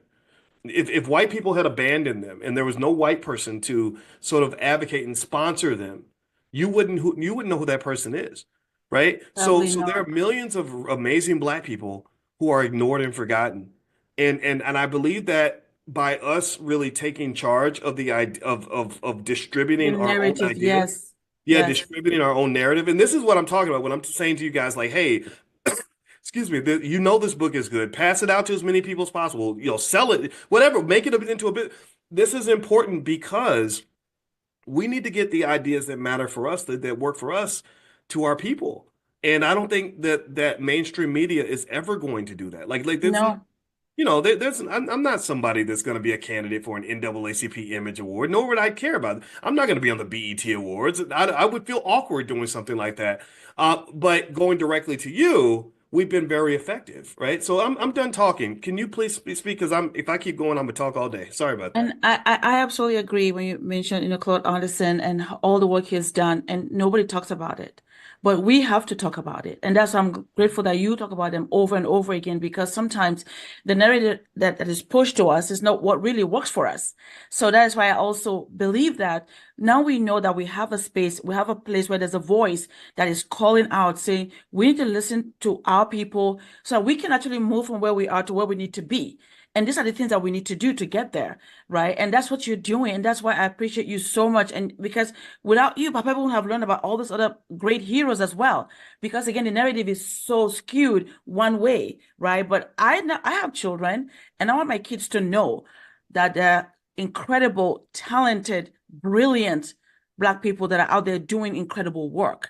And if this is not going to be put out for them, we need to do it ourselves. That's why I make sure my kids know Dr. Boyce is on. They know, they hear his voice all the time. They hear me in the classroom because they know it's important to me that they also get the education and like the wherewithal that they need from our people, because it's important, right? And them not talking about Claude Anderson with all the work he's done, what does that tell you? That they know that if they control the narrative that's skewed towards their benefit, will always continue to remain on the bottom. And we don't want that, because people know that if the Black people rise up with the talent that they have, whether it's in music, it's in technology, IT, nobody can even come close. No one. And we know the truth, and that's the truth. All the talents, most of them came from all African descent. But of course, you don't hear about it because somebody else, like you say, had to now take over and say, we're signing and approving. So then they become the people that we look up to. But believe me, we are not going to let that happen. As long as we're here, we're going to keep speaking the truth of those people that we believe we should be listening to, like Dr. Boyce, Dr. Anderson, and all the other great, Black scholars that have created things and done things that have made an incredible difference for all of us. So yes, I agree with you, and we have to do it ourselves. So share that book. That is one way we can make an incredible difference in our community, and make it a book club. Instead of reading about John Grisham, read Dr. Boy's book. Have a family group and do it together, one chapter at a time, and complete it. So that way, if your family has a question about any particular commandment, they can go back and reread it, so they can go back and apply it. I really believe that. When I read that book, I felt, wow, everybody should have this book. That was why I rolled it out in 10 weeks. Well, And thank you. Yeah, people were it's so grateful for that. yeah. Well, thank you. I appreciate that. And one thing I'm convinced about integration in America, and I'm not anti-white, so please don't put that label on me. I ain't got time to be hating nobody. I don't hate anybody. I just love myself. I love my people. That's it. Um, but the problem with integration so far has been that it's a partnership where we're supposed to take a certain role in the partnership, right? It's like if Donald Trump comes up to you and says, "Hey, I want to partner with you." He's not really trying to partner with you, right? As equals, right? Yeah. He's not going to say, well, you're going to be equal to me. You're going to have a jet the same size as my jet. You're going to have the same amount of power as me. You'll get to have an office just like mine. No, if he says, I want to partner with you or I want to integrate you into my company, he's probably saying he wants you to come work for him. Do you guys understand what I'm saying? Right? And so if you really visualize the white community as a great big Donald Trump, whether you like him or not, I don't care if you voted for him. This guy's ego is as big as a house. Oh, yes. That's what I visualize when I visualize integration. And the way it kind of ended up working was it was like Donald Trump coming to say to the black community, "Hey, you people are talented." And we're like, yeah, we You are. people, Wow. yeah. Instead of saying, yeah, I know, instead of us saying, yeah, I know we are, we were like, "Oh my God, thank you for acknowledging us. Thank you for seeing our talent," right? Which right there, that's a problem because That's a we should see problem. our own talent. We have to see our own talent. Stop waiting for people to acknowledge you. Acknowledge your damn self. That's what's important. But anyway, with that said, we get integrated into this system, and the conditions are simple. The conditions are like, look, there's going to be some spaces for some of you, not all of you, right? But we have the DEIs and all that, so we'll integrate some of you. Maybe some of you will become celebrities, some of you will become millionaires, some of you will get wonderful black jobs. The masses of you won't, because we don't have room for the masses of you, nor do we really want the masses of you. Because what we really wanted to do was come in and kind of scream, sort of skim the cream off the top. We really wanted your exceptional people so we can do what we do in Africa and in India and other parts of the world, and, Yes. take the wealth. Excuse me. Sorry, that was a horrible cough. Like in places like Nigeria, where we go Yes. and we get all the oil, and Yes. we don't care about the Nigerian And the people. minerals. Right. We're going to come to Nigeria. We're going to take all the resources from Nigeria and we're going to take care of a few elite people. And then the masses of people, well, you can have the rest Will of be that because left there's in no, that's abject almost, poverty. yeah. Yeah. So here's the thing. So when you have people that come along, in the black community, like a Dr. Claude Anderson who says, well, actually, let's see if we can develop an infrastructure that provides for the rest of us, for the masses, and then also an infrastructure that leads to black control and ownership. That becomes really threatening. That becomes a real problem because that's like you coming in to work for Donald Trump and then you coming in and saying, well, sir, I'd like to own my own company, or I'd like to be a 50-50 stakeholder in this company.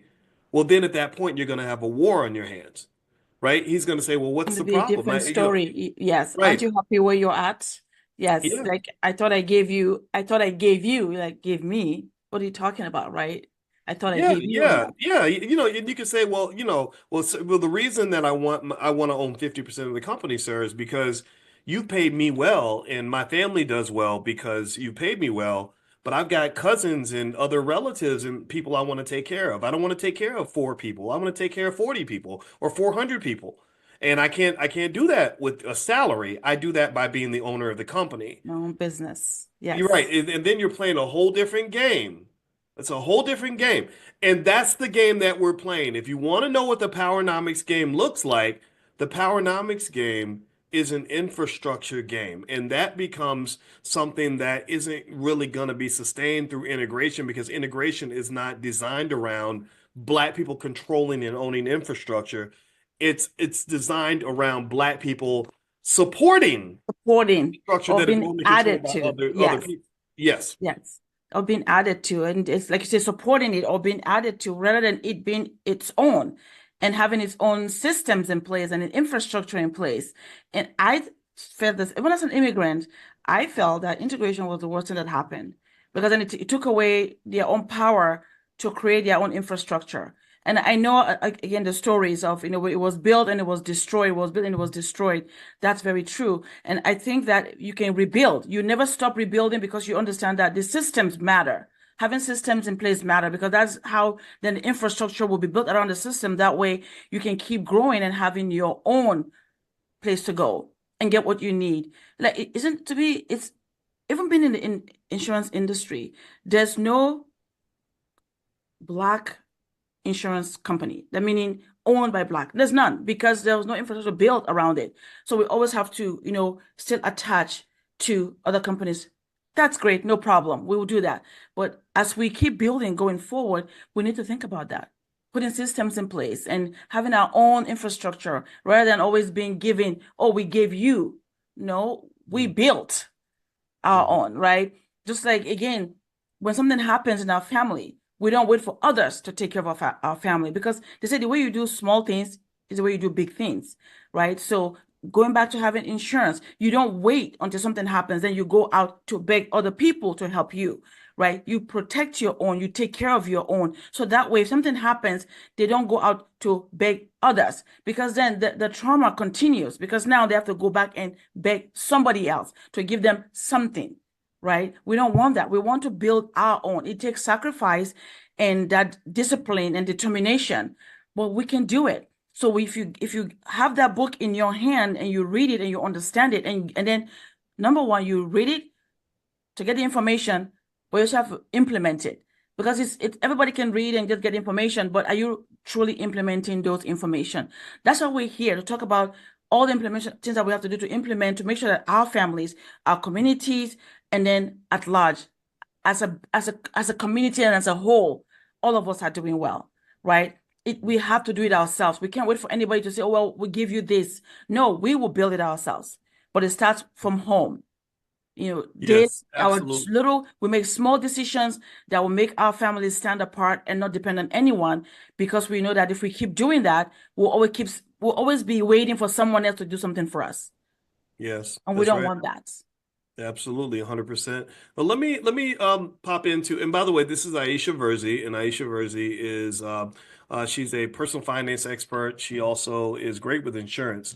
And if you want to meet with Aisha directly and talk to her, you can email her. Write this email down. It's bbs@aishaverzi.com, and Aisha Verzi spelled AISHAVIRZI. It's right there on the screen, right next to her. And you can go to bbs@aishaverzi.com and meet with her directly if you have any insurance needs or anything that you'd like to talk about in terms of your personal finances and your objectives. The other thing I want to mention to you, Aisha, before we forget, because I want to circle back on the insurance tip. I'm the one who took us in so many different Well, no, directions. Doctor, but you know what? I love it. Because when you talk about financial consciousness, all these things matter. They all come Yeah. together. It's not because sometimes when people want to hear about, they think it's only one subject. No, everything you say, it does pull together. When you understand the efficacy, but it's all true. It all comes together to give you that holistic information that you need to make decisions that are concrete. Because now you're not making it based on just one thing you listen to, but really the collection of everything you hear and all the stories that ties into what you need to do. So that way you make a decision, you're making a really informed decision. Well, good. Then, I agree with you. I think conversations should go in whatever direction they're supposed to go. Absolutely. And I think that when you talk about Black economic conversations, you have to really understand why um, our economic insecurity has really been one of the primary sources of our lack of freedom and our oppression. America is a country that loves to declare economic warfare on other people. They use their money to control other people. So you look at Elon Musk in the government right now. He uses his money to get things done and to fight his enemies, right? So Absolutely. when you don't have resources or when you don't understand, even understand where the resources are located, how to manage them, how to protect them, it's going to be very, very difficult for you to navigate this very competitive, very ruthless society, right? And I believe Black people don't have any friends. I'm not one that sits back and thinks that any political party is going to save us because they never have. So let me give you a few more quick stats about insurance that people need to pay attention to. I don't know if y'all know this. This is crazy. That GoFundMe covers one out of every three funerals in the United States. Did y'all know that? How crazy is that? That Crazy. GoFundMe covers one out of every three funerals in the US. Oh Lord. Jesus, that's crazy. And also, only 35% of Black people have life insurance. And yeah, so we got some work to do. Aisha, what do you think about those two stats? That's crazy. I didn't know Yeah, that. it's very crazy. And what before I came to, I looked at it and I thought that is absolutely, can I just say it, unacceptable. It is unacceptable because what it does or what it says about us is, again, we don't want to prepare. Again, that we don't care about their family members. It's funny when we go to some meetings and people talk and they talk about, like, when they're talking about the space and I'm in that room. And to be honest, I don't like the fact that, oh, you're in this room, you're the only one Black person in the room. And that's because we don't have enough of us talking about this in our community, and not just talking about it, but actually being licensed to actually implement it for our community. It's so important. Only 5% of us, how many million of, only 5% of professionals do this in the Black community. So if we don't have us talking about it consistently and being in our face, like, nobody's going to get covered. So that number is correct. And I hear about it all the time, and it really upsets me because I believe we can do better and we should do better, because at the end of the day, we are the ones that also still suffer because again, the GoFundMe that is being done there, or the car wash, or they say the fish fry, or the barbecues to bury a human being that was here that worked hard all their life, and we have to go back again to ask for help, for someone to bury them, we should be way beyond that by now because it's just unacceptable, right? And I think the biggest challenge people have, which I felt the same way too, Doctor. It's funny. I felt the same way because they feel, well, I don't need it. It's not important. I was one of those, right? And so I understand the concerns. But when you understand it better, and now you and I are talking about it, you know, you find that, wow, this is important. So I feel you. I feel your concerns. Oh, I don't need it. But I felt the same way. But now I found that no, this is actually one thing you need. Is actually the basic foundation of what you need to feel peace of mind, but also knowing that your family will not have to beg anyone for anything when something happens to you. Doctor, actually, now that we talked about it, I was going to ask you something about, I know you talk about estate planning a lot. You actually share that openly when you had your estate plan. You spend hours, literally a few days going through your estate planning and talk and getting yourself ready. Can you just please tell us just the importance of it? Just tell us why. Because I think if our people hear from you, because we want our people to hear from leaders like yourself to say that this is important, but you do it so openly. But the question is, are they hearing you and implementing as well? I know some of them are making the changes now, but we want more people to do it. So please tell us, like, why do you keep redoing your estate plan as time goes on, as things change? Hmm. I redo my estate plan because, things evolve, relationships change, priorities change. And what I learned from studying history of anybody that has ever done anything that means something is you have to think you really your life is very short relative to the length of the impact of your legacy if whether you do something good or bad, life is just really short. So a lot of your life, I think, should be spent preparing for your afterlife. And afterlife isn't a selfish concept to me where you just go to heaven and eat gummy bears for all eternity. Um, it's also like after your life is over, a lot of people are going to benefit or not benefit for what you chose to do or not do. Every single person in this room, every one of you in this room would have a dramatically different life if somebody 40 years ago had, even a fraction of the ideas that we talk about in this class and implemented any of that. Even if they did their version of the $5 a day plan, maybe it became the 50 cent a day plan or the $1 a day plan or whatever they could afford. You'd be filthy rich right now if somebody did that in the 1970s or 1980s, even the 1990s. 90s. That's not even that long ago. Imagine somebody did it in the 1950s and 60s, right? And so I really think with estate planning, it's really sort of seeing it's a consciousness thing. It's seeing yourself as part of something bigger than yourself. Yes. And that requires you to let go of yourself, let go of your selfishness, but it gives you like immortality in a way, Yes. right? Like a person is going to die. An idea doesn't have to die. An Mhm. institution doesn't Doesn't die. know. Like Tuskegee University didn't die with Booker T. Washington. Booker T's been gone a long time, but Tuskegee is going to live forever, right? Yes. So I encourage everybody, think of yourself. You're like it's a self-esteem thing too. Just how important do you want to be in the legacy of your family? Because you are Family. important. You are important. You just made the question is, do you see how important you are? But think about how important your grandparents are to you. Think about how important your parents are to you.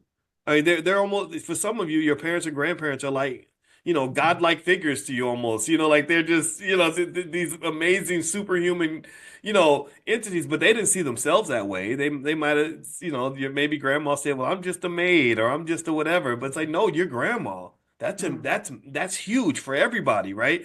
So you're huge if you want to be. Your legacy is important, right? It's going to have a huge impact on other people, and I encourage you to own that, value that, and that's important too, Aisha. I found that um, self-esteem is critical when it comes to legacy planning because if you don't value who you are and what you have, then you're not going to work hard to preserve it. No. But if you see the value in what you have and the value of who you are, you're going to take care of it, you're going to protect it, etc. Last thing I'll say on this, and then I'm done on this, Absolutely true. just for that self-esteem piece. I had a friend of mine who he runs this amazing like program for kids and does this awesome work. And we were at an event and he saw this white guy who was a billionaire and he's like, "Do you know who that is? That's the such and such who runs the $50 billion company and blah blah blah." And I was like, "Yeah, that's really cool." And I said, "Yeah, but honestly, I'm not nearly as impressed with him as I am with you." And he's like, "What are you talking about?" I said, "Well, because there's like thousands of white billionaires out here, but how many people do you know that are doing exactly what you're doing? Can you name one person on earth who's Mhm. impacting our children, which is that's our $1 trillion Our asset, legacy. right? I don't care what some rich white man's doing. No disrespect to him. God, good for him. Bless him. But I'm looking at what you're doing, and I would trade 50 of hims for one of you. You're the prize, man, and I need you to really see that. And I think it really affected his thinking. And I think that that's as a community, we've got to really turn inward and realize the importance of what we're doing. If you're taking care of a black family, that's the most important job you could ever do. Ain't no damn job in a corporate office more important than you taking care of your kids Family. and your wife and your husband and building a black family. Lord, there's no more sacred responsibility you can have. So long story short, I just want to. I think if we love ourselves and stop focusing on what everybody else got and everybody else is doing and trying to get invited to everybody else's table, I think that that's when we become great. So if you want to know why I do my estate plan, it's because I know that I'm important, and I know that my children are important. I know my legacy is important, and I don't give a damn if the world doesn't see it. Oh, y'all gonna learn today because this is where I'm putting all of my energy. Right? I'm not putting energy into building other legacies for Harvard and Yale and Stanford. No, no, we're doing this right here. So that's it. That's my thought process. Thank you for asking, and I'm No, done talking. thank you. Thank you, Doctor, for sharing that because we need to see how powerful and important it is. And for me, as as somebody that's trying to share the word in our community and make sure they hear about it, is look at the example. Doctor is doing it. You should emulate what he's doing. He's doing estate planning. He's adding additional insurance to his life insurance to his portfolio.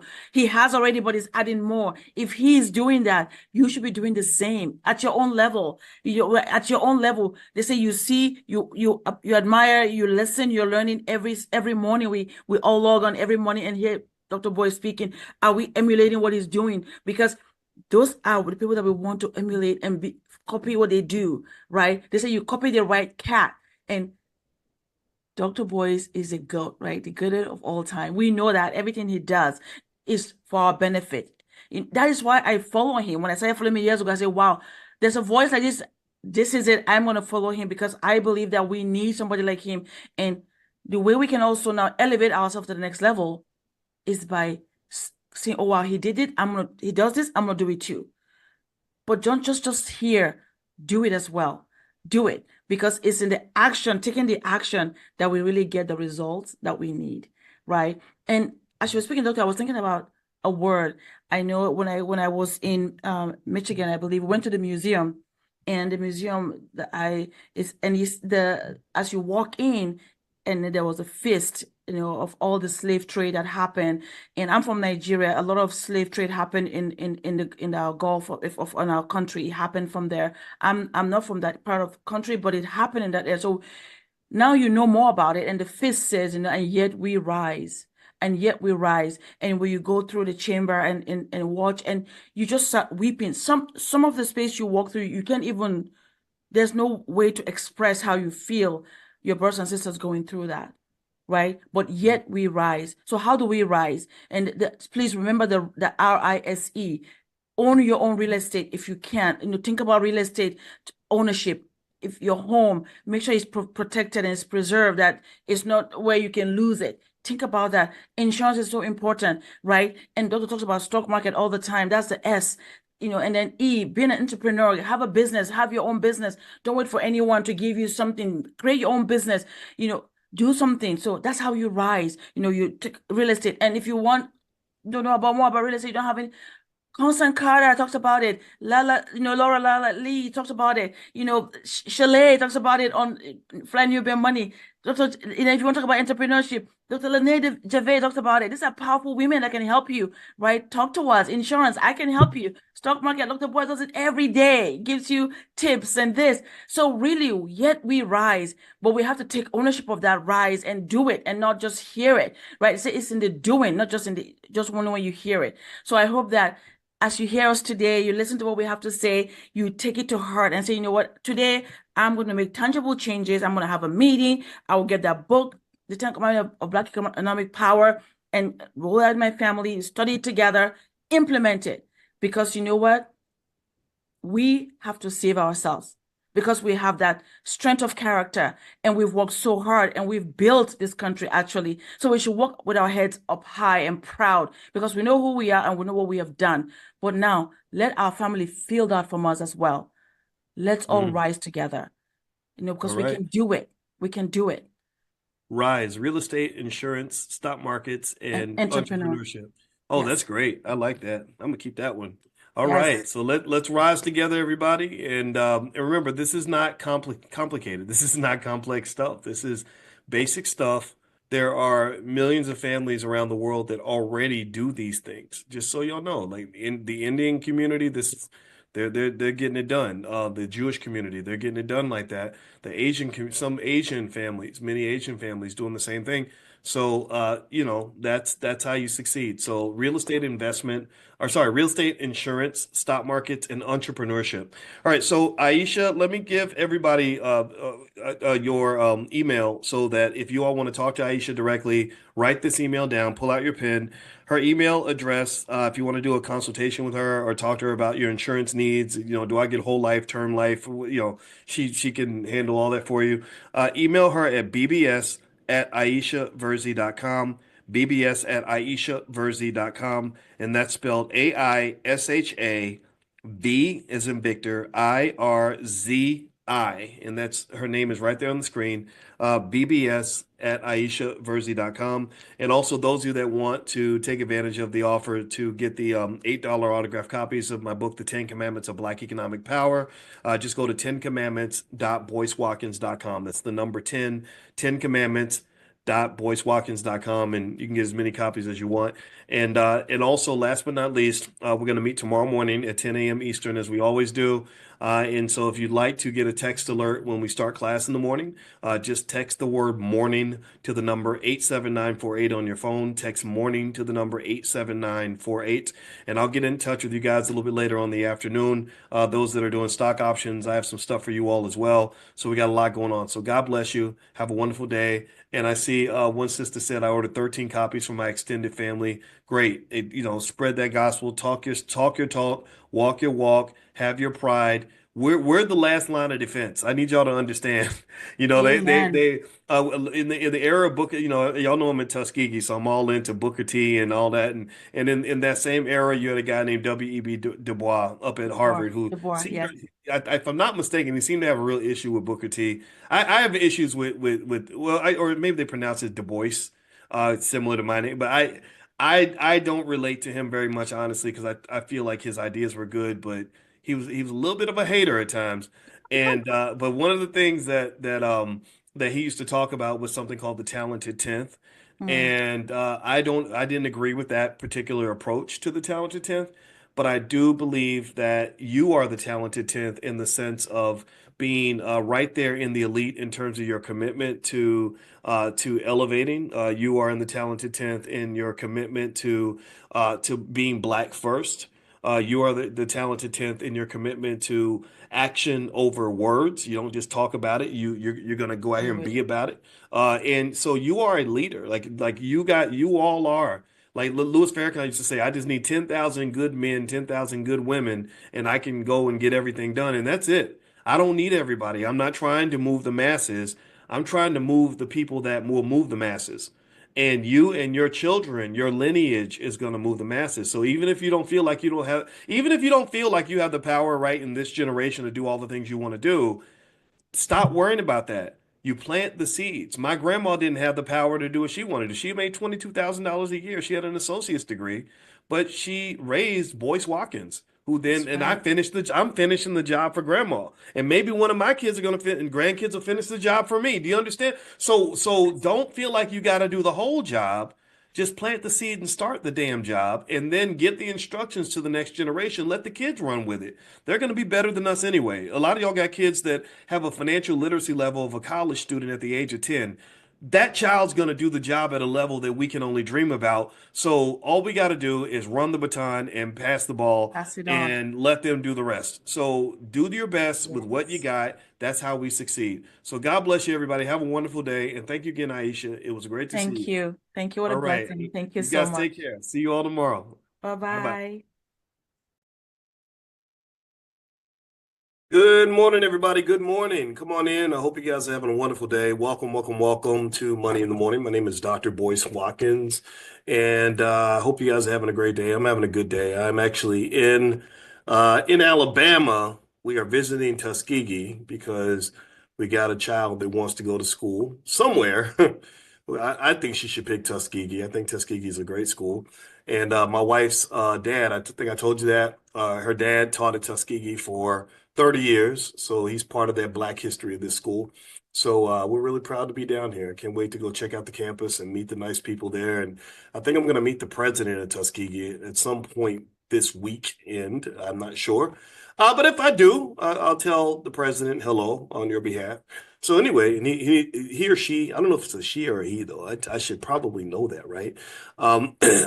They should be B1, right? I think they should be 100% Black first and kind of know what we're all about because we're reaching millions of people with our message, and I'm super proud of that. But anyway, all right, I hope everybody's doing well. All right, so let me tell you um, a couple things uh, that you may find interesting. Number one, I really thought more deeply about that idea of saying like, how can we do business together, right? How can you make money and the school make money and everything else? And I really thought about this, right? And I said, okay, what if we allowed everybody in this class to just buy my books wholesale, like our workbooks for kids? And I know you guys like them because you guys have bought like thousands and thousands of them. We have a really hard time keeping them in stock.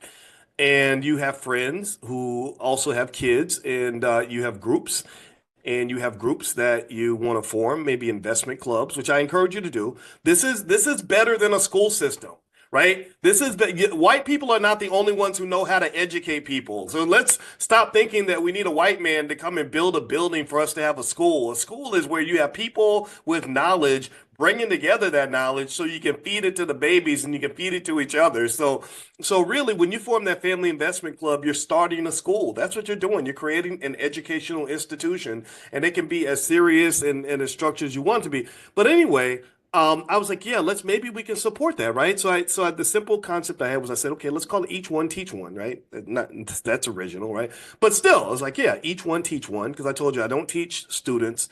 I only teach teachers because we have to multiply what we're doing. We have to multiply B1 culture. We have to multiply Black economics. We have to multiply Black wealth commitment. We have to multiply the importance of putting ourselves first. We've got the knowledge. We just have to share it.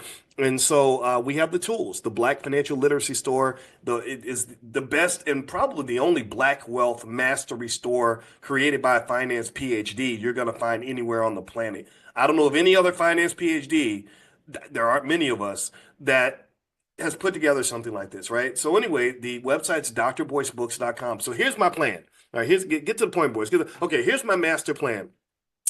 The master plan is I tried that thing where I said, okay, what if I let you guys buy my book, at a really, really, really fair price, right? So I said, okay, well, yeah, sure. If you want to get an autographed copy of my book, you can get one for $8. Just pay the shipping and we'll ship it to you. And so we did that. And a lot of you bought, I mean, you guys bought so many, probably thousands and thousands of books, right? So my hand's tired from signing the books, but it's okay. It's a privilege to do that. And our middle daughter, the one who might go to Tuskegee, she's the one who's shipping it to your house.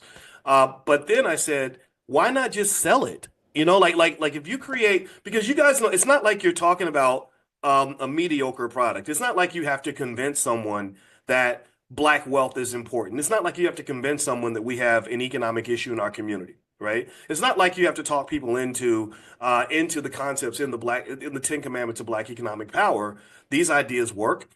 These ideas are, I don't try to convince you like, hey, money's important. No, you know money's important. You knew that. That's why you're here. That's what brought you here. I didn't have to tell you. It's like if you go to the doctor and you're coughing, you don't need the doctor to tell you that you're not feeling good, right? So basically, I said, well, why not encourage everyone who really is in this, because a lot of you always reach out and say, how can we help? How can we help? Well, this is how you can help.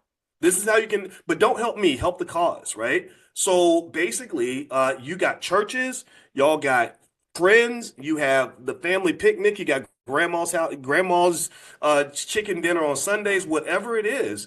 Get your people together and start talking about wealth and pass out copies of the Ten Commandments book. So you can do it one of two ways. If you're balling out of control and you got plenty of money, you buy the books for $8 a piece. You just give them away. That's something that's us investing in our people. Or if you have people in your family that don't mind contributing as well. I think it's better when everybody jumps in. That's one of the principles of the book, actually, that everybody carries a piece of the weight. That way, no one has to carry it all. We don't have this sort of one black Superman model of black success. We have a model where everybody does a little bit, and that way everybody can succeed. So basically, there we go. See, DMV Wealth Team, they said they have a Zoom call every Wednesday at 9 p.m. There we go. That's a good start, right? So maybe you say to everyone, look, this autographed copy of Dr. Watkins' book, we can get you a copy for $30, right? That way you have a little bit of a markup. You get something from it. They get something from it. It's still cheaper than the website. The website is $40, right? So you're still giving them to them for a discount. You're generating revenue. You're making income. The school's benefiting because we're able to get the book out to more people. The people that buy the book are benefiting because these are principles and ideas that will change their lives. And then also you're forming wealth because you're coming together. That's an economic concept, by the way. We've talked about this. Economic theory actually says that when you come together, you're building wealth. I don't know if you know that, but when you come together, wealth is built. In fact, give me a second, and I'm gonna explain that concept in a little more detail. But I want to let you guys know one thing that was on my mind today that I really want to hit. Stephen A. Smith and Michael Wilbon, uh, they had a Malcolm X conversation that I thought was done in the wrong way. And I'm gonna, and I think it's just, it's it was something I saw and I wanted to kind of address that because it relates to wealth and some other topics. And I like these guys actually. I like both of them. I've never met Michael Wilbon, but for many years people told me I look like him, which is that ain't a compliment. I was hoping people would tell me I look like Denzel Washington, but they told me I look like Michael Wilbon, and I guess I have to own that. And Stephen A, I've met Stephen A on his show. He used to have a show called Quite Frankly with Stephen A. Smith. And I was on the show about 3 or 4 times, and he was always very nice to me. So I have nothing against either one of these guys, but I wanted to kind of address that Malcolm X conversation. But before I get to that, let me just finish my quick point about the books, right? So basically, you go to drboycebooks.com, and here I wanted to give you guys a code where you could actually get if you wanted to do the same thing with the workbooks. Now, with the autograph books, because we had limited supply, I sent out the link. So you have to use that one link to get the $8 copy. That's the only way you can get it. So if you were on the text list, you got that link. You already had a chance to buy your copy. You can buy more, use that link as much as you want. And I said, well, what if we did this with the children's workbooks? And the children's workbooks, I thought about that because I know you guys love them. They're really popular. We sell out constantly, and they're just good, right? So here's what I wanted to share with you if you're interested. The code, if you want to take 70% off the price of children's workbooks, is morning 70. It's all one word, morning 70. And you can actually go to financialworkbooks.com, use the code morning 70, all one word, and that'll take 70% off any children's workbook that you buy. Now, I'd give you the steep discount, not just so you can get it, at a good price, but also in case you want to buy a lot and you want to resell them and make that into a business. So that's something I want to offer to you in case you are looking for a way to start a business in something that you believe in, something that you know is going to benefit others, something that you know that others will be interested in. And so that's my offer to you. So you go to financialworkbooks.com, use the code word morning70, all one word. You can get the workbooks for 70% off. That code is only going to last for 2 days. And the reason I can only make it last for 2 days is because I don't want to drive my team crazy. They were already kind of flipping out because there were so many orders of the Ten Commandments that came in, literally hundreds and hundreds of orders every day, and I don't want to overwhelm them. And I can't do that kind of discount on the flashcards because we just don't have enough. We keep selling out, and until I figure out a better distribution process on the flashcards, we're going to have to take that off the table for now. But for the workbooks, you go to financialworkbooks.com, and on your checkout, use the code word morning70, all one word, and it'll take 70% off the cost of your workbook. You can buy one book or you can buy, a few dozen. It's totally up to you. All right. So anyway, that's done. Thank you for letting me get that out. I don't know if I said that clearly enough or if I was just stuttering. Either way, though, that was my best effort to explain it as clearly as I could because I'm kind of excited about all of this. So let me get into this thing with Michael Wilbon and Stephen A. Smith and what I saw that I thought was really interesting. So Stephen A. Smith and Michael Wilbon, again, two guys I don't have a big problem with them. I mean, I don't agree with everything they say, and Lord knows Stephen A. is all over the place sometimes, but I admire them both in certain ways. I think they're both accomplished people, and I respect that. So one of the things uh, that they said was they were asking an interesting question, which was, how would Malcolm X feel about modern day athletes? How would Malcolm X feel about the professional athletes that are on TV right now? Would he feel that they are representing the Black community properly, or would he feel disappointed? And I think that they both kind of came to the conclusion that Malcolm will be proud, not just of some of the activism that the athletes have shown, but also the economic success, right? The prosperity that they've had. A lot of these athletes are signing 100, 200, 300, $400 million deals. And he just feels like that Malcolm X. I think he used the term beaming with pride. Did anybody else see that? I don't know if anybody else saw that or not. And how many of you agree with that? How many of you feel that if Malcolm X looked at modern day athletes, that he would be beaming with pride from what he saw on TV? Do you agree or disagree? Okay, I see. Okay, I see a lot of. I see yes and no. Okay, and a lot. I saw some disagrees. Yeah, that. Okay, so let me kind of tell you um, why I tend to disagree with that statement. Um, I don't think that the modern athletes are just complete imbeciles. I told you that typically, actually, in America, though, the only three ways a white man will typically support a black man's success in America is if he's a rapper, a comedian, or an athlete, right? So we've kind of gotten into this world where the only black men who are seen in society for the most part are men who can rap, tell jokes, or who happen to be 6'8", 240 pounds, right? Which is like, what is that, 1% or something of the population. So what you tend to have, unfortunately, is you have this massive underbelly of millions of black men and women as well, and children that are just forgotten, that are just ignored.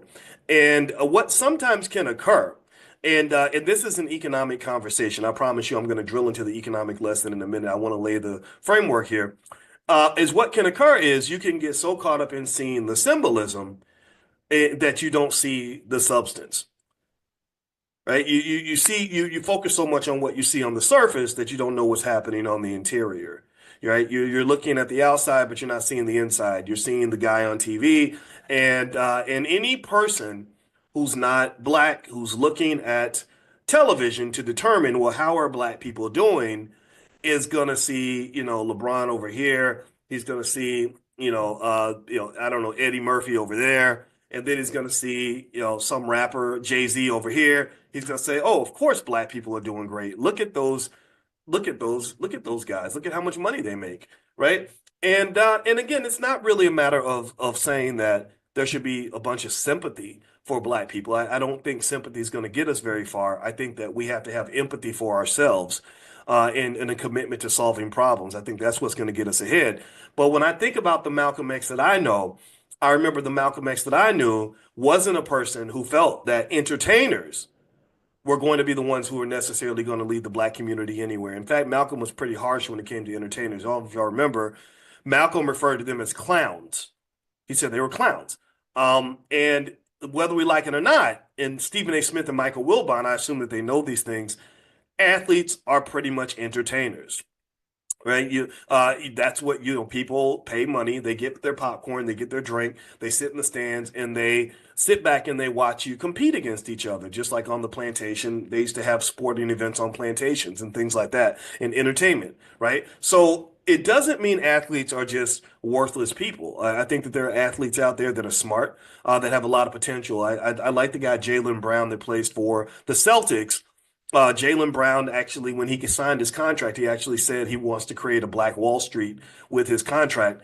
And I've never met Jaylen. I know someone said, "Hey, I want to introduce you to Jaylen because I know Jaylen's brother," and it never materialized. But I'd love to meet him and give him. If Jaylen sees this, like, hey, I'll give you my 2 cents. You don't have to pay me anything. I don't even want to. I don't need to be involved or anything. I just would love to tell you what you could do with that money because I think a lot could be done. But there has to be a certain structure of thinking, right? There has to be a mindset. Remember, we were talking about this, building children that understand systems and delegation and how to create structure, how to create infrastructure. Because the black community, that's what you're lacking. You're lacking infrastructure. So when you need infrastructure, you turn to white people. When you need structure, you don't turn to each other because your community doesn't always have the structure that it needs. Your institutions were burned down and destroyed during integration. Integration burned down the family pretty much. That was one institution. That was one type of structure.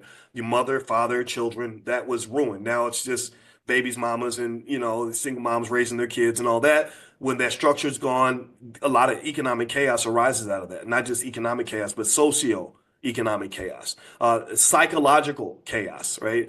Community chaos, lots of violence, all that. If you go to Chicago, what you see in Chicago when you see drill rappers run around with machine guns shooting each other down because somebody made a rap song, I guarantee you that there are no strong fathers. There are very few strong fathers in those communities. That's just the reality, right? So what my point is on this is to say that um, is that not while not every athlete, this would be never to say that athletes are just wasteful buffoons, but in many cases, athletes, because they are so busy being athletes, are not necessarily trained in the skill sets required to really build a community, right? A builder has to be trained to be a builder. A builder spends his time learning how to build.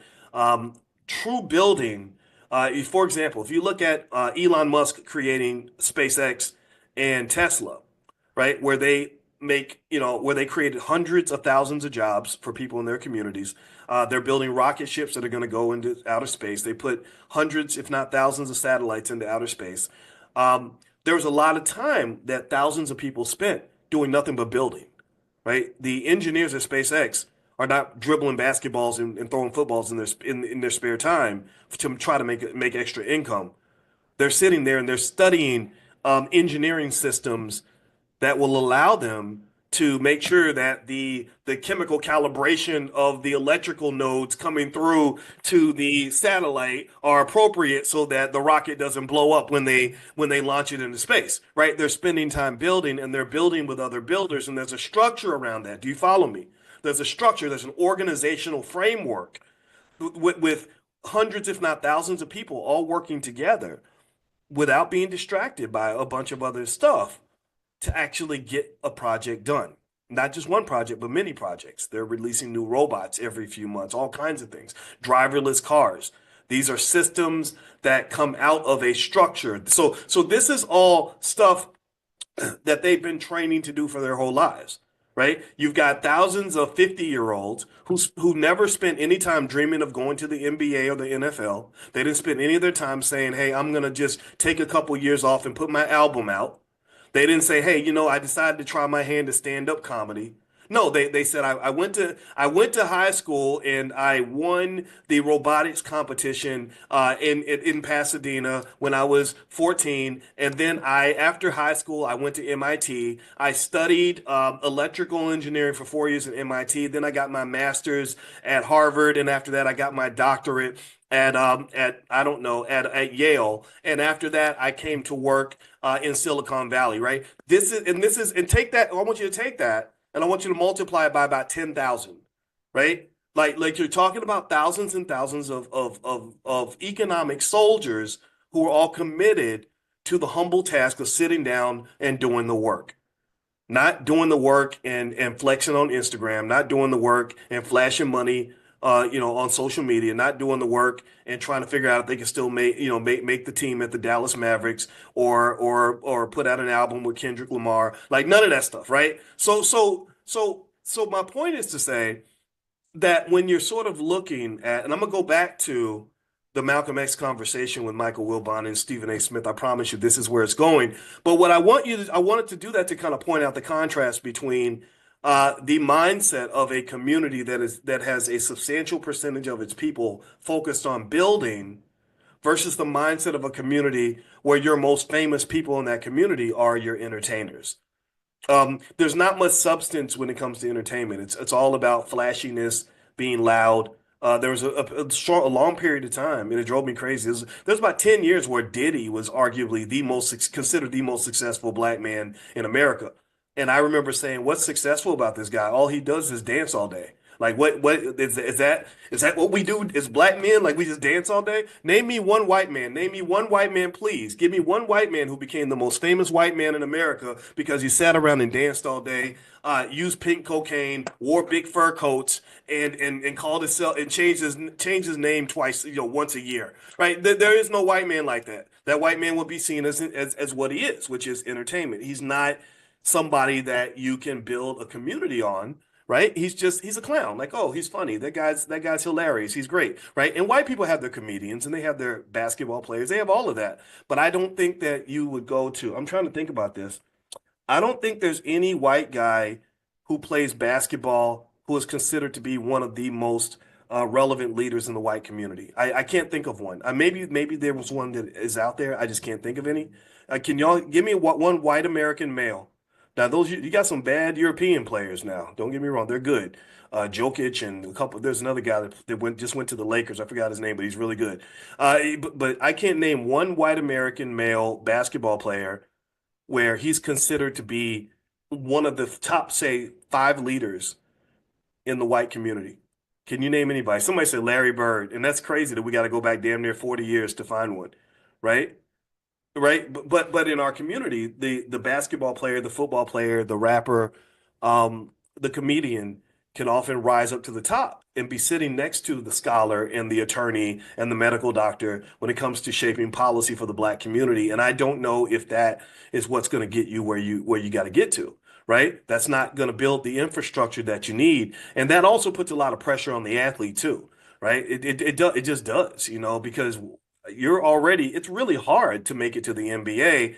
It's hard to save the whole black community in your spare time. Like that's just crazy, right? So when Stephen A. and Michael Wilbon were explaining, and I believe inaccurately, why they believe Malcolm X would be beaming with pride from today's modern athletes, some things that they mentioned was they said, well, look at LeBron. LeBron built a school.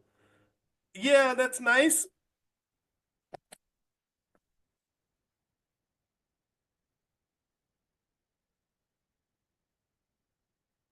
Can the whole black community go to one school?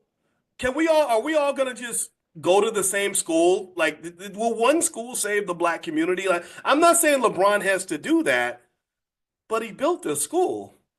Do you know how many thousands of white people have built schools that you'll never hear about? Because building a school in other communities is not a big deal. Of course, you're building schools. How else are you going to educate your children? White people have probably built millions of schools by now. Millions. There are schools with billion-dollar endowments that you will never even know who founded those schools because it's not like everyone says, "Oh my God, that's so amazing. You built a school." You are one of the greatest people in the country because you built a school. Umar Johnson spent 12 years talking about building a school, and everybody thought this was the second coming of Jesus Christ. One school has never saved a community ever. So if all you can do is to point to why Malcolm will be beaming with pride over today's athlete is to say, well, LeBron built the school. That tells me that you have been cursed by low expectations for your people. You have been cursed by this idea that your people are damn near so disabled, just such a bumbling group of of imbeciles that all you can do is build one school over a 20-year period, and that's considered one of the greatest accomplishments you've ever had. And I think that that is beneath us. I don't think that's who we are. I think we can do better than that. Because, and I can tell you that we are doing better than that because I know for every one celebrity that builds a school, I know hundreds, if not thousands, of people out there that are really doing significant real work and really working hard to change the lives of the children around them, change the lives of the people around them. So LeBron did his part if that's what it is, right? It's up to him to decide what his part is supposed to be, right? But if that's all you can cite is that he built a school, I don't know if that is a standard that you can use to say, oh yeah, the black community has really elevated as a result of the success of the black athlete. And that's what I want to really actually get to.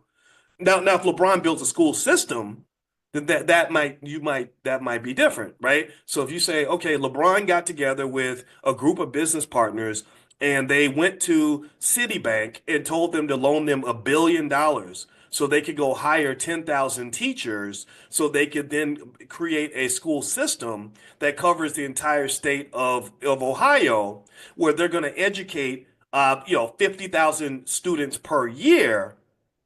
That is something that is a bit more commendable, remarkable, and memorable versus building one school, which unfortunately can be collapsed into symbolism. And what I want you to really understand is, and this is where I'm getting to, when you talk about economics and what it really means to make progress economically, you got to know the difference between substance and symbolism or symbolism and systematization. What is a symbol and what is a system? A symbol is I get up with my kids and I say, gosh, I love y'all so much and I want you to know I love you and I'm going to do right. Daddy's going to be here and I'm going to take care of y'all. We're going to go to Disneyland. I'm going to be the father you always wanted. I love y'all. And the kids are like, yay, my daddy's finally back. Blah, blah, blah. That's symbolism. But systematization and substance is when after the parade is over, I am systematically on a daily basis showing up for the next, the next 6,000 days in a row as the father that I promised them that I'm going to be. Do you understand? Symbolism is getting together with a pretty girl and turning on some Marvin Gaye and going into a bedroom and having the best sex of my life and making a baby. That's a flash in the pan moment. But the substance and the systematization, I'm gonna stop saying that word because I'm gonna mess it up, is when I spend 18,769 straight hours consistently raising that child. Sorry, 187,650 hours. I said it wrong. Hours raising a child from the age of 0 to the age of 18. And I say, not only did I make a human being, but I raised one. The symbolism and the excitement and the flash in the pan moment is when I sit there and I'm talking to you and I say, hey, I was always thinking about starting a clothing brand. You're like, me too. Yeah, okay. Well, we can call it the Blackity Black clothing brand. Yeah, and then we can put a little panther on it and it'll be the dopest thing ever. We're going to make $1 billion, right? That is the flash in the pan moment. That's the symbolism. I can do a press release off of that and I can put it on Twitter and maybe if I'm famous, I can get 10,000 likes. That's the kind of stuff Diddy used to do, like when he told everybody he was going to go buy the Carolina Panthers. But the substance is when I sit down and I have 20,000 straight meetings with you over and put in 10, 15, 20,000 hours of consistent labor with a dedicated team of hundreds of people to build that company into $1 billion entity. And one of the things that you have to be cautious about is that entertainment is built on flash.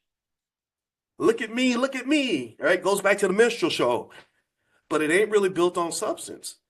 It's not built on, there's not a lot of substance. It's because, well, why? Because substance and doing the work quietly in the background is not what gets cheered on social media. That's not what people see on TV. That's not what everybody gets all excited about.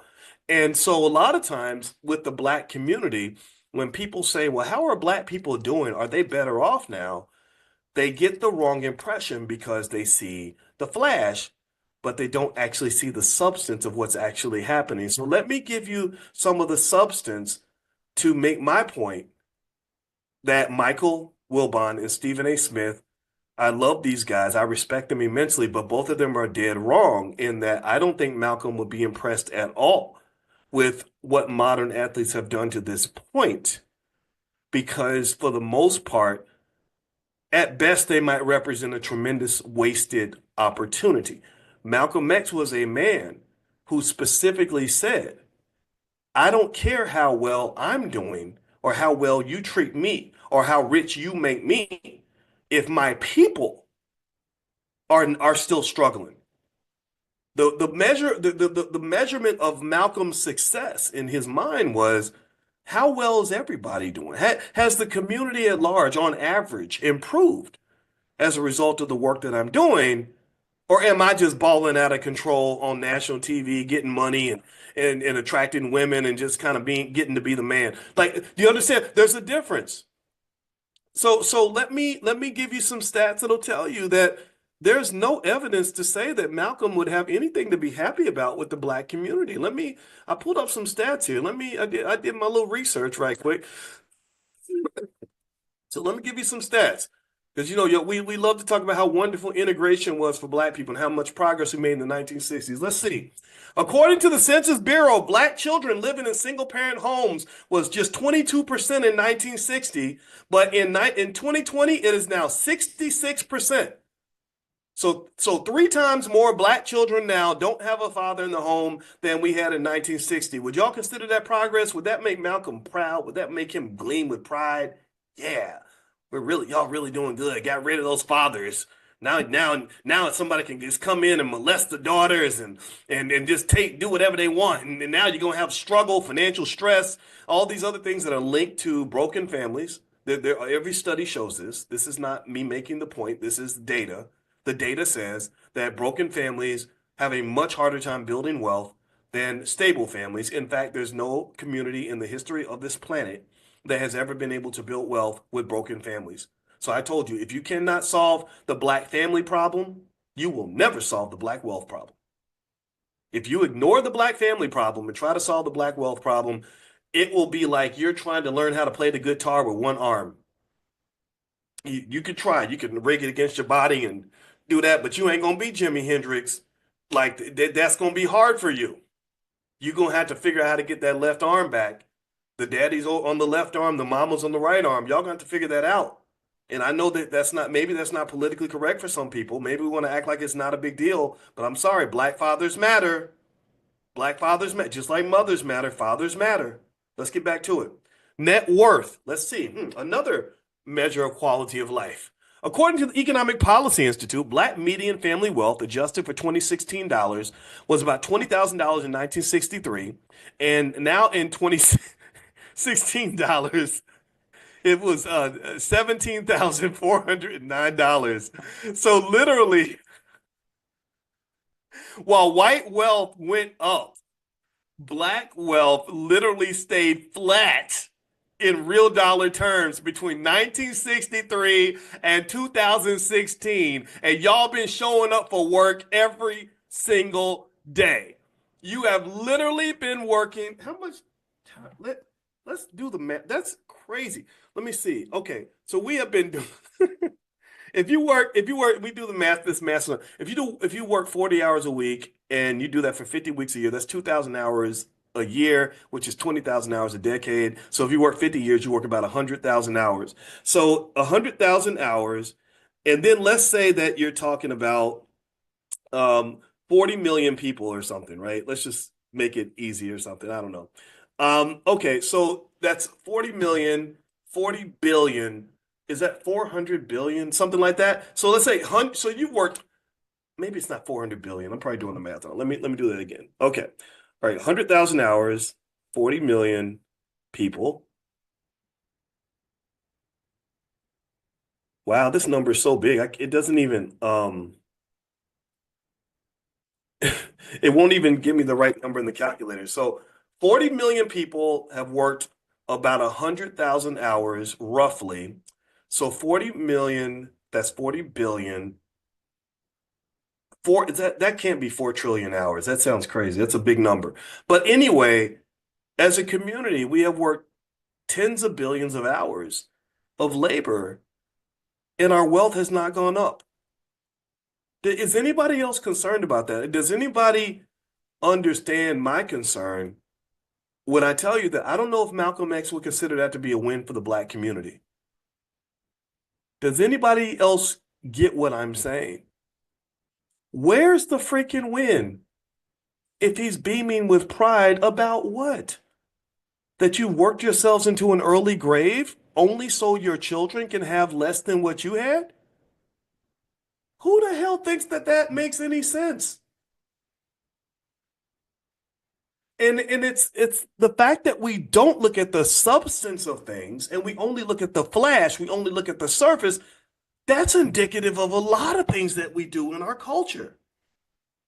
Think about how many times a woman will sleep with a man because he looks good on the outside, but y'all know that Negro's rotten on the inside, but you don't care because he got swag and he's 6'5" and the sex is good and next thing you know he's beating you up and stealing your money and cheating on and mistreating you, or you date a pretty girl because of what she looks like, but then you find out that this lady's gonna ruin your life. Think about how often we eat food that tastes delicious. You go to grandma's house and the food is greasy and salty and sweet and delicious, and the fried chicken and the hog mogs and the ham hocks, whatever it is that you eating, and the collard greens and the sweet potatoes and all that's just perfectly delicious because they poured a pound of, they had the big, they had the big 10-pound thing of sugar they put in the sweet potatoes to make them taste good, and then next thing you know, you're getting your foot cut off, and you're going blind because the diabetes set in, and all these other horrible things are happening. But it looked good on the outside, it tastes good,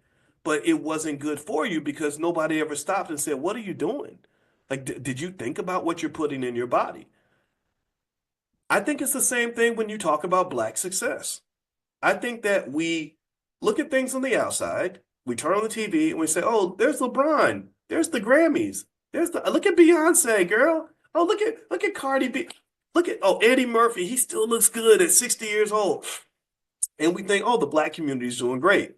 Look at all this black excellence. Look at all this black progress." But when you go back to the data and you look at what's the ingredients in the food, you find out that it's not what you think it is.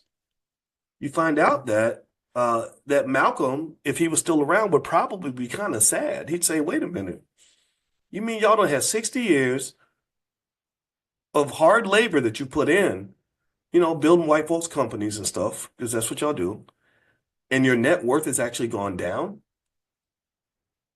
Maybe we need to deploy our best scientists to dissect the issue instead of pretending like there is no issue." So let me keep going. There's a couple more stats I want to just share with you, and this speaks to my point that I would love to make to Michael and Stephen. I don't know if I'll talk to I saw Stephen a couple of times, but I don't know if I'll ever talk to him again. But also, let's look at another indicator: education. I think education is important. Do y'all agree? According to the National Assessment of Educational Progress, black boys at grade 4 reading at or above proficiency was not systematically measured in the 1960s, but estimates suggest around 15 to 20% proficiency based on historical literacy data. In 2022, it is now 17%. So now in 2022, because these white people have done, or 2020, well, it's 2025, but 2022 is pretty close. Because these white people have done such a wonderful job of educating your boys, 17% of your fourth grade black boys are reading at grade level. Now white boys can't read that much better. They're about 40%. So the educational system's kind of failing everyone. But basically that means that if you have a child, if you have a daughter that's going to marry a man 10, 15 years from now, uh, there's about a maybe I guess about a 3 or 4 out of 5 chance that your grandchild's father is not going to be able to read very well, right? So that's an issue, right? And that's a problem that should be fixed. It's easily fixed by people that take their destiny into their own hands, but it's not fixed by people who either ignore the problem or are waiting for someone else to solve the problem. Let's keep going. Let's talk about physical health. According to the CDC, black mortality from heart disease was 260 per 100,000 in 1960, but now it's only slightly less than that. Okay, so your mortality from things like heart disease, preventable diseases hasn't changed. I don't think that's progress. Also, in incarceration, let's talk about that. In 1960, the incarceration rate for Black people was 600 per 100,000. Now it is about double that. Now it's 1,240 per 100,000. So let's just summarize really quickly. These are just 5 indicators I just grabbed. I could grab more. Um, you have 3 times more single parent homes. Again, would Malcolm be beaming with pride? Would Malcolm look at this and say, wow, I'm really proud of athletes because they've done a great job in helping the Black community improve. One, you have 3 times more single parent homes. Two, your net worth has actually gone down. Three, your boys are reading at the same level that they read in 1960, actually slightly lower. Four, you're still dying from preventable diseases at the same level. Five, you're twice as likely to be incarcerated. I don't see anything there that would make anybody beam with pride. Now, here's the thing. Is that the job of the athlete to solve all these issues? No, it's not. However, I think that if you go back to um, this idea that says that the wealthiest among us have some obligation or expectation to contribute to solving a problem, I think the question will be like, what exactly are they actually doing? And are they doing things that are truly making an impact, or are they doing things that are just symbolic? One of the challenges that I would put to athletes, and I've spoken to a few athletes and I've said this, is in many cases, y'all aren't really doing work in the Black community that is really benefiting the community. You're doing work that looks good on TV.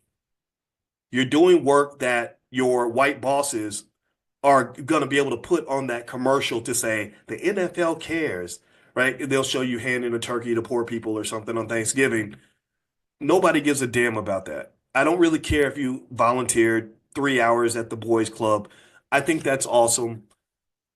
But what you got to understand is that when people really want to move a community, they operate, there's heavy lifting that has to be done. You have to do things on a broad and systematic level, right? Like when Hollywood wants to change a message or put a message out to the public using movies, they'll spend billions of dollars distributing that message through film and TV ads. Or when they want to promote a movie, they'll spend $100 million on advertising with a consistent message. When De Beers wanted to trick you into believing that diamonds are more valuable than they actually are, and they created one of the greatest marketing campaigns of all time called Diamonds Are Forever, they spent an insane amount of money instilling that in the music. They put it in a movie, James Bond movie. They put it in commercials. They told you exactly what to do. They said, spend 2 months' salary on a diamond. Diamonds are forever. If he loves you, he's going to say it with a diamond. And now, to this day, millions of people believe that if I get married, I got to go buy my wife a diamond. That was not true 100 years ago. And diamonds are actually not nearly as rare as they make you believe. But they did heavy lifting because they said, we got to actually do something that really moves the ball. We can't pretend to move the ball. We have to be able to prove that we actually moved it. Do you understand? So here's my point. When you look at entertainers and celebrities, they're because They live in a space of flash. It's easy to pretend like you move the ball. It's easy to say, well, LeBron built a school. You know, so and so donated 20 hours at the boys club. So and so gave money to this, the local hospital. Steph Curry went to the children's center and kissed some sick kids that had cancer. That was really nice, and we took pictures of all of it. There's lots of photos of everything, right? And you can say, see, that proves that we're moving the needle. But no, that doesn't prove you move the needle. That proves that you did something. That proves that you took pictures of yourself trying to move the needle, but that's not the same as moving the needle. Do you understand? And just knowing that difference, I think is absolutely huge because we have to redefine what Black success actually is. We got to redefine it. Let me break it down for you like this. Let me use myself as an example. Anybody else grow up like this? Look, I'm 53 years old, and I grew up. My coming of age was mostly in the 80s. I was a kid in the 70s. I became a teenager in the 80s. I was a young adult in the 90s. Okay, so that's my frame of reference. When I was coming up, I remember being told that your best way to contribute to the Black community was to go out and be successful, get a good education, get a good job, and then you being successful by getting that nice job and driving that nice car, living in that nice white neighborhood would be an example to other Black people of what can happen if you work hard. Anybody else go through that? Anybody else ever get that sort of symbolism message that you're really going to help the Black community move forward by being this symbol of success? And when they see you driving by them in the Mercedes and you throw a nickel to the little homeless kid or whatever, that's going to be, that's going to somehow make a difference. And I get all that, and I believed all that all the way up until the time I was on the faculty of Syracuse. And I said, okay, but the problem is that I started to do introspection. When I got about 28, 29 years old, I started to really question things on a deeper level. I've always questioned things. When I was little, my mother used to say, boy, your mouth will either make you great or get you killed. I'm curious to see which one. That's what she used to say to me. So I've always questioned things. But I really questioned things when I was 28 because I had a really hard year. Like if you ever really want to find out who you are, go through some tough times, and that'll really help you figure out what you're made of.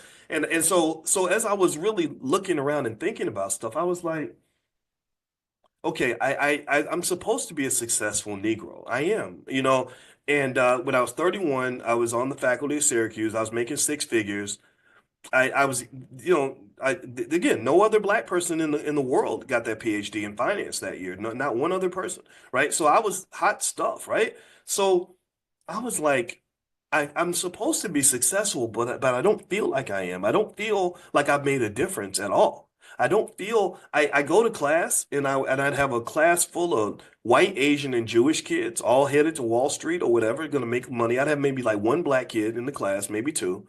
And I said, this does not feel like something that's going to make a difference. Like I'm going to live and die, and nobody's going to really care. Because I eventually began to think, well, I think I'm just another Negro who got a job. That's it. I'm just another Black person who got a job. So that's when I started thinking about some of the ideas that I share with you all now. These started forming when I was about 30 years old, and I said, you know, if you're really trying to adjust a community, you have to have people that are thinking on a more systematic level, right? Part of the reason the Black community is neglected is because the majority of our smartest people spend the bulk of their time investing in white-owned businesses. You invest in them by getting up and going to work every day. And what happens is that you'll give symbolism. You'll symbolically give back to your community. Maybe on Saturdays you'll go and you'll volunteer at the boys club, or on Sundays you might do something at church or whatever. But the bulk of your time, I'm talking about the meat and potatoes of your spare time and your energy and your resources are going elsewhere, right? And celebrities I've seen do the same thing. So you'll see somebody like a Jay-Z or Beyonce, and you'll say, well, what are you doing for the Black community? They'll say, well, we gave $100,000 to an HBCU. That's great. That's a lot of money, right? Wow, that's awesome. But then you'll see where they made a $10 million investment with some white boy in Silicon Valley, right? So it's like, so the HBCU got 10,000, but the white boy got 10 million. So what's happened is that the core of who you are, the core of what you're doing, your important work is going over there, and the extras are going over here. And then you wonder why the community doesn't really have um a lot to stand on, right? I mean, and really that's just true in life in general. If you really want to accomplish something, you can accomplish amazing things in your spare time. Anything that you're really trying to do at a high level, like whatever, like for example, the stuff I do at the Black Business School, and I probably got 1 billion views on YouTube. I've done 20,000 videos. I've reached millions of people doing this stuff. I couldn't do this in my spare time. I had to give you all of me for this to work. I couldn't have gave you like 5% of me or gave you my spare time in between, after work every day or in between me doing my important work. I couldn't do that. I had to really say, this is who I am. This is what I do. This is where I stand. This is where I'm at. And really it's true for almost everything. Will Smith explains that the reason he got his first divorce was because he gave his family his spare time. So of course his family fell apart because his family was just sort of this thing he threw the scraps to after he finished doing his important work.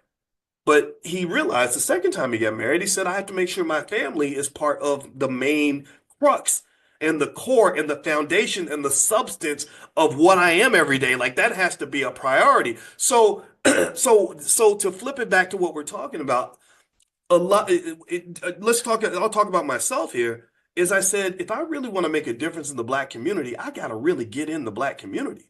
I got to live there. I have to take the crux and the core of who I am and what I do every day, and I have to inject the drug right into the bloodstream, so to speak. So, like, for example, I said, okay, I know all this stuff about finance. I know more than 99.9% of all Jewish people about finance. So, if I can figure out a way to reach at least a few hundred or a few thousand, maybe a few million Black people with some of these ideas, then I can inject that dope right to the bloodstream and really get to the core of the problem, really do something systemically that is really going to change the dynamic of where we are and who we are and what we're dealing with. Do you understand? Whatever it is that you want to do, you can't make it the side piece. It has to be the main thing. The main thing must be the main thing. And I will go back to Malcolm with the athletes. I think that for a lot of these athletes, I don't think that they've been encouraged to make the main thing the main thing. And when they do try to make the main thing the main thing, like Jaylen Brown with the Celtics, you see what happens. Jaylen Brown, to some extent, has been partially blackballed because they're like, "Whoa, wait a minute, you're really actually trying to solve a problem in the Black community. You're not pretending to solve the problem. You really actually want to do something? Well, that's not appropriate because we all talk about the problem, and as long as we don't measure our progress and hold our feet to the fire, then the problem never gets solved and no one ever gets blamed for it.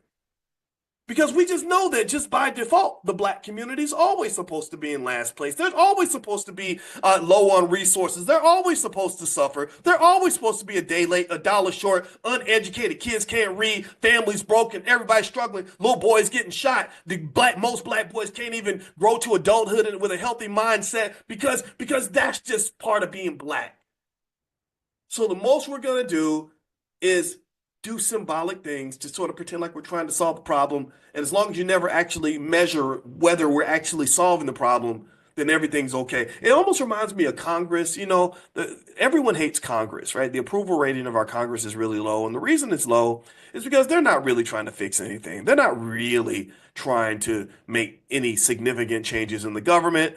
They just want to make sure that you blame the other party, right? Like, okay, yeah, we know Baltimore is a complete mess, but as long as you blame the Republicans, then it's okay, right? We know the Chicago public schools have 40 schools where not one single Black child can read or do math at grade level, but that's okay as long as you make sure you blame someone else for the problem. Don't blame us, right? And so when you have people that come in and say, well, wait a minute, um, okay, so you say you're doing all this stuff, but have you actually measured to see if the work that you're doing is actually moving the needle? What is your criteria? In mathematics, there's a whole theory, there's a whole thing called measure theory. Measure theory is basically like, how do you measure things? Are you even measuring things? Because if you never measure me as a man, if you never measure the results of what I'm doing, then I can tell you anything. I can live in a complete fantasy. I could live a complete lie for the rest of my life. I could say I'm the fastest man in the world. I'm Boyce Watkins, but I'm faster than Usain Bolt and Noah Lyles. And as long as you never pull out a stopwatch and force me to prove it, then I can live on that lie for the rest of my life. If I'm persuasive enough and people believe me, then I can just, that's I could just live on that. Right? And so when I hear Michael Wilbon and Stephen A. Smith say Malcolm would be gleaming with pride from the modern athlete, I simply retort by saying, according to what measure? Because when I measure the fact that athletes have the highest incomes of anybody, you literally have hundreds of professional athletes who are making more money than 95, 90, probably 98% of all black-owned businesses. I come back and I say, well, how many of those individuals have gotten together with their friends and formed a consortium that's created 100,000 jobs for the black community? I'm not talking about a guy who bought, 25 Wendy's or a bunch of Roscoe's Chicken Shacks. I don't give a shit about that. I'm talking about people that are really doing heavy stuff. Excuse my French. I don't want to cuss, but stop that. All that little tiny talk, like he owns a McDonald's and a hot dog stand and he bought, come on, man. Seriously. No, no, no. And then the other piece of it too is, um, I really want to see black people benefiting from, I want to be able to go to a community. I want to go to a city. Like I told you, I mentioned how I went to Austin, Texas, and I saw hundreds of rows of houses that Elon Musk and his white buddies have built for all the SpaceX employees. There was hundreds and hundreds and hundreds of rows of all these homes that they built so they could just sit over there and make rocket ships. It was unbelievable. And building after building after building of the Tesla factories. I mean, they're industrializing. What have we industrialized? I just don't see it. I'm not saying it's not out there. I just want to see more of it. Or if you do see a big black owned business, a lot of times you look at the management structure and it's like 60% white people. Has anybody ever noticed that?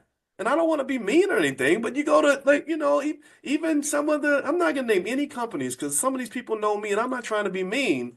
But you look and you're like, okay, let me see you. Let me see your black management team.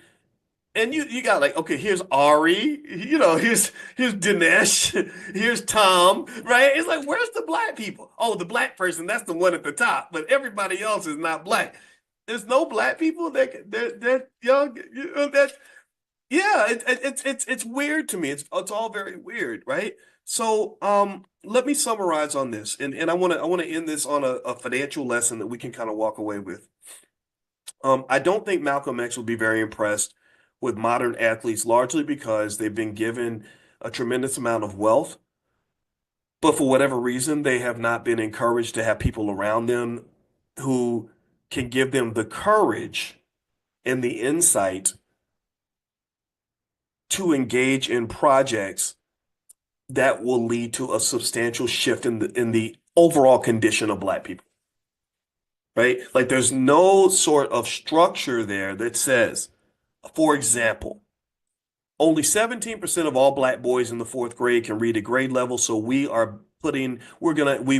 $1 billion to create a school system, and maybe it's gonna even be before it can even be designed before profit, such that we will provide a low-cost solution so parents can send their children to a school that's going to get better results for these children.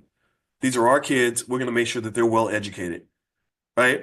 Or if you look at healthcare, for example, we still don't have any Black-owned hospitals that I know of anywhere. I haven't seen anything. But we got plenty of Black medical doctors, right? And so I don't really know. I think that what happens is that when athletes do things that make them appear to be connected to the Black community, the big problem is that these activities tend to have to be sanctioned by their bosses, right? They have to be seen as safe. So it's very safe for the athlete to go down and, play flag football with the kids at the local boys club. It's very safe for them to give away turkeys on Thanksgiving. It's very safe for them to say, I made a, $50,000 donation to whatever charity. What's not really safe is when they say, I got together with a bunch of other athletes similar to Bill Russell and Kareem Abdul-Jabbar, Muhammad Ali and Jim Brown. And we're going to put the hammer on these sons of bitches. We're going to go into all these people, all these white folks that claim that they love us, these corporations and these banks. We know y'all have access to hundreds of billions of dollars. Excuse me. I went to a social and I sat next to, not me, not me. I'm saying, let's say I'm some 6'8", 240-pound athlete, and I went to a social. I had Barack Obama here, Jamie Dimon from Chase Bank over here. I had a serious conversation with them and said, if you want to show me you're my friend, you're going to help me raise $5 billion for my next project. And what I'm going to do with that money is I'm going to take that money, I'm going to form a board of the smartest people I can find in my community, and we're going to use that money to start some sort of organization, corporation, or whatever that is going to make a substantial infrastructural adjustment in our community. Right? Maybe it's going to increase employment. Maybe it's going to increase reading levels for Black boys. Maybe it's going to lead to some healthcare outcomes. Maybe it's going to lead to a better way to educate Black people or whatever the case may be. Like even the model that I have with the Black Business School, the only reason this isn't scaled at a higher level is because I don't have I don't have athlete level money. But I use all my professor money to do this. And we know this is effective. How do we know this is effective? Well, because we measure our effectiveness. I know that even with the little money that we had, we were able to increase Black stock market participation rates at a dramatic level. Where do you think InvestFest and all that stuff came? We started this culture. This started when I was running around doing thousands of interviews and conversations on the internet about this stuff back in 2009. This has shifted the investing culture in the community, which is going to lead to a $1 trillion increase in Black wealth. So imagine if someone takes that model and they pour $1 billion into it. But unfortunately, when you start making real adjustments in the Black community, you're shifting a paradigm. You're shifting away from this old idea that Black people are always supposed to be a day late, a dollar short, and always left behind. You're going into a new world where, wait a minute, Black people are showing up, they're prepared. Oh, wait, Black people are actually advanced. They're more advanced than white people. Oh my goodness, wait, you mean Black families that they're stable, they're working together, they're building entities? Wait, you mean they want to educate their kids and they're pulling them out of our schools and educating them on their own and they're actually preparing them better than we could otherwise? Well, that's a problem because now we can't make money off these people anymore. And that's one of the biggest challenges that you have to deal with as well, is that there are too many people that have an invested stake in Black suffering. There are people that make money when Black kids are going to failing schools. Because why in the hell else would you send kids to a failing school? You do that because you're making money. You make money when Black boys go to prison. You make money when Black people work for white people. So massa ain't gonna break you out of that. And unfortunately, with athletes, when I would see them do any form of activism, it would always be very tame. It would be like, like, oh, well, the Democratic Party says we can do a Black Lives Matter protest. We're going to wear Black Lives Matter shirts today. Man, stop that. I don't care about that crap. I know my life matters. I don't need people to tell me Black Lives Matter. I want you to do something that's gangster. I think that's what it is. I think athletes have to be trained to be economically gangster. Economic gangsterism to me means you go and you grab your Dr. Claude Andersons or your Boyce Watkins types or others that understand how economic systems work. You form a board. You go to all these white folks that want to take pictures with you that are controlling banks that have billions, if not trillions of dollars in resources, and you say, I need y'all to cut the check. And when you cut the check, you're going to cut it with no strings attached. And we're going to take this money and we're going to take our best, brightest people in our community. We're going to get our best black teachers. We're going to get our best black scientists. We're going to get our best black engineers. We're going to get our best black builders. We're going to get our best black administrators. We're going to get our best black organizational experts, our best black therapists, and we're going to solve the problems in our community on a significant level. And I don't blame athletes for not understanding this. These are things I didn't understand until I was in my 40s. So if you're a 24-year-old who's focused on trying to win a championship in the NBA, of course you're not going to know these things. But that's what older black men and older black women are for. And that's exactly and precisely why they work so hard to detach you from older black men and older black women when you suddenly become the bright, shiny Negro who's on TV. It's because they don't want you listening to people that are going to bring you back to your community. They want you listening to people that are going to pull you away. So that's why, that's why Ari, in his family, now you're hanging out with all these other people that are not black because now they want you in their space and they see the black community as a detriment. Your goal and your job and your success is getting away from your community. That's pretty much what happens. And that's why you'll see their lives kind of change once they sort of get in that space where they're making all this money and everything else. And in fact, I remember hearing Bobby Knight say one time, really interesting. He said something. He said like a lot of my black athletes, they can't get ahead because their family members, when they start making money, their family members are asking for money, and they got all these friends from their old neighborhood that want to hang around and everything else. And he almost talked about it like blackness was like a virus that you want to get rid of. That like it's like something that you want to amputate in order to be successful. Like, and once you cut it off, then you can go and be happy and successful and live this wonderful life. And I hope that we've grown beyond that, right? I hope that we understand what that pretty much is. That clearly pretty much is white supremacy. And so really to me, if you're truly talking about this pro-black thing, like if you truly consider, and let's finish on this point. How many of you consider yourselves to be pro-black? Give me a yes if you consider yourselves to be pro-black. How many pro-black people we got in B1 people, black first, my community first, my people first, me first, my kids are black, we bliggity black all day long, ain't scared, ain't apologizing, good. Okay. If you're pro-black, I think you have to ask yourself that question I asked earlier. I know I've talked a lot today, so forgive me, but I had a lot of emotions going through me as I was sharing this.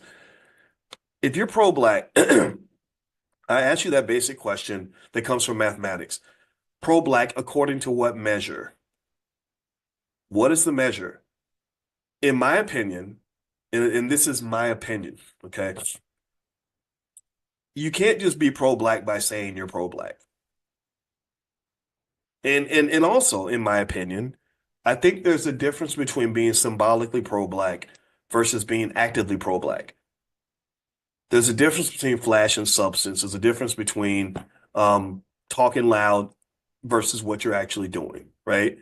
And I don't know if we talk about this distinction enough, but I think it's important to have this conversation so that we can start measuring ourselves and really measuring the type of pro-black that you're talking about, right? Because a lot of people think you're pro-black if you get an afro, wear a dashiki, and get a t-shirt with something black on it, like whatever, black fist on it. Like, and all that symbolism is fine and it feels good psychologically, but it doesn't make a difference in terms of outcomes and realities, right? My measure of pro-blackness comes down to, sure, yeah, I talk and I'll say things that other people won't say for sure. I'm wearing a Black Panther on my little jacket, right? So I got the symbolism, right? A lot of us carry a lot of that. But then also, what else is pro-black for me? Pro-black means every single morning, 7 days a week, I dedicate my PhD to talking to thousands of black people every morning about black economics, not just economics, but black economics, in hopes that I can influence thousands of families so that they will understand cutting edge economic techniques that will improve their families for the next generation. That's pro-black. You're measured partly by not just by what you say, but by what you do. What else would I consider pro-black? Well, I got a black wife that I'm committed to, despite the fact that she and I both grew up as African American people who have we both endured our version of trauma. She grew up in Gary, Indiana, which was the murder capital of the world at that time, and I've dealt with my trauma, and we put up with each other. And I don't dump her and go marry Becky because I really want to commit to a black woman. When I chose to get married, I knew that marriage was the greatest investment I would ever make in my life. It's more of an investment than any amount of money I've ever put out, any job I've ever done. I'm dedicating my life to something and someone, and it would not have made sense to me based on my definition of blackness to say, yeah, I'm pro-black, I'm bliggity black, y'all. But then when it comes time for me to make the biggest investment of my life, I turn and I invest in a white woman. I don't think that would make sense. I'm not making fun of you if you married a white person. Don't worry. I'm not gonna attack your spouse or anything. I get it. You follow, so don't think I'm judging you. I'm judging myself. Um, but to me, I would feel weird standing up talking to you every day if I'm like, oh, by the way, my wife Becky just walked in. Everybody say hi to Becky, and like it just seem kind of weird because it would be kind of me honestly kind of telling black women like, hey, yeah, you're kind of cool, but when it came time for me to really, really pick somebody, I had to go with her, right? That would just I would not blame you if you were offended by that. Pro-blackness means that I love being in the lives and supporting black children, whether they're my kids or not. Every black child that needs a daddy, I'm like if they had like Rent a Dad or something, some kind of service like Daddy on Demand, like DOD, like that would be me. Like I love being a dad. I think being a dad is like being a king. It's a beautiful. You're a king. You're a teacher. You're a leader. You're a mentor. Like, and if you carry yourself the right way and you go hard and you give encouraging words, like they love it and you're helping them and it feels good. I love being a dad. I love I got my daughter, but I also have other kids and I just pick them up, man. I don't know. Some guys were making fun of me. They thought they called it simping, like that I love my wife's kids, but I was like, I don't think that's simping. I think kids are great. Black kids are awesome, right? So that to me is my definition of being pro-black. Every resource that I have, from my money to my time to my love to my doctorate, gets invested in the black community. I am an investor to the very core of my soul. When I say the word investing, it's a word that is like 12 dimensions deep for me because I've studied it for so long. So when I say investing, I ain't just talking about money. I told y'all this. Most investing is not money. But remember, you're talking to a person who specializes in investing. So for me, the word investing is very deep. And what I concluded beyond any reasonable doubt is that if you want to achieve something, somebody has to make an investment. And you got to figure out what's your ROI and you have to have a measure. You have to be able to measure. If you want an outcome, someone has to make an investment. You have to measure how much was invested and you have to measure the return on investment. You can't just talk about it. You got to be about it. So I will just tell you, I think that what I love about Malcolm X, let's end on that. But what I loved about Malcolm is that Malcolm didn't just talk about it. Malcolm, he was about it. When they told Malcolm, well, this might get you killed, Malcolm's like, I don't care.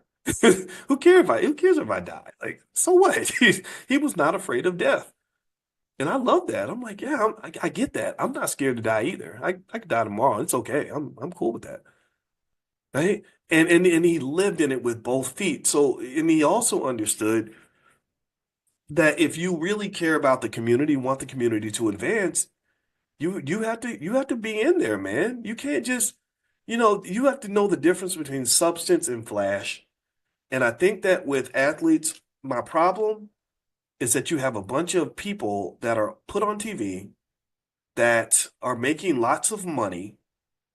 But when I look in the communities from which they came, I don't see where that money has improved the lives of large numbers of people. Sure, absolutely. Your cousins and them are doing great, and that's a good thing. That's a start.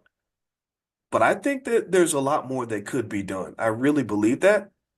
But you got to stop being scared, and you got to start looking for the truth because they're not going to give you the truth because your incentives are not aligned.